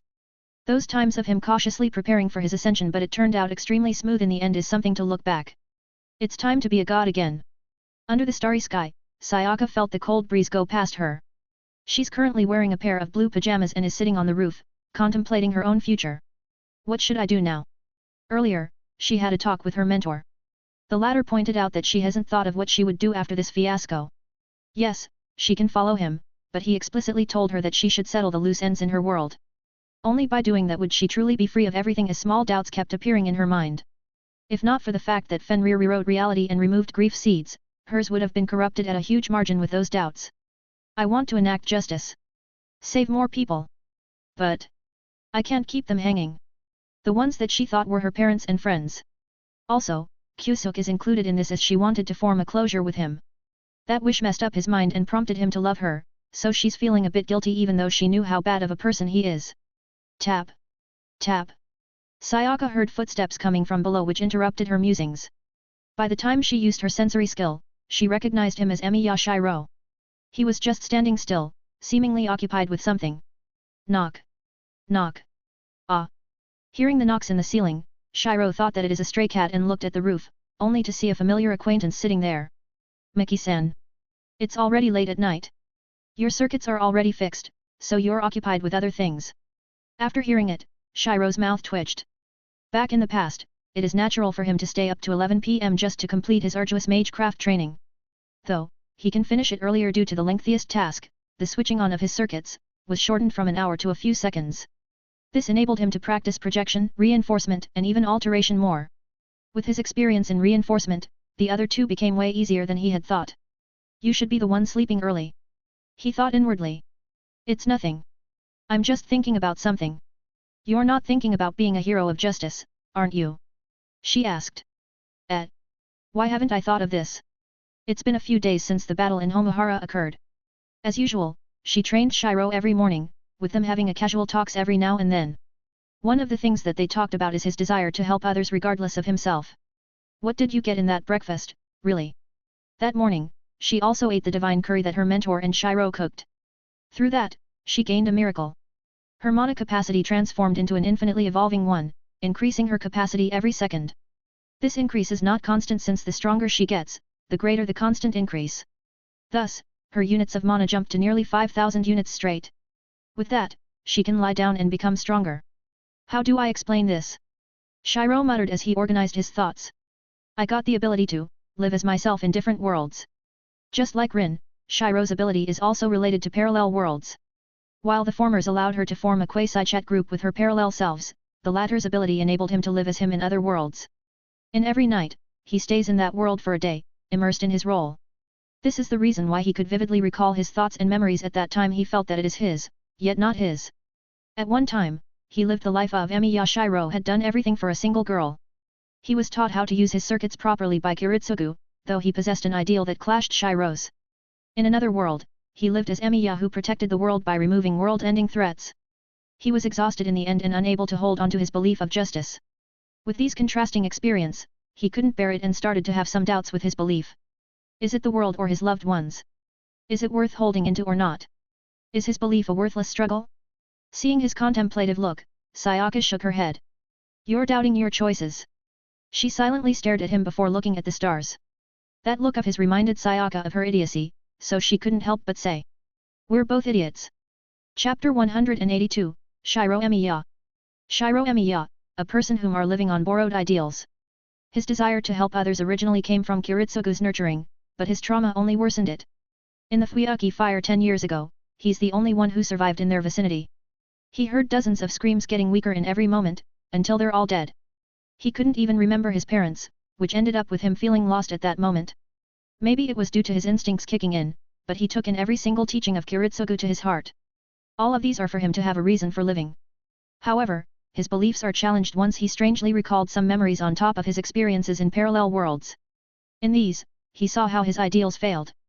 The Shiro Emiya from one world decided to forsake the world just to save his loved one. He didn't even care if his actions would result in the death of billions, he only cared as to whether she could escape or not. He threw away his own belief that wouldn't help him in doing so. Meanwhile, the counter-guardian Emiya lived a life full of betrayals either from other people, his dictated actions, or his beliefs. The moment he became a counter-guardian, he was forced to kill the few to save the many. Ironically, he ended up walking the same path as his adoptive father, with both of them ending up with broken ideals. Due to these, even Shiro's will was challenged. I don't fear the future, but seeing this path going to an inevitable failure. He is scared. Though, these thoughts are halted once he heard Sayaka's words. I'm an idiot. You're the one who said that you won't regret any of your actions. Yet, you'll definitely fail if you think like this. She said. Just like Shiro, Sayaka had once regretted her decisions. She wondered if they are really the right one to take, that her impulsive decision to become a magical girl is a bad one. It became stronger when she snapped out of her dreamlike life with Kyusuke. Dark thoughts plagued her mind while she was sleeping, in which she ended up as a witch. In that state, she is continuously immersed into dark thoughts. What really is justice? Is it as simple as judging the evil? How can you tell that one is evil? Based on your judgment? If so, what is the worth of justice when it's something built on your selfishness in the first place? If it's like that, isn't it just using justice to fulfill her own desires? Her own justice is challenged all those time, making her doubt as to whether her justice is even right in the first place. Just as she almost lost herself, she saw a blazing fire. It is one filled with valiance and courage and gave off the feeling of extreme determination. At that time, Sayaka simply felt the unfathomable will behind it. It also helped her realize one thing. I know it the most myself. I'm not enacting justice due to my own selfishness, nor judging evil is extremely complicated. If someone had done evil, I will correct them using my own judgment. Of course, she's aware that a person is extremely complex. Just because someone had done evil, it doesn't mean that they're purely evil. Still, they will be subjected to her own judgment. Only the purely evil ones will be subjected to her correction known as death. Why bother doubting yourself? You, Shiro Emiya, knows what you are the best. Are you helping them out of guilt? Repentance? Selfishness? It's not like that. Shiro responded with a strong tone. Hearing this, Sayaka stood up from the roof. Strangely enough, she didn't slip as it is built with bamboo tiles and cement. Though, it's due to her manipulating her body in a delicate way, allowing her to keep her balance in any terrains. So, what is it? She asked. The others. I'm helping them out because it is the right thing to do furthermore. Shiro said. I saw myself fail already. My belief is something that is hard to hold on, but I will still walk that path, even if I know that it is nigh impossible to succeed. For once, Sayaka saw how stubborn Shiro is. She didn't know much about him at first, only thinking of him as someone pitiful since he resorted to killing his past self just to lessen the burden that he's feeling. Though, she was surprised on how resolute Shiro can be. While they have similar circumstances, he exceeded her in terms of willpower. With her words alone, Shiro woke up from the dilemma that he faced. You've said it yourself. I will watch over you if you ever waver, Emiya-kun. Miki-san. To be honest, Shiro felt that their roles are reversed. He is much older than Sayaka, yet he's the one being guided by her. Moreover, she's acted like an older sister while Shiro is the younger brother. Truly, parallel worlds is a very strange concept. Suddenly, the space besides her rippled before Shiro appeared. Emiya-kun? Never mind, this is good too. Sensei. Right now, Shiro is using his blindfold, SSR, to keep his 6 eyes in check once again. However, everyone felt that he could still see them clearly, a contrasting feeling, so as to say. Well, it looks like we won't have sleep. He murmured before continuing, the fake priest is about to make his move. So, we'll deal with everything tonight. Kyrie? Ilya. In one of Shiro's memories, he learned that Ilya's Veil von Einsborn is none other than Kiritsugu's biological daughter. This made her his older sister, so her safety is important to him. Don't worry, I will go there myself, so her safety is guaranteed. As for you guys, can you deal with the ones in the Ryuadu temple? Shiro asked.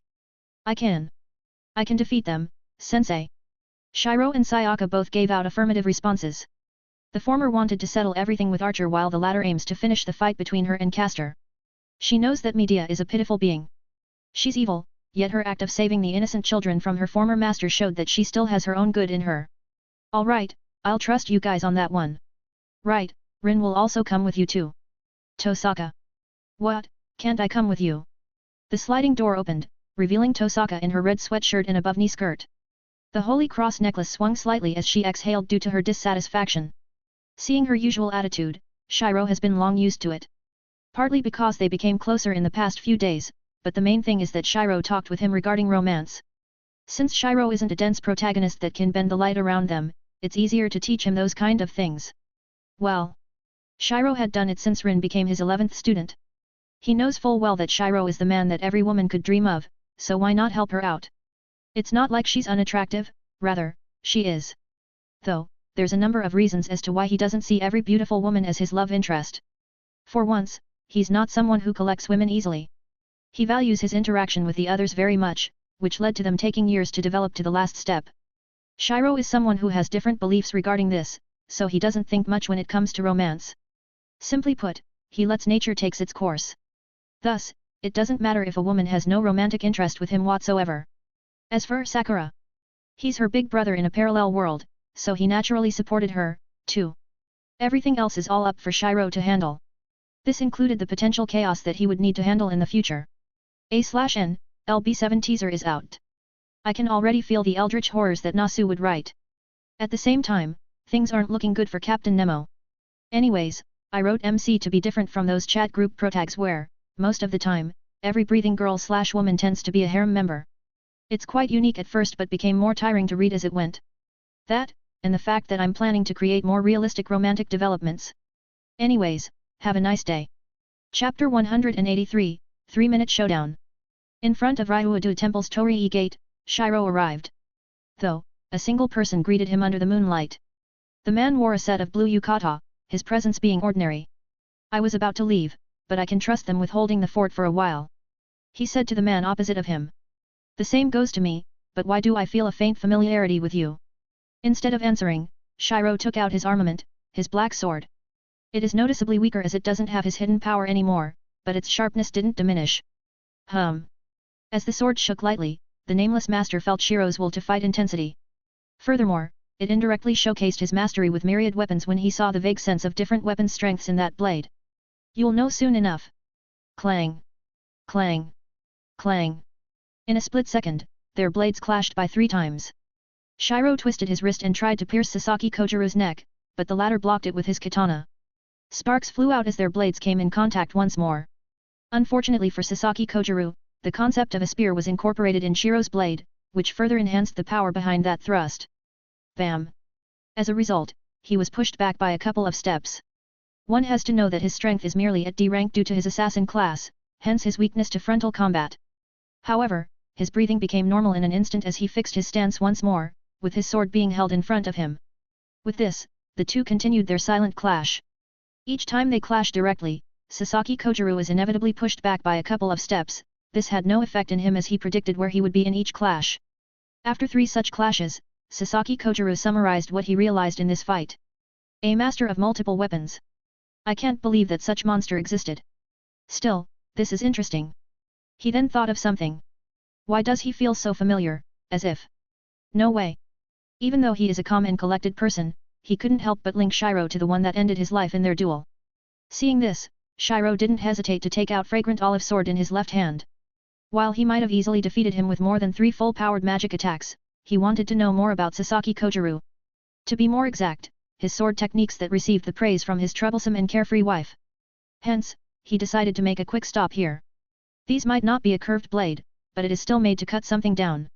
Shiro mumbled as he let out a distinct and unique weapon concept. It is a variant of the sword concept, but it only has one purpose. That is, to cut down nothingness, the void. It is far different than cutting down space, as it is very easy to do once your strength reaches a sufficient level. A/N/MC is pertaining to the difference between a katana and a Western longsword. Musashi's techniques are made for a katana, after all. Behind him, a clear phantom of something similar to a bodhisattva appeared. He held a pair of normal blades, one of which is a long salver blade unsullied by anything. The other one has a surrounding ferocious aura in it while it's stained with blood. Just from looking at it, hundreds of millions of lives had been reaped by it at the very least. While Shiro is calm, the same couldn't be said to Sasaki Kojiru. After all, the same blade technique is used to end him. Even if he's only an amalgamation of what people believed as Sasaki Kojiru, one thing that wouldn't change is that he died to Miyamoto Musashi. Though, he soon recovered from his stupor as he understood the look behind Shiro's pupils. One strike. As they prepared to unleash the full power behind their techniques, they are like a string of a fully drawn bow. Rikuta Goran Kurikara Tenshou. Subaimga Ishi. 2 blades, one that sought to cut down nothingness and the other swallows, was unleashed at each other. Both of them saw the attacks coming closer at them and had different responses. 3 strikes in a single one. He's really interesting. Shiro thought as he saw the triple strikes aimed at him. The first one is a downward strike while the other 2 are diagonal. This made it so that people would first think of the downward strike in Sasaki Kojiru's stance, but the more experienced ones would think that it's just a feint. Unfortunately for them, all 2 of them are real. Add to that his 3rd strike, this seals of the deal for anyone else. Their only outcomes would be their deaths due to this inescapable strike. However, Shiro is someone who had mastered armaments all his life. Thus, he did the unexpected. Su. The single strike released by him blocked the first 2 strikes. Naturally, Shiro avoided the 3rd blow easily. Huff. My power is still limited. He mumbled as he stored his swords back at where they are before. Meanwhile, Sasaki Kojiru also lowered his blade. He recalled what had happened just now, which indicated that Shiro saw through the trick in his killing move and easily resolved it. Furthermore, he can vaguely sense that his attainments in the way of the sword is higher than his, so he acknowledged this as his defeat. I'm just curious. How are you related to her? He asked. Hearing this, Shiro froze for a moment. Then, he recalled that the Miyamoto Musashi here is known as a man. Furthermore, Sasaki Kojiru is made from the people's beliefs, so he also thought that Musashi is a man. After thinking for a while, he dropped a bombshell to the failed swordsman that was still acknowledged by her. I'm her husband. Sasaki Kojiru's elegant face couldn't be maintained at this moment as it turned into a dumbfounded one. His brain processes stopped for a moment, unable to believe what he had heard just now. What in the... Right, so you don't know. You recall your final fight with Musashi, yes. That's right, but he is a man based on my memories. Your memories are only partially right, then. Still. In the end, he decided to stop understanding it. Catch. Suddenly, Shiro threw him a bottle of wine. It has been preserved for nearly 200 years and is listed as a, you see, reward, so it is undoubtedly a good one. Oh? I still get to receive this? I got to say, our meeting is a worthwhile one. Same goes to me. After all. Shiro continued his thought inwardly. I finally satisfied this long interest that spanned millennia. Only he knew that this meeting that spanned less than 3 minutes satisfied one of his small goals. Back then, he couldn't travel to other worlds due to the suppressions imposed on him, so her stories are merely imaginative. With her ability to travel to different worlds unhinged, her stories brought him interest when he's bored as the strongest. I'll be going. Shiro waved him goodbye as he opened another aurora curtain that connected directly to a familiar place in Fuyaki City. The Einsberg Mansion. Chapter 184, +1 sniper kill. While Shiro is dealing with Sasaki Kojiru, there is an ongoing fight in front of the Einsberg Mansion. Clang. Clang. Due to the unstoppable force that Shinji had encountered, he was pushed back easily by the man in blue jumpsuit. Bang. Bang.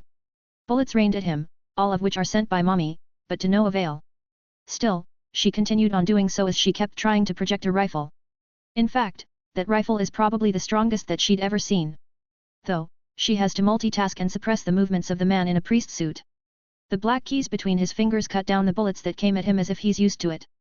With the same dead look, he threw a batch of black keys at her whilst closing the distance. It's done. Upon projecting once more, Mommy found out that she had succeeded. In her hand is a pump-action shotgun that contains 8 projected bullets. It has a silver sheen with some carvings of unknown runes in its body. It looks similar to Remington 870, though it is more modern. Click. Bang.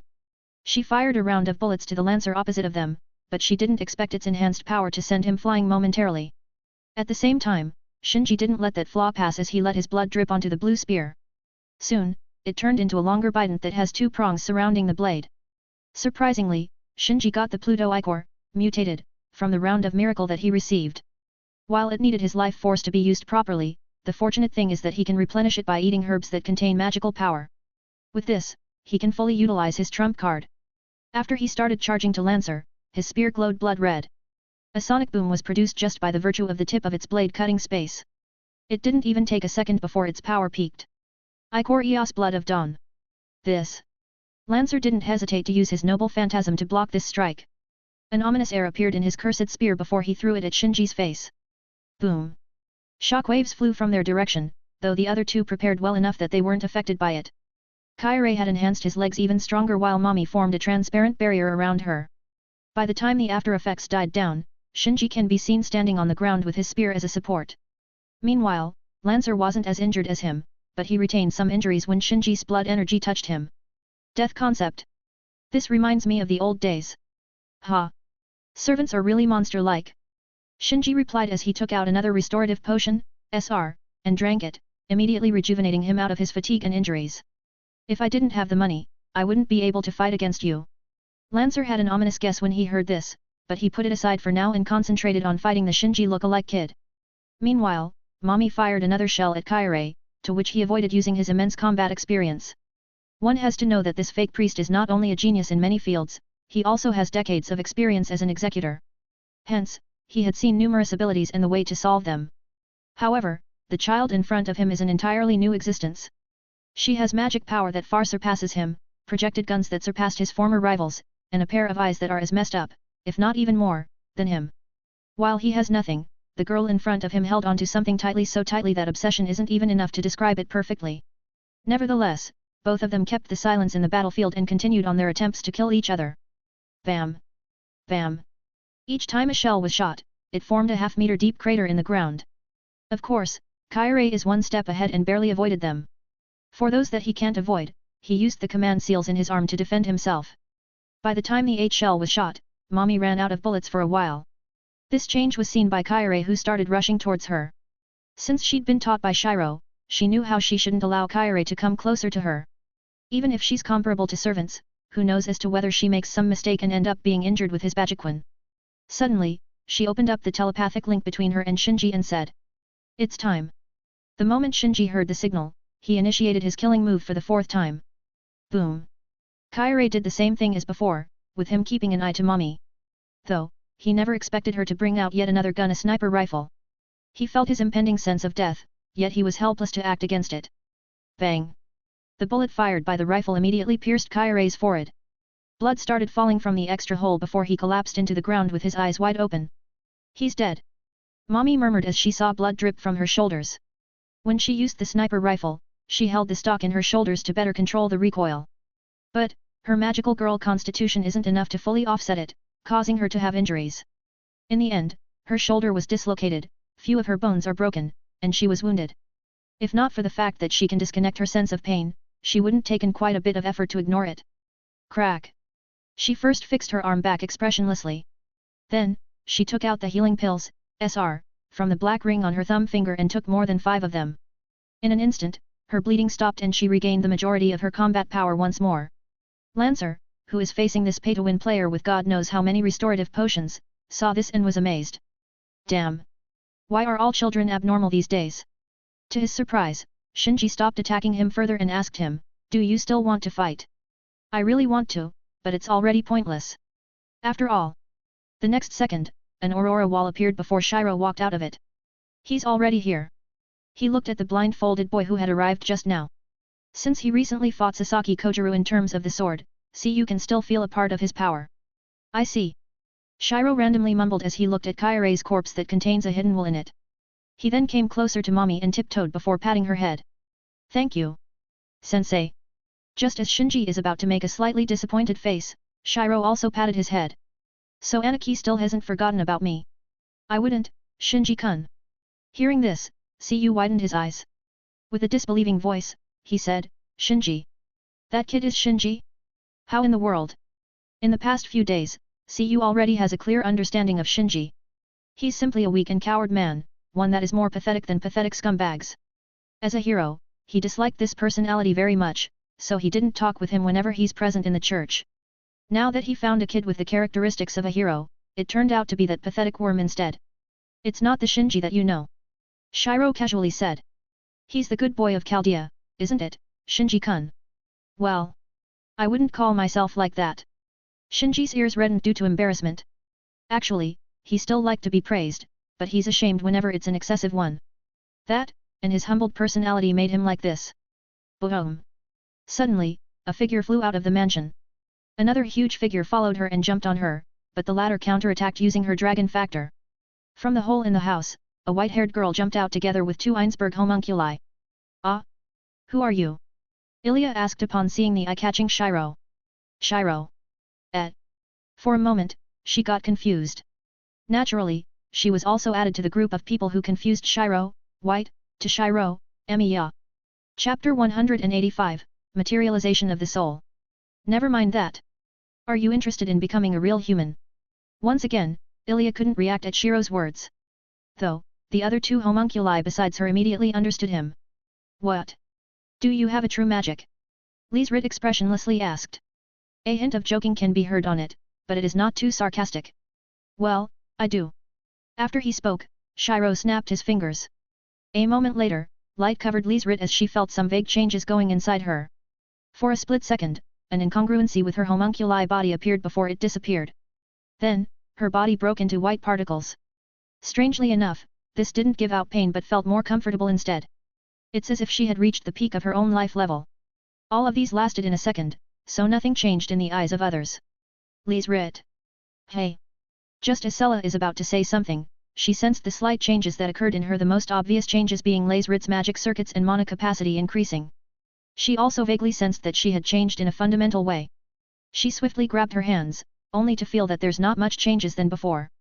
However, coming in contact with Liesrit allowed her to know that while she still has her physical body, her essence had changed into an unfathomable one.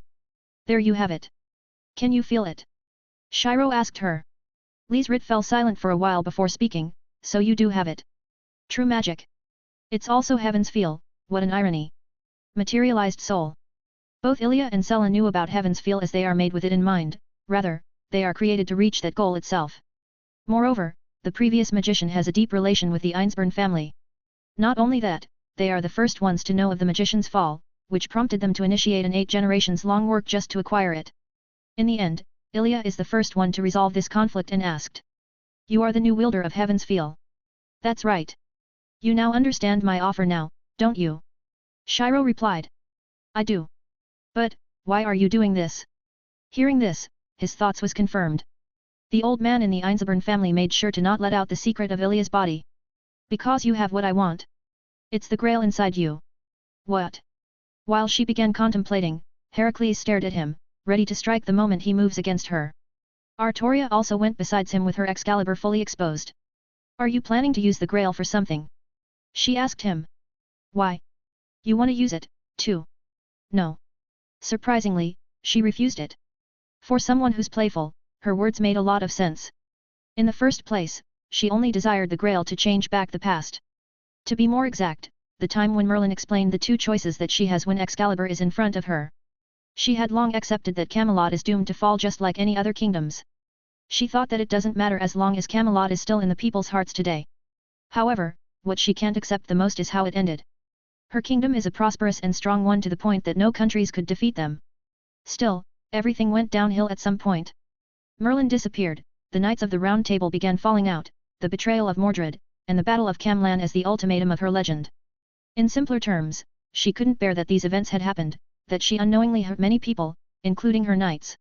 She wanted to change the fact that her own rule became the reason as to why her country fell in the first place. Hence, she believed that changing the past and giving the rule of Camelot to someone else is much better than her own rule, that she's mostly to blame for what happened in the end. Perhaps, everything would have ended in a much better way. She and the others wouldn't have experienced those painful experiences and be worn out by it. However, talking with Castoria made Artoria subvert her beliefs regarding this. For once, she made Camelot prosperous for 100+ years. Her rule is a widely accepted one, with the people grateful just for her being their leader. Moreover, her beliefs aren't wrong with her attracting many valiant knights due to her personality. Even if their ends are something undesirable. Even if her own choices are deemed incorrect. Even if everything went downwards and brought the fall of her beloved country. It doesn't change the fact that she, Artoria Pendragon, had been a great ruler. She made a huge mark in history, which in turn inspired many kingdoms from the future. Just as she wanted to, Camelot have been living in the hearts of many people until now. To erase all of that just for her desire to change its ending. Truly, she had only focused in the bad parts and not the good ones. Anyways, I am planning to use the grail for something else. Oh, and the thing inside it, too. You mean? Artoria realized that Shiro is planning to use Ingramania for whatever he is about to do. Even she isn't confident to defeat all the world's evil once it goes outside the Greater Grail, but Shiro is about to play with it. It's dangerous. Always has been. Still, it's a necessary step to take, at least for me. To be honest, the soul points provided by the servants that he killed is already enough for his ascension to godhood. Furthermore, there's still the single ancient level entity that he reserved just for this, so he can literally become god in an instant. Although, he planned to take in a boost in the form of Ingramania. One has to know that Shiro is recovering his former power at the moment.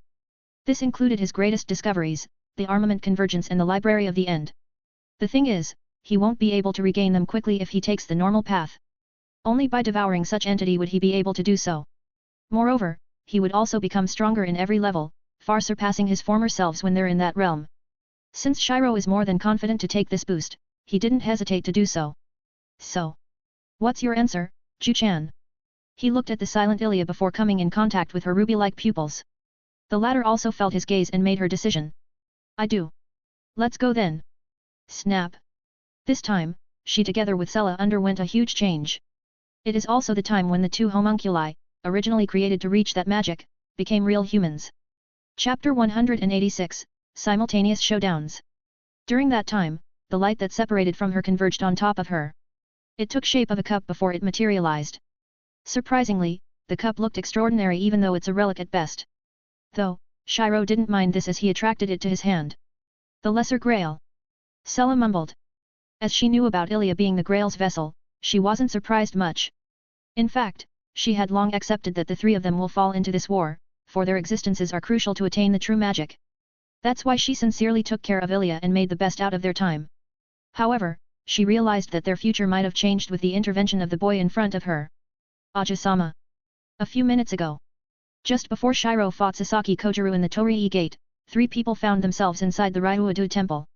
Surprisingly, they appeared not far from Emiya, who is staring at the moon peacefully. After seeing them, he calmly nodded and transferred his thoughts to his new master, Medea. Leave him to me. Shiro said. Rin tugged the sleeve of his jacket as she worriedly said, Emiya-kun. I see. Good luck, Emiya. Meanwhile, Sayaka is more carefree and went ahead to intercept the incoming servant. Seeing this, Rin stopped being anxious and bid him good luck. Furthermore, while she kept her expression normal, her ears are as red as a tomato. After all, she considered kissing him in the cheek before they parted. What am I thinking? Did I get infected with my teacher's romantic life? From the moment she discovered Shiro's identity as a magician, she really thought about asking him if he accepts students. It's not that unreasonable, however, as magicians represent the peak of mages. Furthermore, he really seemed mysterious when talking with her. Though, she really didn't expect for him to ask her first. Seeing two of Shiro's comrades leave them alone, Emiya raised an eyebrow but didn't comment on it. Though, he's also confused as to where he got the confidence to fight him alone. You're planning to fight alone? That's right. Shiro sported a determined look, surprising Emiya. Even if the path in front of me is one wrought with thorns, I would still walk on it. For a moment, Emiya had an illusion that the Shiro in front of him is vastly different from a few days ago. He doesn't know the reason behind his changes, but he decided to confront him seriously. Then, show it to me. Simultaneously, they began chanting. I am the bone of my sword. Steel is my body, fire is my blood. I have created over 1,000 blades.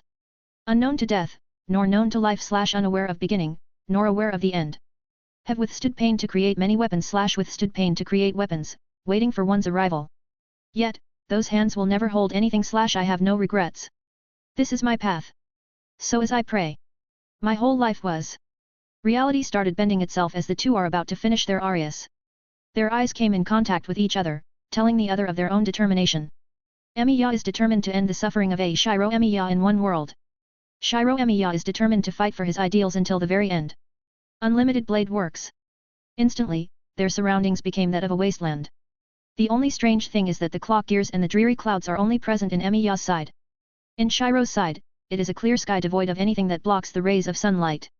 Bzzzt. A bolt of green lightning appeared in Shiro's hands before it turned into the two blades that he's the most accustomed to, Kanshou and Bakia. Coupled with his experiences in the other world, it is not wrong to say that he has the bearings of a fighter. At least, this fight won't be a one-sided one. Tacitly, both of them projected their own weapons. Emiya is surprised to see that Shiro is able to project some noble phantasms that he hadn't shown, but he attributed it to the change that he'd experienced. They looked at each other once more and knew that it is time. Their fight has begun. On the other side, Rin and Sayaka is facing Castor, who is continuously bombarding them with magecraft. The former relied on her reinforcement being strong enough to dodge them, while the latter immediately transformed into her doppel state and confronted Kyuzuki. Bam! Bam! Suichiro-sama! You won't get to! Rin threw more than 10 jewels at Medea before making them explode. Since they are at least decades old, the mysteries gathered in them is considerable. Yet, this considerable level, her teacher gave around hundreds at the very least. Tisk! An annoying bug. While Medea is frustrated, Rin is feeling amazing right now. So this is how it feels to squander money. If it's her from before, she definitely wouldn't have thought that there will be time when she throws such jewels like pebbles. Bang! Bang! Bang! Not long after, Medea realized that she wouldn't be able to defeat Rin easily. Since Suichiro-sama has my mark. Confident that the magecraft in Kyuzuki's body would nullify her own magecraft, she started casting her big move. Magic circles started appearing in the skies of the temple. It became large and numerous enough to cover the entire Ryuadu temple. Rin and Sayaka noticed the abnormality a second later, but Medea's high-speed divine words are still faster. Boom! Boom! Boom! Roaias! Sayaka didn't forget to launch a few projections at Kyuzuki's direction before fending off the lasers using the Trojan shield. Although, it began cracking slightly due to the sheer intensity of the magical laser attacks. Meanwhile, Rin hastily put up a mana barrier that compressed mana to its furthest, forming a solid wall that is focused on both physical and magical attacks. Still, it couldn't last long under these barrage. TCH. If this doesn't work. Rin lowly mumbled. Please lend me your power. That moment, she felt a force randomly selecting between the connections that she has.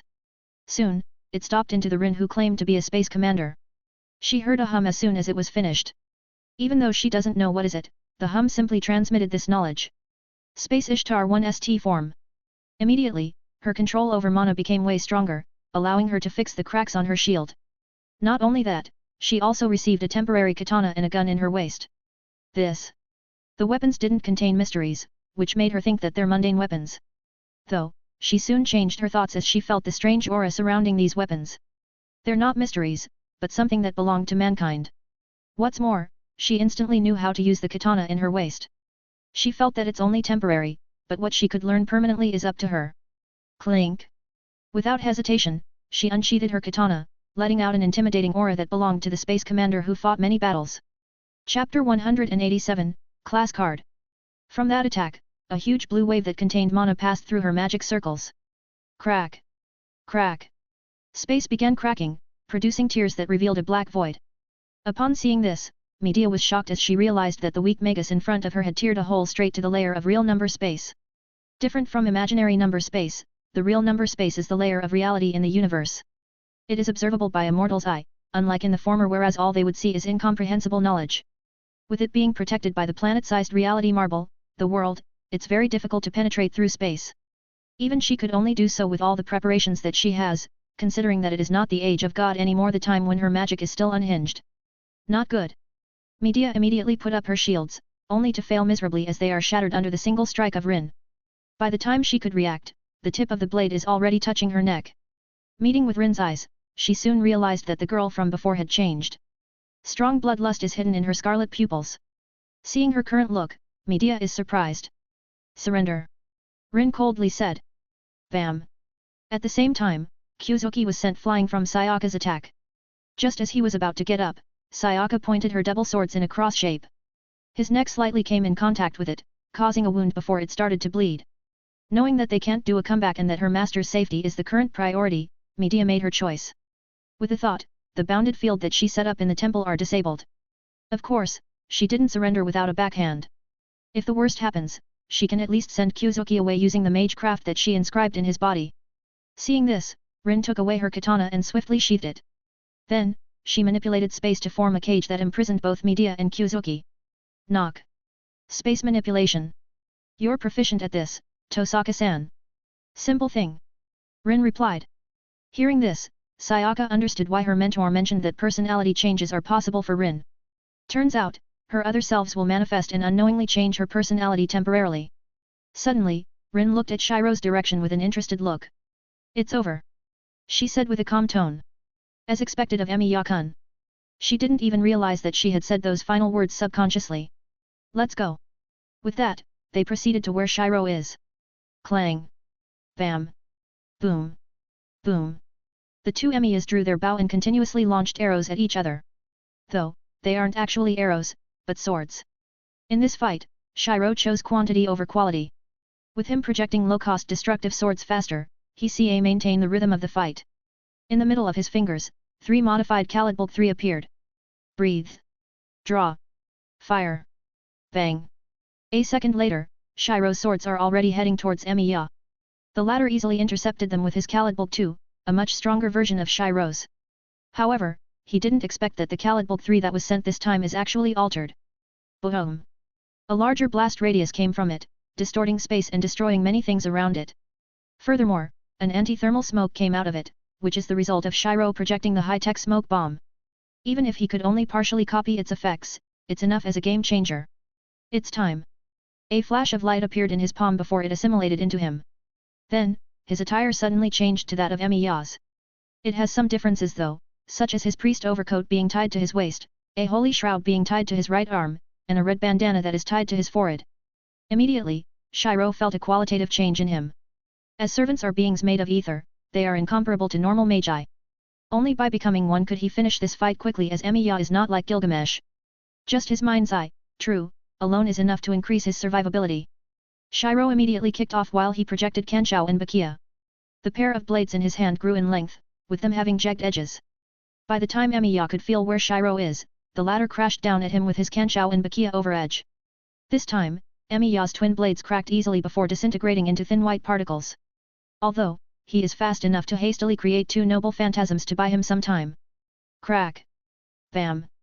Emiya controlled his blades skillfully, allowing him to be blasted off from Shiro. He easily regained his stance with a backflip and projected Kanshou and Bakia once more. Suddenly, he projected dozens of swords and aimed them at Shiro, in which the latter responded by intercepting using his own projections. Su. Su.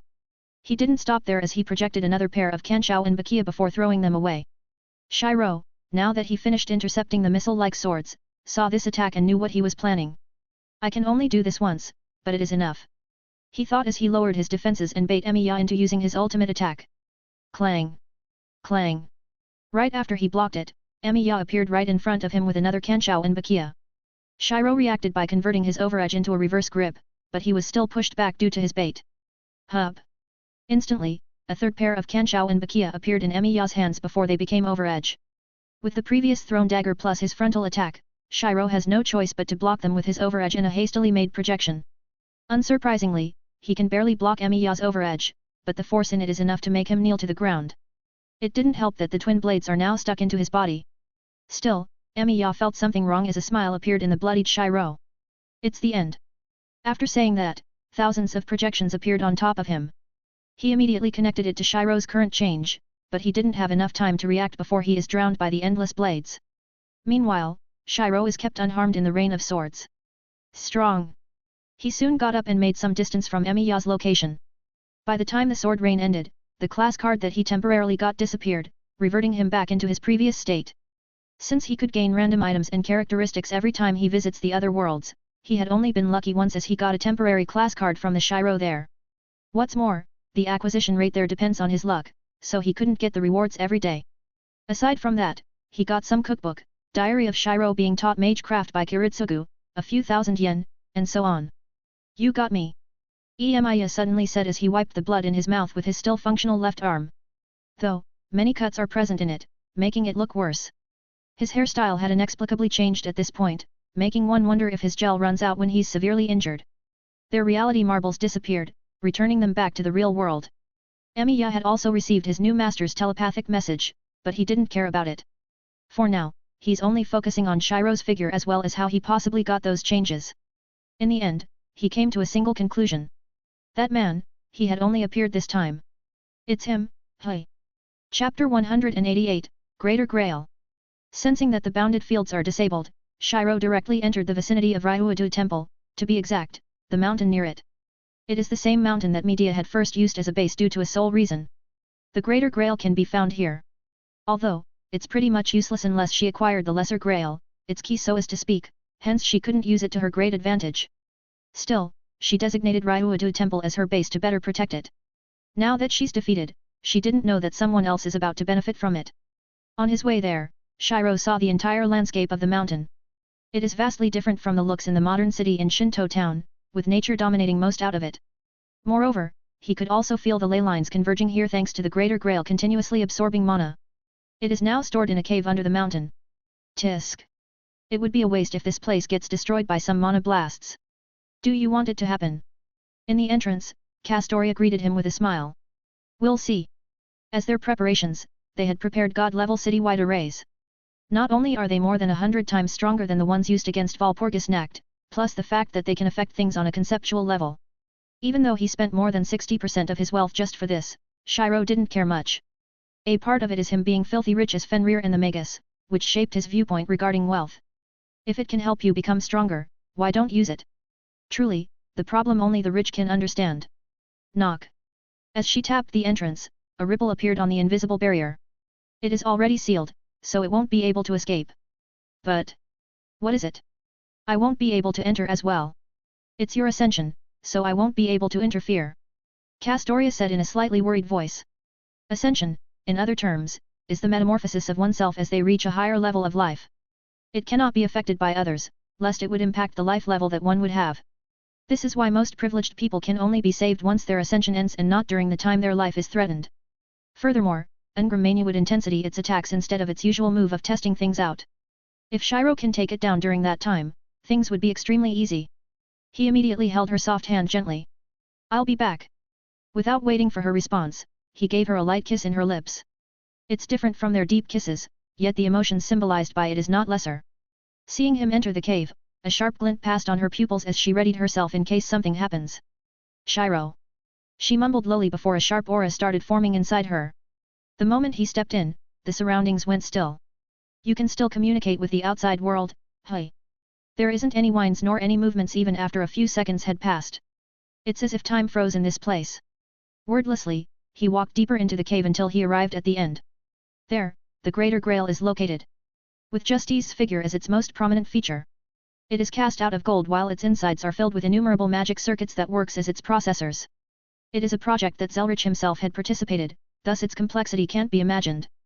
Though, only he and Shiro knew that his main purpose is to plant some possibilities in the future fight against types. Alright, I brought back what you'd like. He said softly as he brought out the Lesser Grail out of his dimensional storage. The next thing that he did is to activate Lord of the Mysteries, merging his current form with his past self from a second ago. Nothing changed on the surface, but Shiro knew that he would revert back to his previous self half an hour later. Snap! Suddenly, the same phenomenon from earlier also happened on him. His body started to disintegrate into nothingness as his soul is all that's left. With that as the cost, he gained two important things from materializing his soul. That is, immortality and the authority to generate and control mana without limits. His input and output isn't limited severely, anymore. Here you go. Shiro said expressionlessly. He held the Lesser Grail in his hands, filling it up with overwhelming amounts of mana every second. While he doesn't have the souls of the servants, he can overwhelm it with sheer amount of mana and energy comparable to true ether. A minute later, he saturated it to the point that it has the same energy as what it could get after killing 6 servants whose existence are made out of pure mana and ether. At this time, Shiro utilized his heavens feel once more and felt the presence of a materialized soul inside the Greater Grail. While it is flawed, it is enough to complete the Greater Grail that can pierce a hole through the swirl of the root. Moreover, he can feel the presence of something extremely hidden in that soul. It is very vile as it contains all the malice in the world, be it in the past, present, or future. It's time. Sensing the attraction between them, he didn't hold back longer as he allowed the connection to be formed between the two grails. They first shone with bright light before his surroundings changed. Looking at it, Shiro knew that his fight has started. Su. Su. Su. Just as he had expected, dozens of projectiles came straight at him. They flew extremely fast before being stopped a few centimeters away from Shiro. Then, the arrows went to a different direction. Boom. Boom. They are all enhanced by an unknown power, so the explosion's power increased at least twofold. Just as he expected, the floor turned into a black sea. Tentacles came out of it and tried to restrain him, only to fail as they were stopped by the invisible barrier once more. Seeing this futile effort, Shiro decided to buy more time for his killer moves by talking nonsense with it. Do you know why affinities matter here? A hail of white flames rained down from above, which spread to the tentacles as well as the dark sea. The cave is completely silent, but he can feel their wails as they were ruthlessly burnt down by the flames of hell. Even if Ingramenu is Ur-class in nature, it is restricted inside the Grail, plus the fact that hell flames ignition greatly counters it. Right, I still have that move here. A moment later, a starry crown appeared on top of his head. It is the embodiment of wisdom that he had in his previous life, his staff. Though, he can change its shape at will now that it went beyond level. It is now an abstract object, so as to speak. Soon, hundreds of sword-shaped flames appeared out of thin air. They all exuded a holy and incorruptible aura, showing that it is a great nemesis against evil. After all, this is the sword of none other than the commander of the Lord's army, Michael. When they landed straight to the dark sea, space shook as the original Greater Grail appeared once more, albeit it is now filled with black colors. The floating Lesser Grail is also tainted with Ingramenu, occasionally spilling out black liquid every now and then. Chapter 189, Artifact Spirit. Ingramenu is very similar to Madoka's existence, a concept, so as to speak. It is not a physical nor spiritual entity, but simply a concept of the world itself. It is all the evils of the world, and all the evils of the world are it. This is why Shiro couldn't brute force through him with his heavens feel. It's still doable if someone would just destroy it or shut it down, but to fight against it, it's nigh impossible. Just as how Madoka can exist forever in past, present, and future, Ingramenu can also do so. Since he's not even in the throne of heroes but a wish made by the entire humanity in the Third War, he's nigh invincible. Of course, his invincibility is relative. Though, Shiro aims to eat it whole in one go. Urging his Fenrir form, he gained access to his devouring concept once more. His hair became black as his scarlet pupils scanned the surroundings. Oh, you don't. One by one, he saw muddy figures made out of those that he killed. They are the ones that he could clearly remember in his memories, so it could only mean that it used some sort of cause-effect concept against him. Those that I killed, would always remain dead. Spitting out that line as a joke, he started barraging them with the hell flames and the sword-shaped flames. Since they all have the attribute of anti-evil, it's simply like cutting a butter with a hot knife. Now, Suddenly, he urged his full power. He first materialized his reality marble and made it more solid with heaven's feel, bringing alone the greater grail and the lesser grail with him. A black hole can be seen on the former as it sucked the magical energy from the latter. Then, everything went dark. The shadows that had devoured everything is now aiming its fangs at another worthy foe. Surprisingly, Ungrammanu can fight back against it. Some bits are being eaten by it, but it can push his devouring concept back. Still, this fed Shiro some kind of feedback, making him feel slightly full. Red lines appeared from his neck, but it disappeared a second later. Barely manageable. I should catch him off guard. He thought as he calmly activated the enhancement from this throne room as well as his critical strike ability. Eternal Sovereign's Throne 15-fold increase. Critical strike x5. Surprisingly, Shiro found out that he could superimpose that ability up to 5 times, increasing the attack power of his devouring concept by 75 times. A second later, he felt a huge amount of dark power being fed back to him. Though, it didn't affect him as it could even devour a part of the root for himself. Just as he sensed the surprise in it, he was drowned by a sea of black sea. It didn't touch him due to his infinity, but it pulled him into an illusion. Soon, his dark surroundings changed to that of a bright one. The salty scent of the sea greeted his nose, but he was greeted by something he didn't expect. It is still daytime, but shadows covered the sunlight all of a sudden. He saw the staffs running in a panic as well as the bewildered face of some Kansens. This is... Am I dead at this point? The last thing that Shiro could remember is the day of his death, with him switching places with Dr. N's zeal for humanity to have a better fighting chance against them. Furthermore, he could remember more of his memories, so he can deduce what is currently happening. A frown appeared on his beautiful face as he saw how badly disadvantaged are humans. Then... This... Shit. Boom. All of a sudden, the naval base exploded. It brought down thousands of humans with it as well as dozens of Kansens. While the explosion is strong enough to take down 5 Leviathans, it can only stop at that point. What I predicted in the past.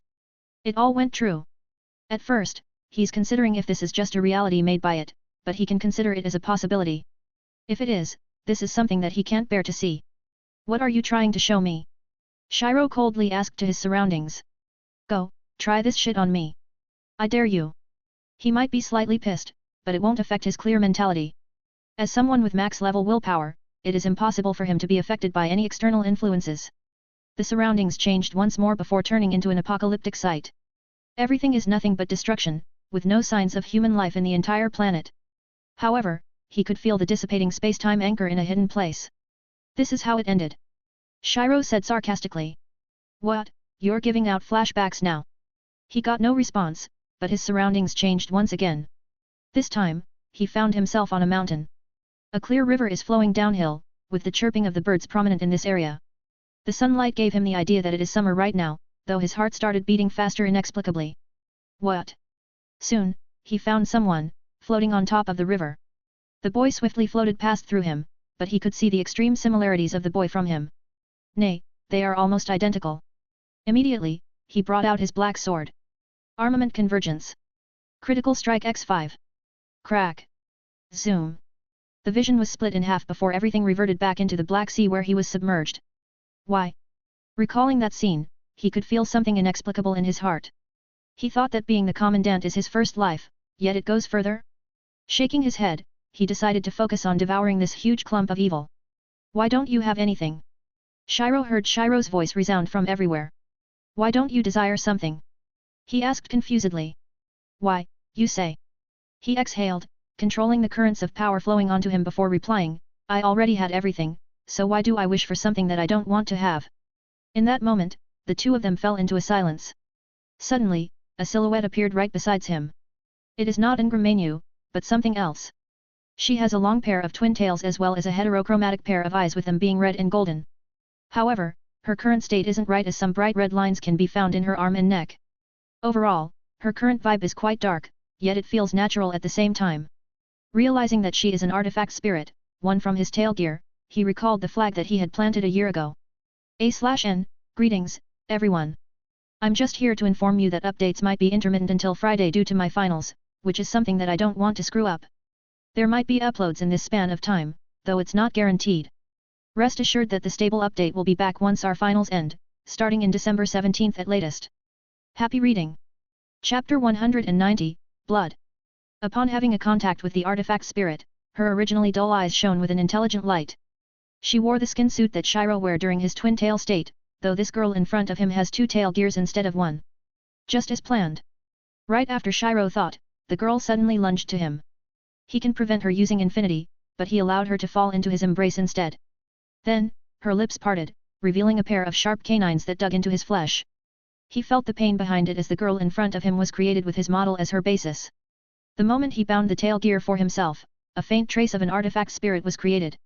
She remained like that until Fenrir sensed her existence and helped her along with the others. As a result, her appearance and abilities are closely linked to his. You're like her, all right. He mumbled before he saw that Ngramenu had used its link with her to attack him one last time. It used up 70% of its powers due to it wanting to know more about Shiro, but little did it know that this action will lead to its downfall. Slowly, Shiro's vision is covered by darkness until only nothingness remained. Drib. Tap. A boy wearing a set of black iron-plated light armor is treading a battlefield. The black long sword held by him is full with all sorts of blood even when he had cleaned off the flesh sticking to it for a couple of times today. In his sight, 10 knights who had mastered concepts are encircling him. Each of their actions affects the world itself, be it huge or small. It is the result due to their godheads interfering with the outside world through their existence. Behind 10 such existences, a projection of another god is present. Light followed him wherever he went and any living existence would be bright and joyful at his presence. Furthermore, he possessed immortality that would render anything harmless when touched by him. Baldur, the older brother of Thor, have personally arrived to behead the prophesied devourer of everything, the demonic wolf Fenrir. Even if this is just a projection of his, everyone deemed it enough to suppress someone who hasn't even stepped into godhood yet. There are also 10 knights who are part of the Valkyries, the warriors under the direct command of Odin himself. Master. The head of the knights knelt down in front of Baldur. Let me deal with him. All right. For once, he wanted to test out the so-called devourer that even his father is scared to. He saw in some records that there's always ready a predecessor to this demonic wolf in front of him, but he was successfully banished into this world through Gleipnir. Naturally, its materials are extremely rare even for Asgard who reigns a huge part of this world alongside other hegemonic forces. This is why they opted to kill the current Fenrir in the cradle instead of banishing him. Screech. The sound of a sword being unsheathed rang out. Its blade possessed a holy light that is seemingly blessed to deal with her enemies. Space is bent, making it unseen under everyone's eyes. Wordlessly, the Valkyrie dashed into the boy together with her Pegasus. She used the advantage of being in a mouth to charge an extremely powerful blow. What? For a moment, she thought that she saw the boy smiling. Before she could even react. Clang! A golden sword blocked her strike. It didn't end there as he leaped to her direction before brandishing a black sword to her neck. Critical strike x2. Lord of the Mysteries. Faker's replica. The back sword, now possessing the same light as hers, cut through her several layers of defense, including her armor. Instantly, the strike reached for her neck, severing her life and obliterating her soul for good. Watch out! Baldur spoke out, but Shiro became too fast in their perspective. With his Lord of the Mysteries, he can manipulate time freely. Furthermore, he's also in a materialized state, thus his energy consumption isn't something to worry about. Huff! Suddenly, he disappeared from his spot. A moment later, Baldur and the Valkyries realized that there are 10 more Shiros facing off against them. It didn't even take 10 seconds before all the Valkyries are beheaded, all the whilst Baldur keeps getting pushed back. He might not be able to be damaged by him, yes, but his ability has a limit since this is his projection. Die. However, Shiro is an exception out of many exceptions. Critical strike x5. Armament convergence. Lord of the Mysteries. With a single thrust, his golden blade passed through Baldur's forehead, forming a bloody hole whereas golden blood began spurting out. His widened eyes symbolized his confusion since he never thought that anyone can bypass his immortality. Thud. His body fell into the ground before turning into a puddle of red liquid. It tried to escape from here, but Shiro's devouring power wouldn't let it do so. 20% in my devouring space, all right. He mumbled. I hope this helps me break through that limit. Turns out, the reason why he faced off against Ngramenu and not dismantle him quickly is this opportunity. Not only could he have the chance to devour an level entity with semi-creator attributes, he could also hone his concepts and return to his peak form faster. As to why Gilgamesh didn't care about it, he didn't see Ngramenu as a threat, mostly because of his own confidence in his ability and the fact that it's somehow in his side. Sadly, his confidence costed him that insta-kill a week ago. Zoom. At this moment, space itself became heavier as Shiro sensed a huge deity descend out of nowhere. Not only that, countless corpses appeared out of thin air as they marched towards him. Upon seeing this, Shiro only nodded in satisfaction. Heck, he's even proud of its works by summoning his past enemies. Tisk. You can still do this, I see. Shiro became serious as his easygoing aura disappeared. He donned his light armor and wore the crown that symbolized wisdom on top of his head. He also gave the cosmic destroyer to a clone of his who nodded in response before moving away from here. Cancelling the other clones, he readied himself to face the enemies. How ridiculous would it be when nearly 90% of their attacks would rebound and kill themselves? Unexpectedly, this thought of his broke his serious mood. He laughed at it and said, I should deal with it when it comes.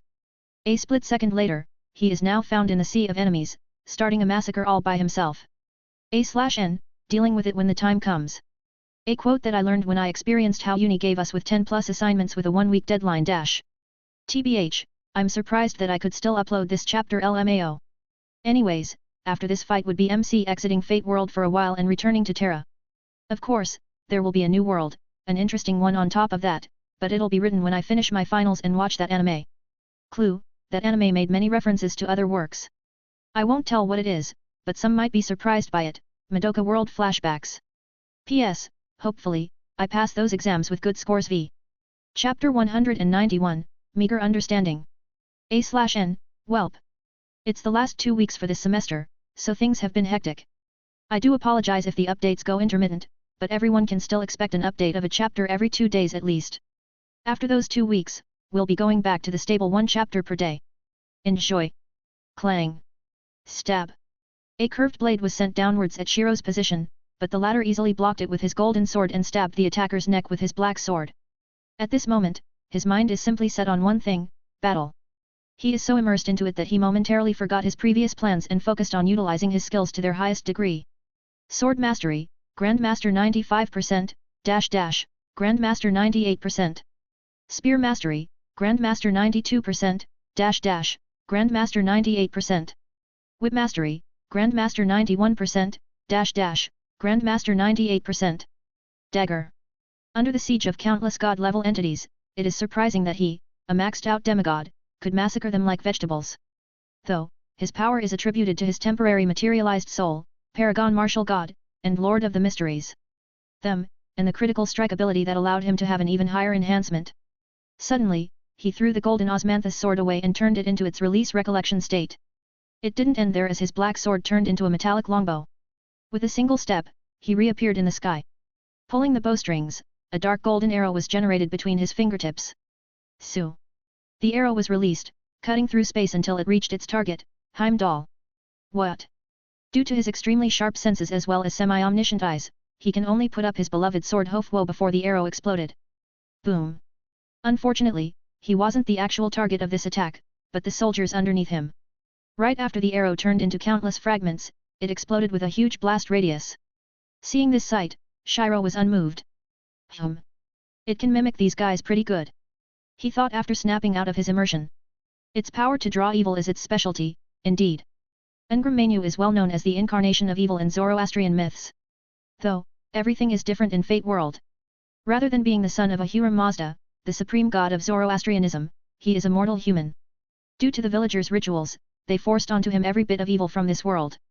His body is inscribed with different kinds of curses and he was forced to live until he died out of old age. When he was summoned as a servant, he was killed since his physical parameters are insanely weak. It was supposed to end there, but mankind wished for his continued existence. They wished for someone to blame all their misfortunes and failure, hence the Grail took that as a yes and allowed him to contaminate the Grail from the Lesser Grail. His attacks went well in the first half for Kiritsugu, but even he didn't expect that man to have the will of steel. He simply sacrificed everything in his vision just to have the chance to destroy the contaminated Lesser Grail. Now that he is facing yet another enemy like Kiritsugu, he immediately used 30% more of his power and summoned forth the evils directed at him, be it in the past or present. His overall power totaled to 50%, something unbearable for most living beings. Even so, he couldn't perfectly mimic some entities in Shiro's record. As for his future, he couldn't see anything even with his noble phantasm. Bang! Bang! Bang! 3 sniper shots resounded in this battlefield, killing 3 Asirs in one go. A distinct man flew out from his position and struck Shiro with his single-edged hammer. Lightning arcs danced at his side, flying straight to Shiro consecutively. Still, these attacks couldn't penetrate infinity with ease.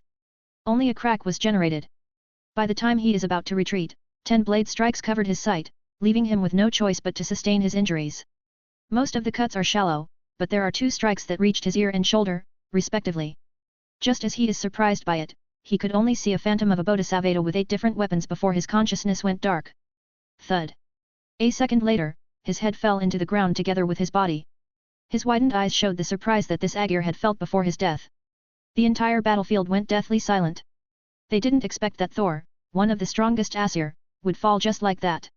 Meanwhile, the man who caused all of this stood in a daze. His eyes showed his understanding of countless armaments. With his realization right now, he kept on grasping his previous self's understanding of these concepts.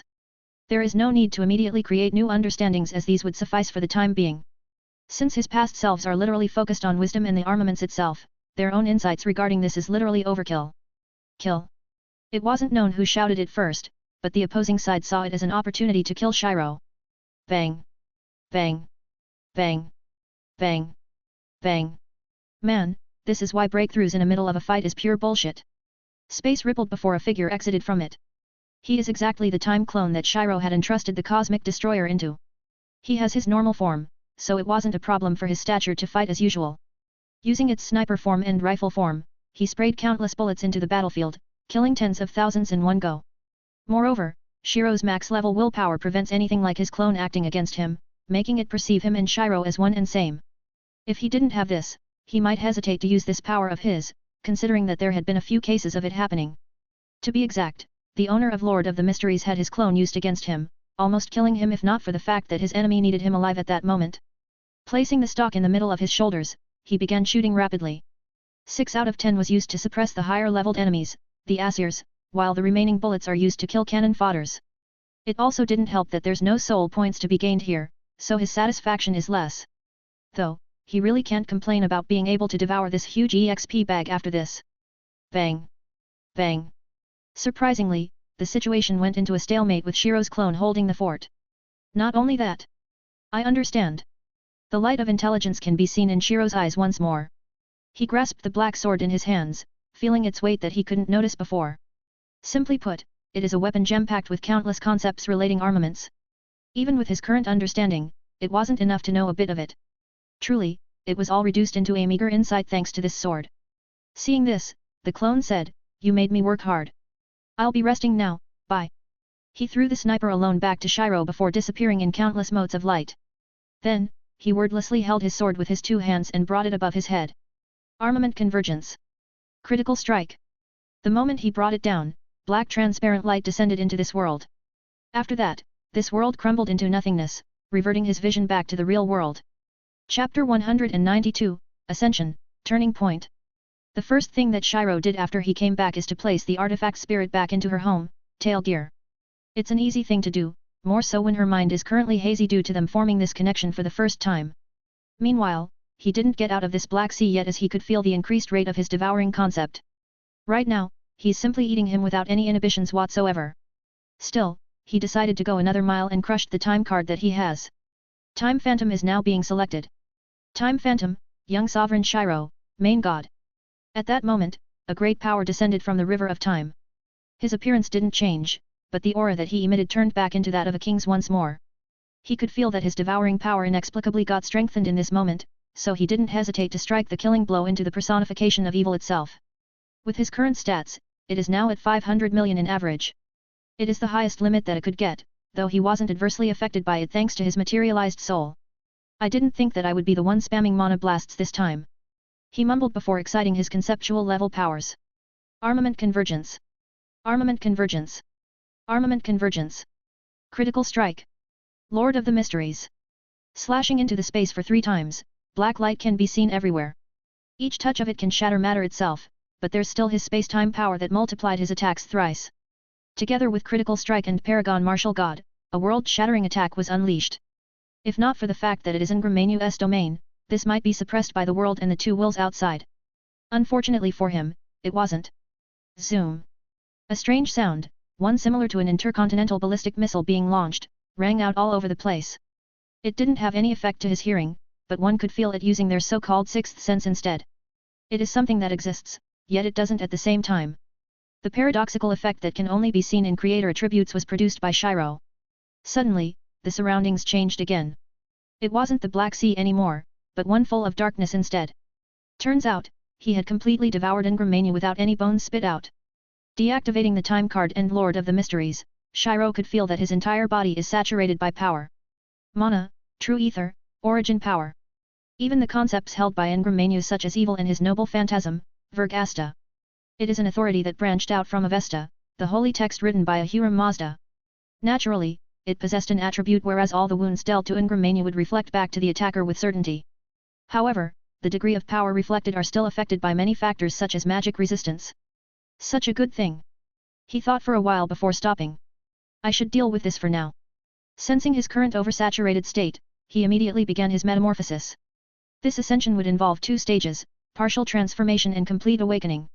Simply put, the first stage would ready his entire being to become a god whilst the latter is the final push that someone would require to become a god.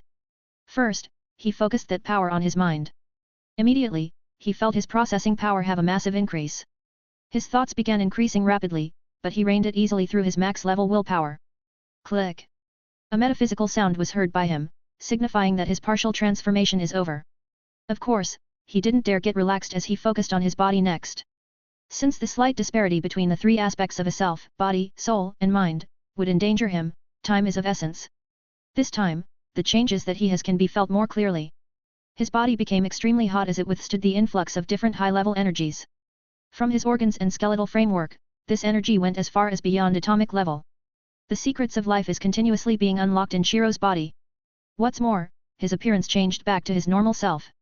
His looks became way more extraordinary, forming a contrasting disparity inside this dreary cave. One by one, he saw lights shining all over his body. Its original looks are still there, but its essence went into another level. It is similar to an Eastern cultivators or the S4th sequence whereas they gain their mythical creature form. Albeit, most of the latter are associated with weirdness. Heck, the N pathway turns their bodies into crystal worms. Simply put, it is a worldly difference between Shiro's metamorphosis. Crack. This time, he heard his entire body cracking. This signifies the riddance of his mortal body, transforming it into a that could only get affected by concepts. Moreover, his is not a simple one as his partial transformation is already as strong as a peak. Huff. Finally. Shiro firmly set his concentration into his soul. This is supposedly the most difficult part, but Heaven's Feel made it the easiest one to accomplish instead.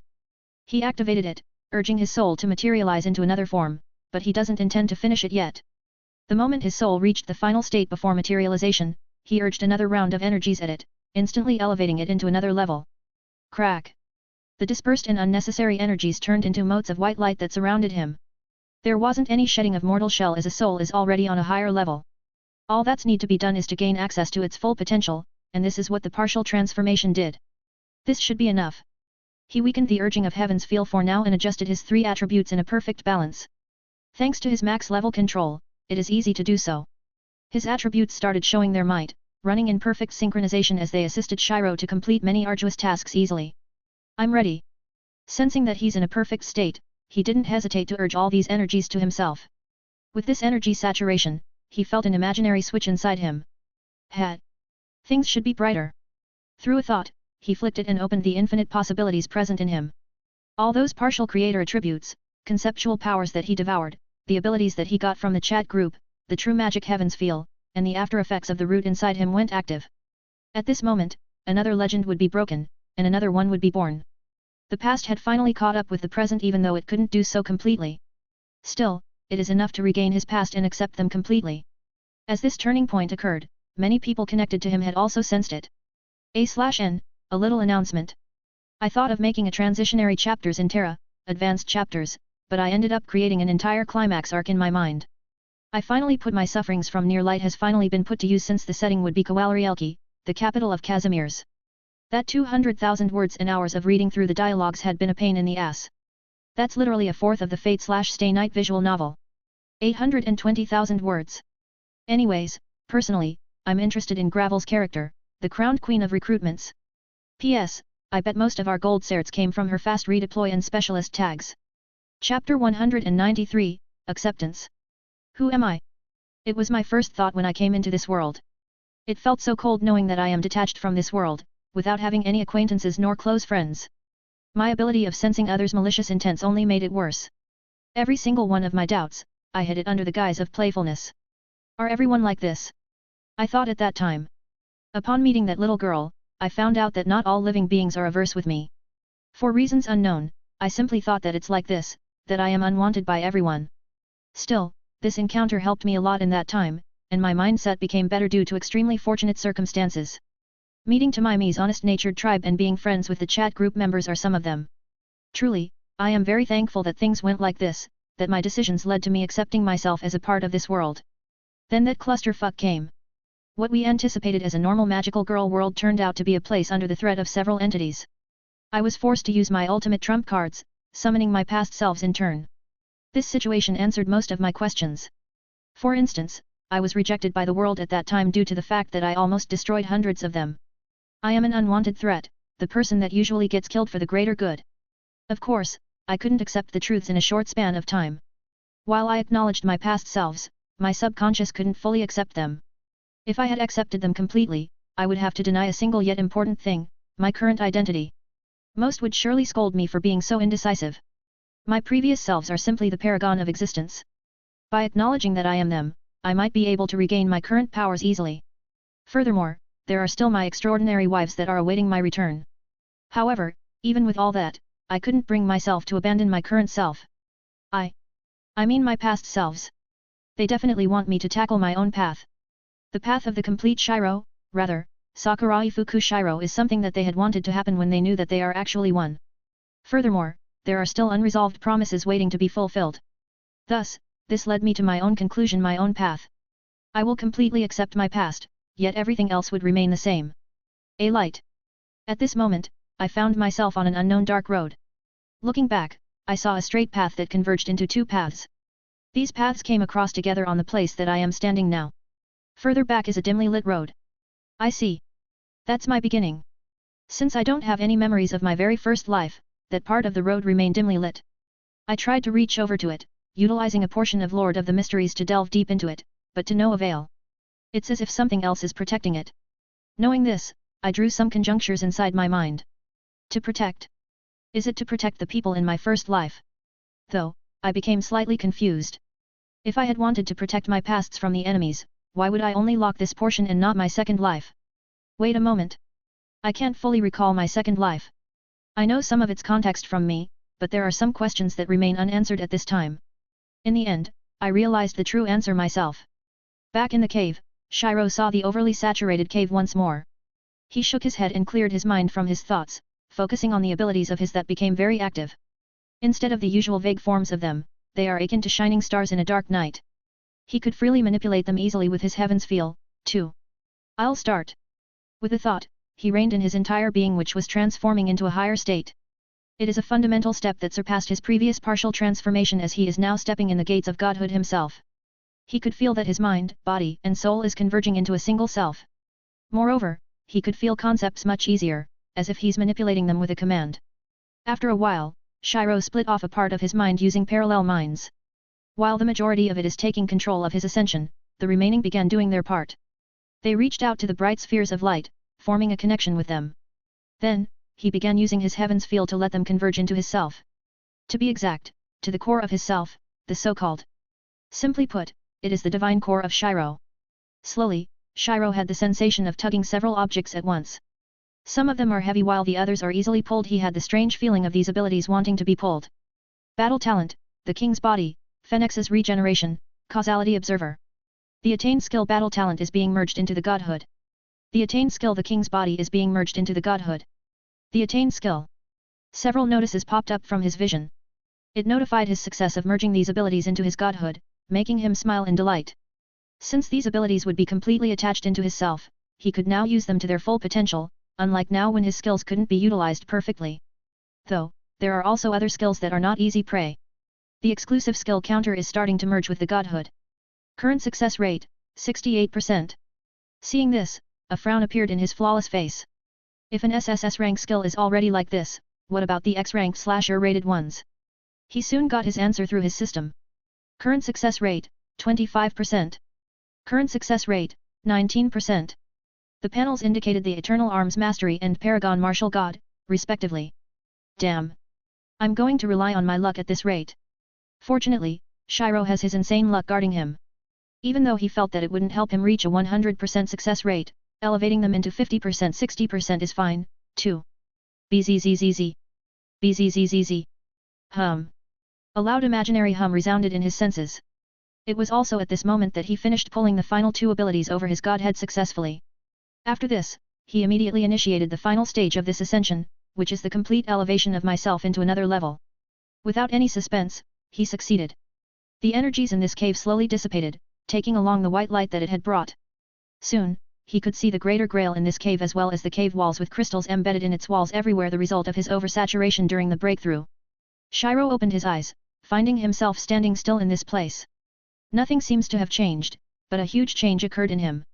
His detached aura had seemingly been enhanced several times before converging back into him. This made him look like a mortal, yet his appearance became even more godly. It's finally over, he softly mumbled with a tired voice. This is the day that he became a god. Chapter 194, His Wish. First of all, he collected every single crystals with a thought. Just like that, he earned more than 1 million origin crystals, refilling his empty dimensional storage once more. Then, he decided to refocus back to the Greater Grail. She's still alive. Immediately, he saw through all the mechanisms of the Greater Grail, including the materialized soul that served as its core. He sensed that her materialization is somewhat flawed, with the woman inside losing most of her free will. She, Justice, ended up as the Greater Grail's artificial intelligence. Pop! The Lesser Grail appeared on his hand. Unlike before, it exudes a holy aura. It is no longer corrupted by Engram Manu, hence it is now similar to the Holy Grail in the world where the Apocrypha Protocol is activated. Having infinite is a cheat. During his ascension, he naturally materialized his soul into a higher existence. This granted him the ability to draw out, and so on infinitely. Moreover, it gained the signature characteristic of level life forms. Even though his body and mind are below it, this huge difference didn't break the equilibrium thanks to his heaven's feel. With it, he can retain such level whilst it causes the other 2 aspects of his to automatically improve continuously. Heck, he didn't even need to do anything for his life level to rise until ancient god level. On the other hand, he also gained several abilities whose potential are fully unlocked. The most notable of them are the partial creator attributes that he luckily gained.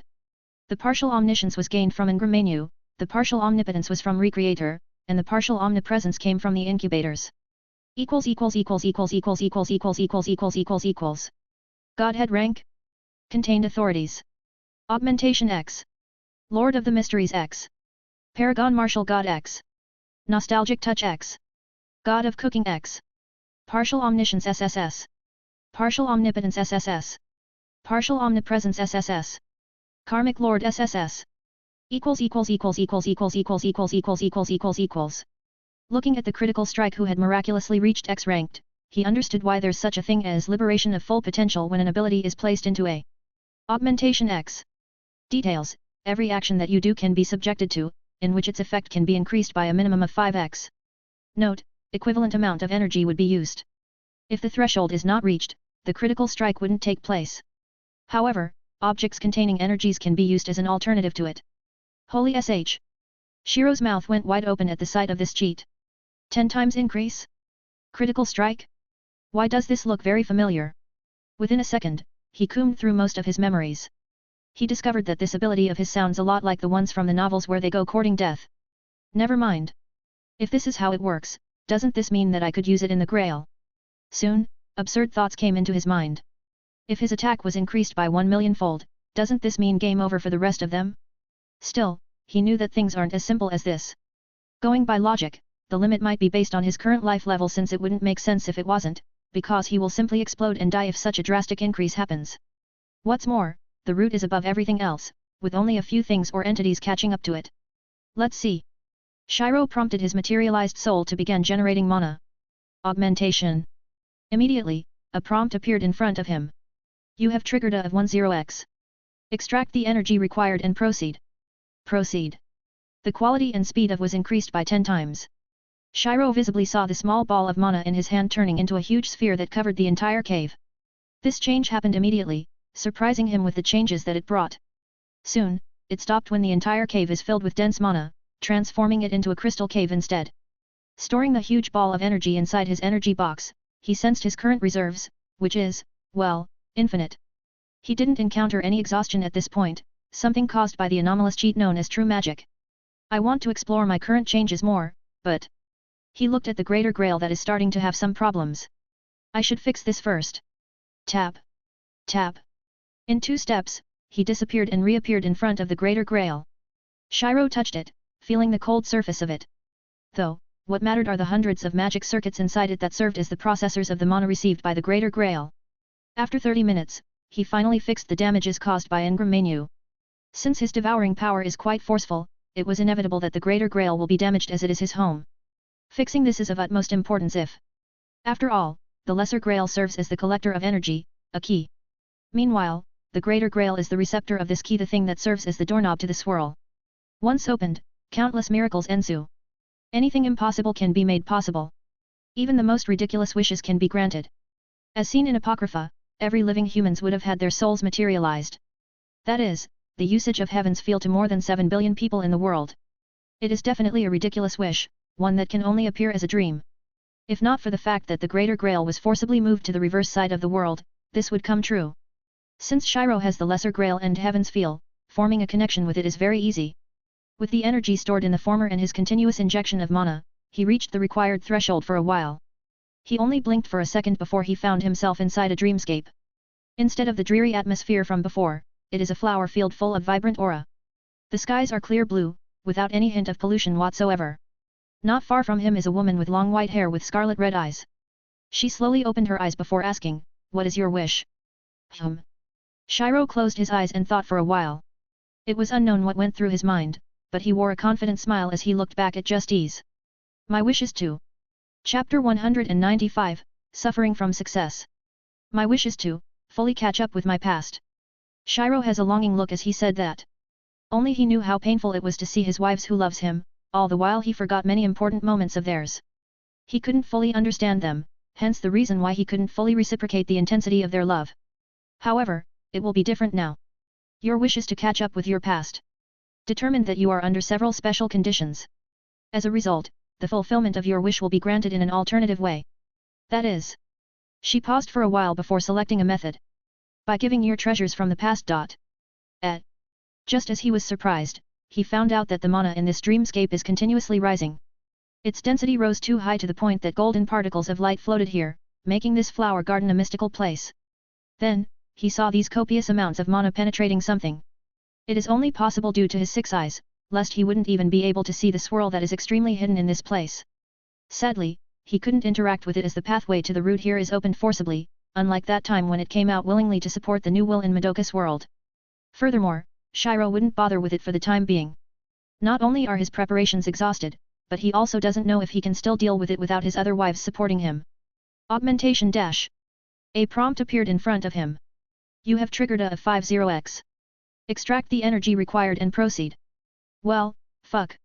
He thought as another window appeared in front of him. Detected that you don't possess the necessary energy to pass the threshold. The augmentation fails.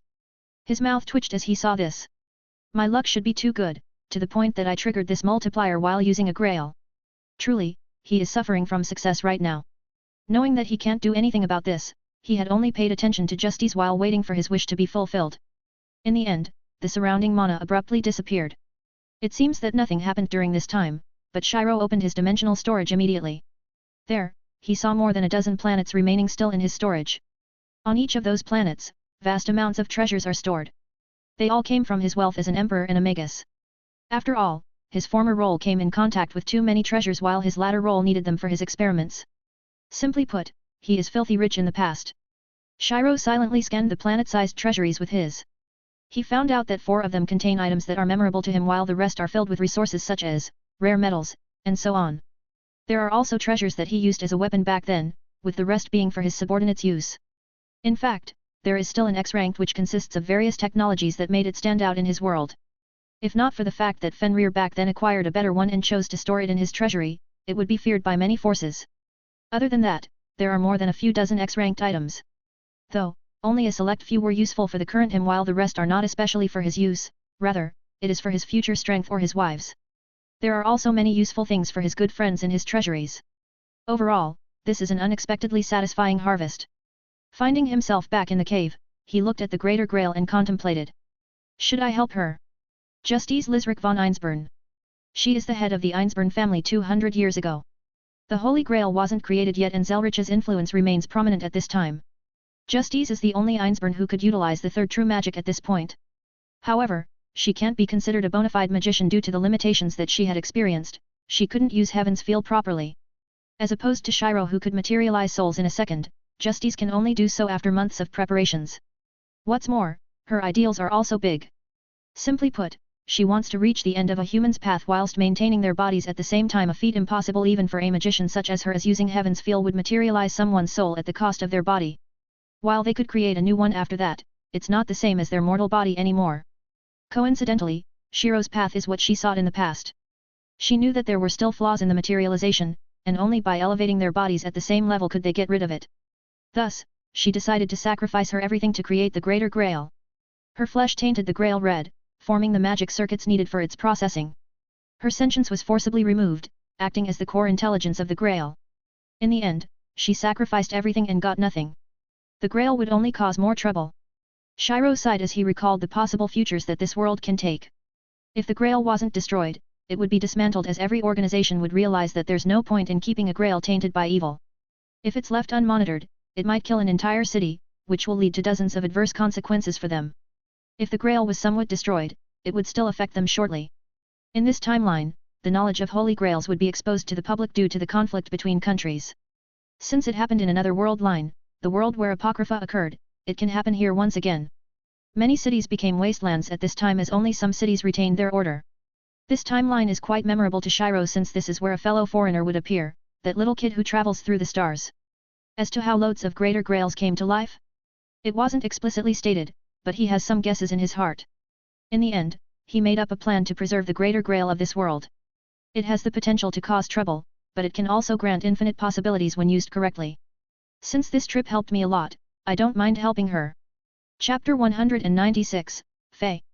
A/N, looks like I made this mistake, again. Only, I double uploaded the previous chapter V. Anyways, I apologize for this. P.S. My brain went loading for the deja vu paragraph comments before I realized that I fucked up again XD. Outside the cave, Castoria is silently gazing in its direction. Her Excaliburs are already prepared, firing off at Shiro's enemy with just a thought of hers. Furthermore, she wouldn't hesitate to pull in her true body if things escalate beyond their expectations. By that time, none would be her match.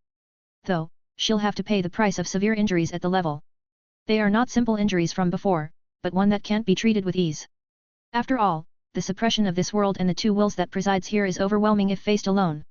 There are also many existences that, when teamed up, will add to the threats that she will face. Since the time she broke out of this world and chased after Shiro, she's no longer its inhabitant, hence, the treatment. 10 minutes. 30 minutes. 1 hour. 3 hours. At this point, she sensed the thousands of arrays open up a pathway from the inside. He's done. Just as she had expected, Shiro came out of the cave. His aura was restrained, yet she could visibly see the changes that happened to him. Then, she saw a white-haired woman being carried by his. She knew that it must be the girl inside the Greater Grail, and Shiro helping her could mean that he paid her back. Knowing him, he would do something like this. Shiro. I'm back. Hearing this, she only smiled. Castoria looked at the floating woman behind him and teasingly said, with another woman. She's not in my arms. In the past, this exact scenario had happened dozens of times. For some inexplicable reasons, Shiro would save a girl by chance. After that, he would reject their feelings.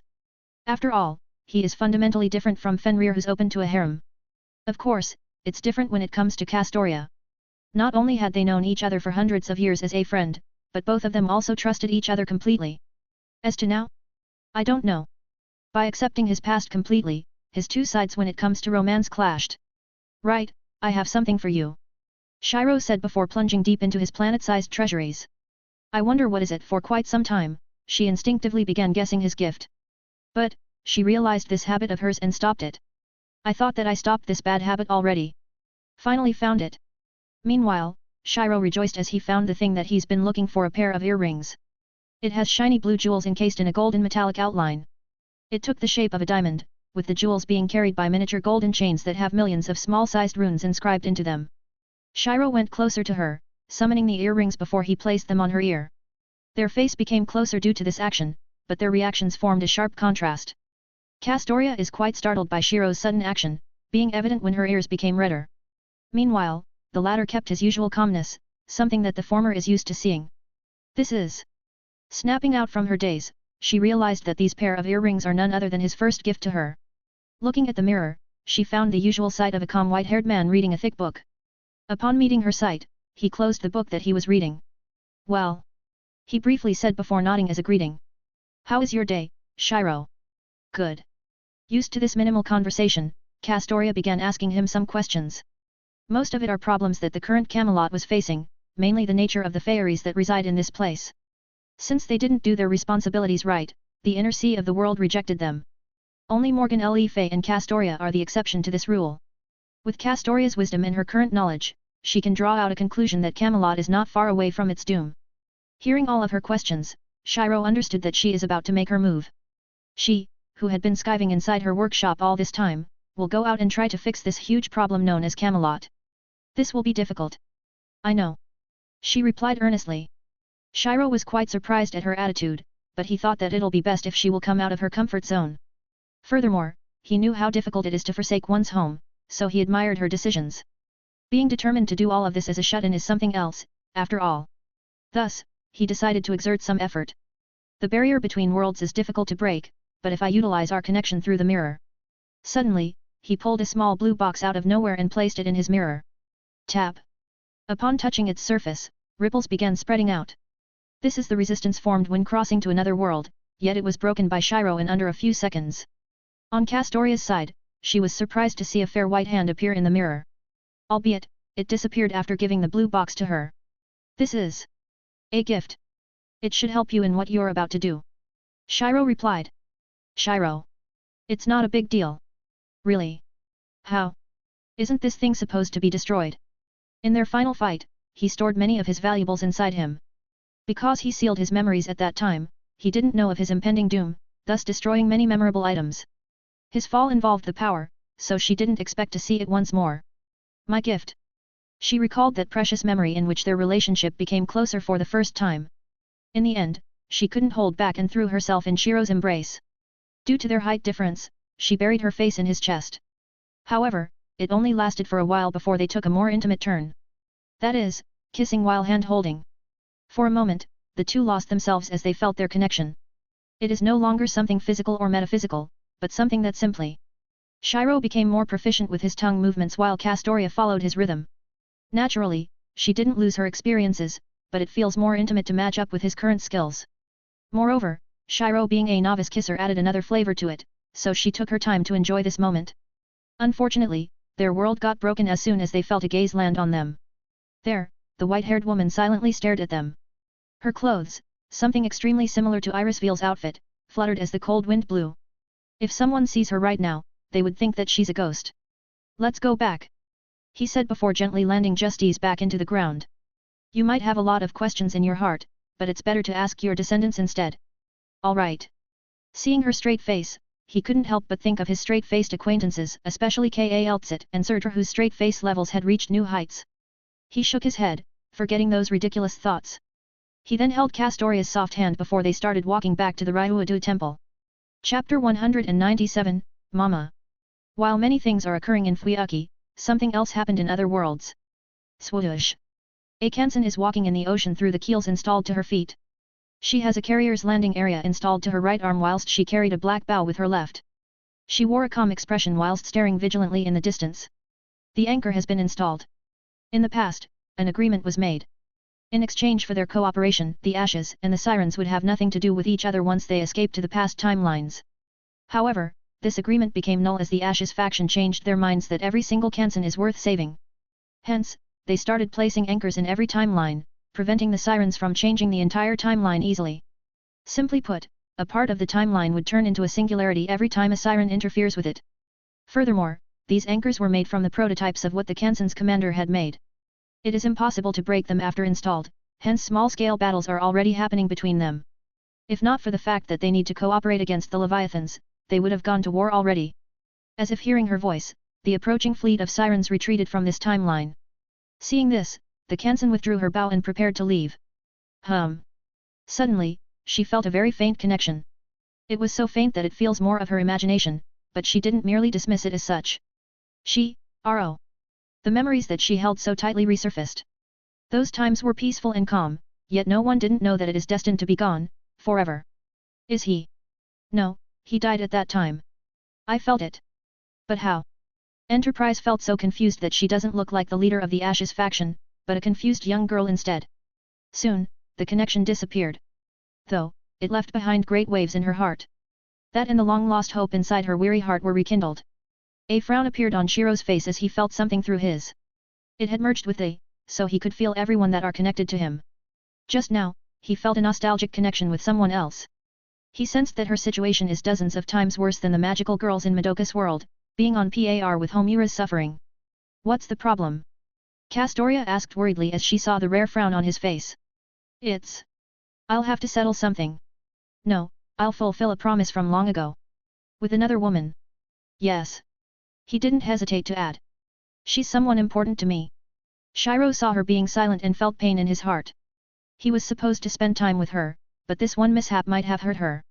Castoria naturally doesn't want to share her love with others, but who's to blame when she's the one who persisted to love him? In fact, she had accepted Nimai as Shiro's other lover as she was the first one to be at his side, but this entire thing of him being split into two came to her unexpectedly. This caused her to feel some entanglement in her heart. Still, her love is too strong to be affected by such feelings, thus she decided to accept it completely. Meaning, it was only Shiro who was overthinking. Women's hearts are truly unfathomable, more so when they are that can affect realities at will. She's someone from the same world as Nimai? She asked. That's right. She's currently living in that hellish world. I see. She became silent for a while. You should go fulfill that promise, then. Seeing this, he subconsciously squeezed her hand slightly. No words have to be spoken as the two of them came to an understanding just with their thoughts. The third wheel, Justice, didn't feel anything as they watched the two of them flirting. With her mental resilience, everyone else would give her a standing ovation for not being sick from watching the couple do their thing. Tap. Soon, they arrived inside the Einsburn forest. She felt the remains of a bounded field installed in this place, which was built based on her knowledge. It was improved. Surprisingly, the Einsburns took her level of magecraft to another level, allowing them to make a bounded field that could withstand a servant's blows a dozen times. If the said servant is lesser than B rank, they would take even longer to break it. Too bad, Shiro dropped the others directly inside the bounded field, rendering it useless. After they arrived in front of the mansion, they were greeted by several people, including 3 homunculi based on her previous model. Mama. One of them, a child with similar looks as her, muttered confusedly. Iris Veal. Artoria recalled the memories of 10 years ago. She thought that she wouldn't see this figure again, but she was mistaken. Meanwhile, a certain student is slightly getting sour with jealousy as she got continuously fed with that sight. Alas, she has to keep her elegance, so she just stood there silently. However, it seems menacing in Shinji's eyes. What's more, it was not only Mommy who was getting jealous but also Blonde Saber who was feeling complex in the distance. They're jealous. He thought before his eyelid twitched. This is the sign of bad luck. I just hope Aniki doesn't deal with problems regarding his wives later. As someone who acquired the Peng Cosmic Loner, Shinji also acquired the ability to see through foreshadowing. Right now, he could already see the chaos that it would bring when the majority of his wives meet. Not good. I should tell him later. He decided, unknowingly saving Shiro from his current fate. If Shiro knew what Shinji was thinking, he would be proud of him and say, "This is how a younger brother should be." The Grail War is already over. Shiro spoke. We should be sleeping now, so good night. He playfully said before enveloping the others into the Aurora Wall, leaving the Einsburns and a single berserker behind. Chapter 198, Online Help. Emiya Household. Due to the exhausting night, everyone fell asleep easily. Even Sakura who was left here got surprised when everybody skipped dinner and showered before going to their bedrooms immediately. Heck, even Castoria experienced mental fatigue while controlling the city-wide arrays and readying her magecraft just in case of any emergencies. Hence, she's now cuddling Shiro like a pillow while sleeping with a sheepish smile. Shiro was about to sleep when he saw a black gold panel in his sight. Welcome back. Due to the inconvenience, you will be compensated with the following: 1 UR ticket, 1 million points. Chat group. Private messages. Store. Missions. He was surprised when he saw the chat group panel appearing once more. He thought that it might take a while before he could use it, though he never expected that it would suddenly pop up like this. Furthermore, it even gave him compensation for something that he caused in the first place. Points, 3,200,990. He fell silent as he recalled the missions that he completed in Madoka's world. I'm so damn rich. His eyes landed to his dreaded random spins, which is still under the store tab. It's on the top right, taking the attention of every single members. Clicking it, he found another window present before him. As you are now categorized as A, the God level random spins is now open to you. Random spins, God. 1 spin / 1,000 points 11 spin / 10,000 points. Note 1, a guaranteed SR would appear every 10 pulls. Note 2, the items received would be more beneficial towards God level existences. Let's try it.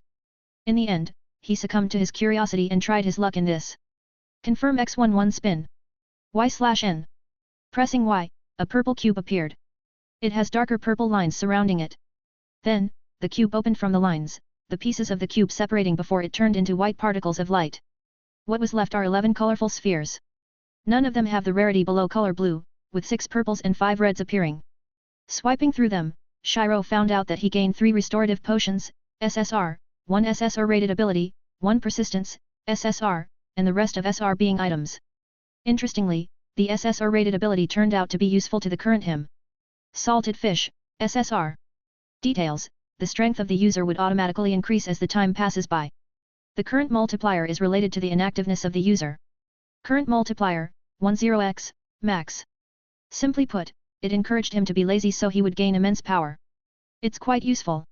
He commented. Still, it's inevitable that I'll always move, so it might only activate in my rest days. After all, his and are continuously improving even without this new ability. Ding! You have a total of 999 plus unread messages. Shiro's attention was brought back to the chat group. Opening it, he saw a conversation that was done 30 minutes ago. New members, all right. He called out for the member list before seeing 5 new members in the chat group. One of them is Cardinal, but the remaining 4 are unknown to him. Members Savior of the world. Training maniac. The true protagonist. Ghostly girl. Since their real names can only be seen in the conversations, he could only guess their personalities from the names alone. Savior of the world is someone with firm ideals. Training maniac should be someone that is determined to achieve a goal. He paused as he looked at the third nickname. This the true protagonist, he should be someone who thinks he's an extra. As for the last one, a girl who haunts others. Suddenly, he saw a new message pop up in the chat group. Lelich, quick question. Is there a way to catch a cat with more than 100 of diagonal displacement? It would be better if it's in an instant. A cat? A talisman should do the trick. Since he had just went online once more, he's in a good mood to help the others. He took out one of his items from his dimensional storage before clicking gift on Lelich's name. Shiro, use this. Take note, you should tear the talisman in half while you already have your target destination. That, and it would prevent you from teleporting yourself into solid spaces. You have gifted space talisman, R2. Shiro, I'll be sleeping, so do tell the outcome tomorrow. Good night. Shutting the panel down, he enjoyed his sleep after this long day. Ashford Academy. Moments ago, Lelich is taking CC's 3 boxes of Pizza Hut. However, he was stunned to see that his silver briefcase was open, revealing Zero's outfit. Even worse, his helmet has gone missing. Immediately, he dropped off the pizza in his bedroom before he hastily went outside their manor. Thanks to his improved physique due to mana and aura, he was able to run for 5 minutes continuously. Just as he passed by the sports field, he saw a black cat sprinting through the roof. Though, what was more noticeable there is the fact that the cat is wearing Zero's mask. Damn it! He didn't expect that leaving the suitcase, which was definitely locked at that time, would trigger in such disaster for him. If everything ends because of a cat. Lelich muttered with resentment as he chased the cat, only to see that it was about to be visible to the cafeteria in less than 15 seconds. What's more, there are nearly 100 students dining there, so everything would turn out for the worse if it becomes visible to others. No matter how fast he is, he wouldn't be able to catch the cat alone. In the end, he asked for some advice to the chat group. They had helped him with some problems a few months ago, so he's close with some of them. Still, he formed some contingency plans if the mask gets revealed to the public. Hey? Someone replied. Before he could react, a silver talisman appeared on his hand. An intricately drawn magic circle is in its center, having a total of 8 layers. The runes drawn are so small that they could be mistaken as mere letters, but the power that it possesses is enough to twist the space around them. PSSSSH.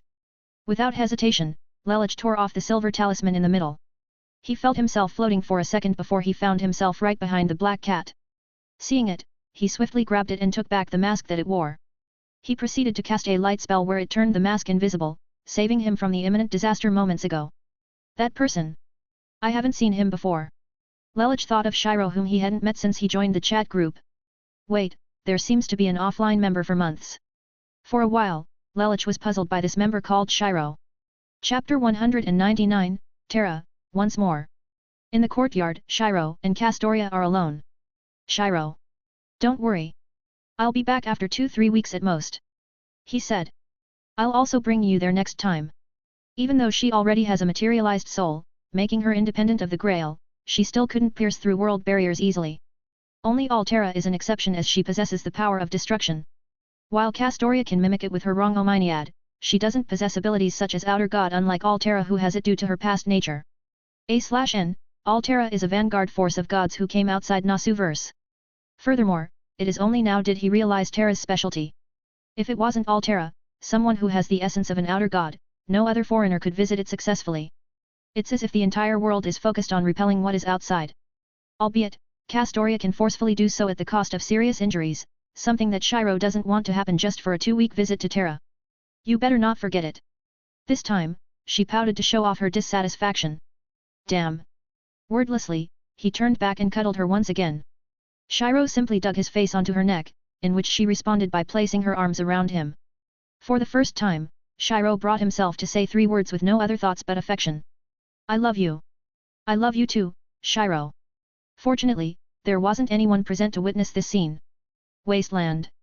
A cloud of smoke blocked Shiro's vision as he heard the sound of a moving city not far from here. Reacting quickly, he placed Infinity to block him off from that. This formed a scene whereas a man in white overcoat is standing still in a wasteland. Just as he was about to bring out his motored cuirassier, he sensed the presence of more than 30 people. They got off from the moving city with their vehicles at full speed. Though, the main reason why he paid attention at them is due to the people they are chasing. To be exact, the girls who has these strange peculiarities. That girl. She's only a mortal, but she has such strong conceptual powers. In the end, he decided to check them out of his curiosity. What's more, he's sure enough that most people in this world couldn't threaten him except for the irregularities like that girl. With a snap, he used space displacement and appeared right in that place. His materialized soul allowed him to process information at a very insane speed, hence he swiftly found out the numbers of the chasing people as well as their motives. Hand her over. A Sarkaz with white horns spoke within the chasing group. He wore a black mask and black robe to hide his identity. Though, what made him more mysterious is the fact that he also has some kind of concept controlled by him. Death, hey. He mumbled as he saw the dreary atmosphere that surrounds him with his 6 eyes. I might use my full power if I faced him as a demigod. Shiro did expect that the waters would be deep in Terra, but he was still surprised to see 4 such individuals at the same time. It's time to do the usual thing. He said as he wore his Archangel's halo and manifested his aura wings as its miniature version. Bam. Bam. Zoom. At this time, all sorts of attacks targeted the girl's vehicle, only to be impeded by a flash of white light. It continued to fend them, not being able to even scratch it. Furthermore, they seem to have no intentions of stopping, so it'll end in a chase with the girls' group having a higher chance of winning. Never mind. These girls seem capable, so I'll help them finish the job instead. Shiro proned in the flat ground before placing the sniper rifle on top of it using its bipod. Inhale. Exhale. Click. Bang. Through the scope, he saw the Sarkaz man's head exploding a second later. His physique didn't help as Shiro's current strength is already god level. Coupled with the fact that he added more than 100,000 units of mana for its penetration power, it is overkill. Moments later, he saw the rest of the group collapsing after the man died. In the first place, they are merely puppets that the man had been using with his, thus Shiro cleaned everyone up in a single shot by killing that man. Boom. Boom. Unintentionally, the vehicles bumped each other as the drivers are already dead, causing a chain of explosions. Tisk. I forgot about this. Still, he didn't worry much as he knew that the man's corpse would be fine after that explosion. Shiro went back up and teleported besides the man's slightly charred corpse. His surroundings are filled with ruins of the vehicles at this moment, making it quite menacing for the eavesdropper.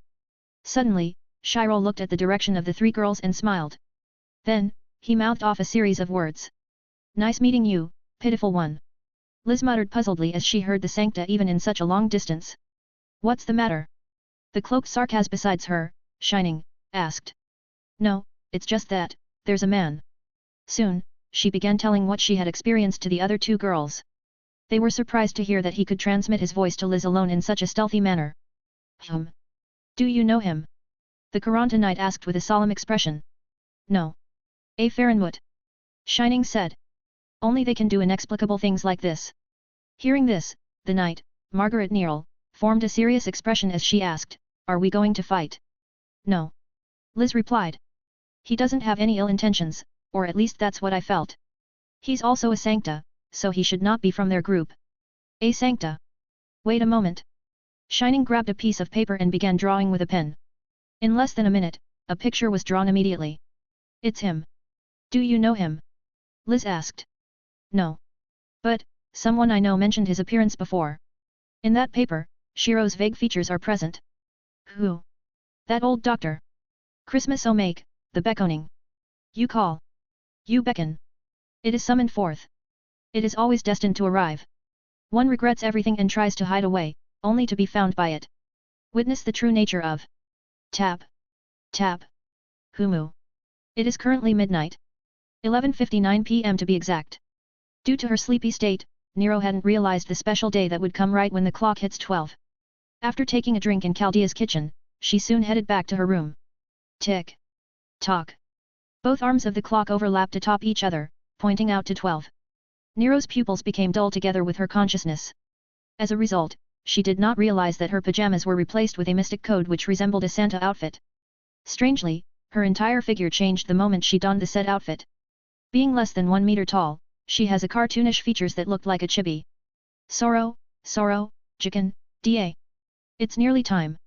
The creature that Nero turned into spoke in a voice incomprehensible by mortals. It sounded like metals being grated upon each other layered with thousands of people with different ages and identity whispering, forming this terrifying sound. Fu. The creature breathed in, completely mimicking Nero's usual voice. Finishing the final step, it slowly creeped in the dark hallway of Chaldea. Hashir Sorai Yo. Gilgamesh, unfortunately, is currently at this exact same hallway. Seeing and hearing this creature head-on, he simply froze before falling down the floor. His face is pale, his breathing is non-existent, and his pupils became very slow to the point that only the whites of his eyes can be seen. Moments later, foam began forming in his mouth. Only when the creature was gone did his body start its functions again, barely keeping him alive. By the time he regained consciousness, he still couldn't speak as his body trembled non-stop. What was that? Crackle. Looking at this hellish place, Emiya merely scoffed. What a nice Christmas present, he said. Suddenly, he saw a small statue beyond the flickering flames. Just as he thought that it's his past self, he froze. Kaze no Uni. His mind became blank as it got overloaded by trying to interpret the sound that he heard.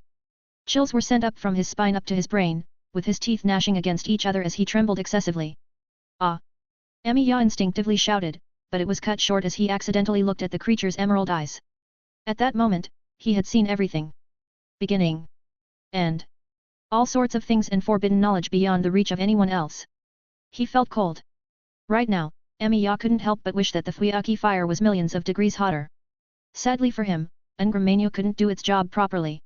He blinked. The creature was gone, leading Emiya to rejoice. God. The Scarlet King. An entity that seeks nothing but destruction. He is known as the Old God, but his other alias can bring infinite terror to any living beings. That is, SCP-001. Knowing that this entity is the one who tops all the other terrifying entities listed by the infamous SCP Foundation, it is beyond scary. However, this entity would suffer the most unforgettable moment in its life. In its infinite cycle of destroying any creation, it was about to put an end into this world when it sensed the entry of an unfamiliar being. It is about to destroy it when the Scarlet King had realized that he could not affect it. He could not affect it. Tsukimihara wo. Perhaps this is its form of retaliation, but the formless Scarlet King ceased to exist as the entity disappeared from this reality. Although, the former felt one thing before it died. Fear. For once, it had always been the one causing terror.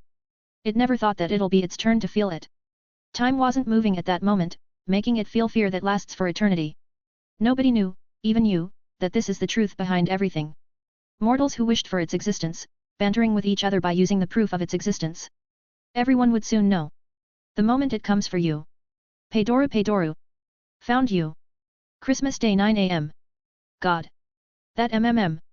The two victims last night coincidentally met and realized that both of them shared the same experience. For unknown reasons, their fear disappeared right after 3 am. Seeing Gil's scared appearance, Emiya joked, scared straight, h. Hashir Sorai yo. Both of them got frozen as they saw Nero with a Santa outfit. Naturally, she saw the other two, too. Their brains stopped processing as they fell off their chairs, collapsing to the floor with looks similar to corpses. They're alive, however. Ah. Nero was dumbfounded upon seeing this reaction. Maybe they're too shocked with my outfit, Domu. Due to this event, Nightingale is destined to be a therapist for the foreseeable future. Chapter 200, Outsider. Devouring complete. You have gained the ability Life-Death Conversion. Life-Death Conversion, SS. Details, the sub-authority that belongs between life and death. It allows one to convert life to death and vice versa. A short explanation entered Shiro's vision before disappearing. Based on the information present on it, this ability allowed for the conversion of life to death. That is, bring death to everything that has life. At the same time, it allows him to bring life to the dead, forming what is known as undead. Of course, they would truly remain dead unless their souls are brought back from Terra's reincarnation cycle, or the root itself if the former isn't functioning here. That's what happens in Shiro's world, as there's no reincarnation cycle present in it due to the lack of the god's presence. Simply put, this wouldn't have happened if the age of gods had ended. The denizens of that world will have a final resort to lean onto instead of being obliterated by the root and lose their existences. Confess Arius? Oh well, they know Kaltsit too. He mumbled as he recalled the memories that he had just gained thanks to his devouring. Turns out, this random passerby is a member of a group called Confess Arius. They are doctors and scientists who study life at first glance, but they are actually casters who had mastered the power of life and death through unknown means. Furthermore, they are working with the current general of Kazdal. Since Kaltsit is from Babel, an organization under the current Sarkaz regent Teresa, he knew the conflicts between them. The general pursues an ironclad rule, whereas they would kill their way to prove Kazdal's strength. On the other hand, the regent is a pacifist who wants to show the world that Kazdal can coexist peacefully with other nations, that they could stop their suppression against them as they are harmless enough. In this battle, it is not wrong to say that the entire world's interests are inexplicably connected with it. Hence, Kazdal is actually a complete battlefield where everyone is involved, starting from mortal mercenaries up to the Farinwoods. A battlefield. Shiro said as a sharp glint passed in his pupils. I want to go there. Fortunately, he could suppress his excitement as he looked towards a cliff. How strong am I right now? From the moment he became god, Shiro lost track of his combat power. Even when his panel showed him his current status, it doesn't give a clear picture on what he can do right now. A/N, his name is written in the format of first name/last name in the panel, while it'll be last name/first name in narrations to implement Japan's culture. Fukushiro Sakurai. Soul points, 2,480,710,000,000. Level, low ascendant, plus. Body, 80 million, chief class. Mind, 90 million, chief class. Soul, 999,999,999,999, creator class. Special attributes. Energy, dash. Originum, 1000.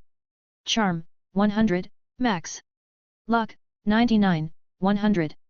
Control, 100, max. Willpower, 100, max. Killing intent, 100, max. First of all, a huge change happened in his stats. His soul is in a strange state of 999B, which is the maximum capacity of a creator god.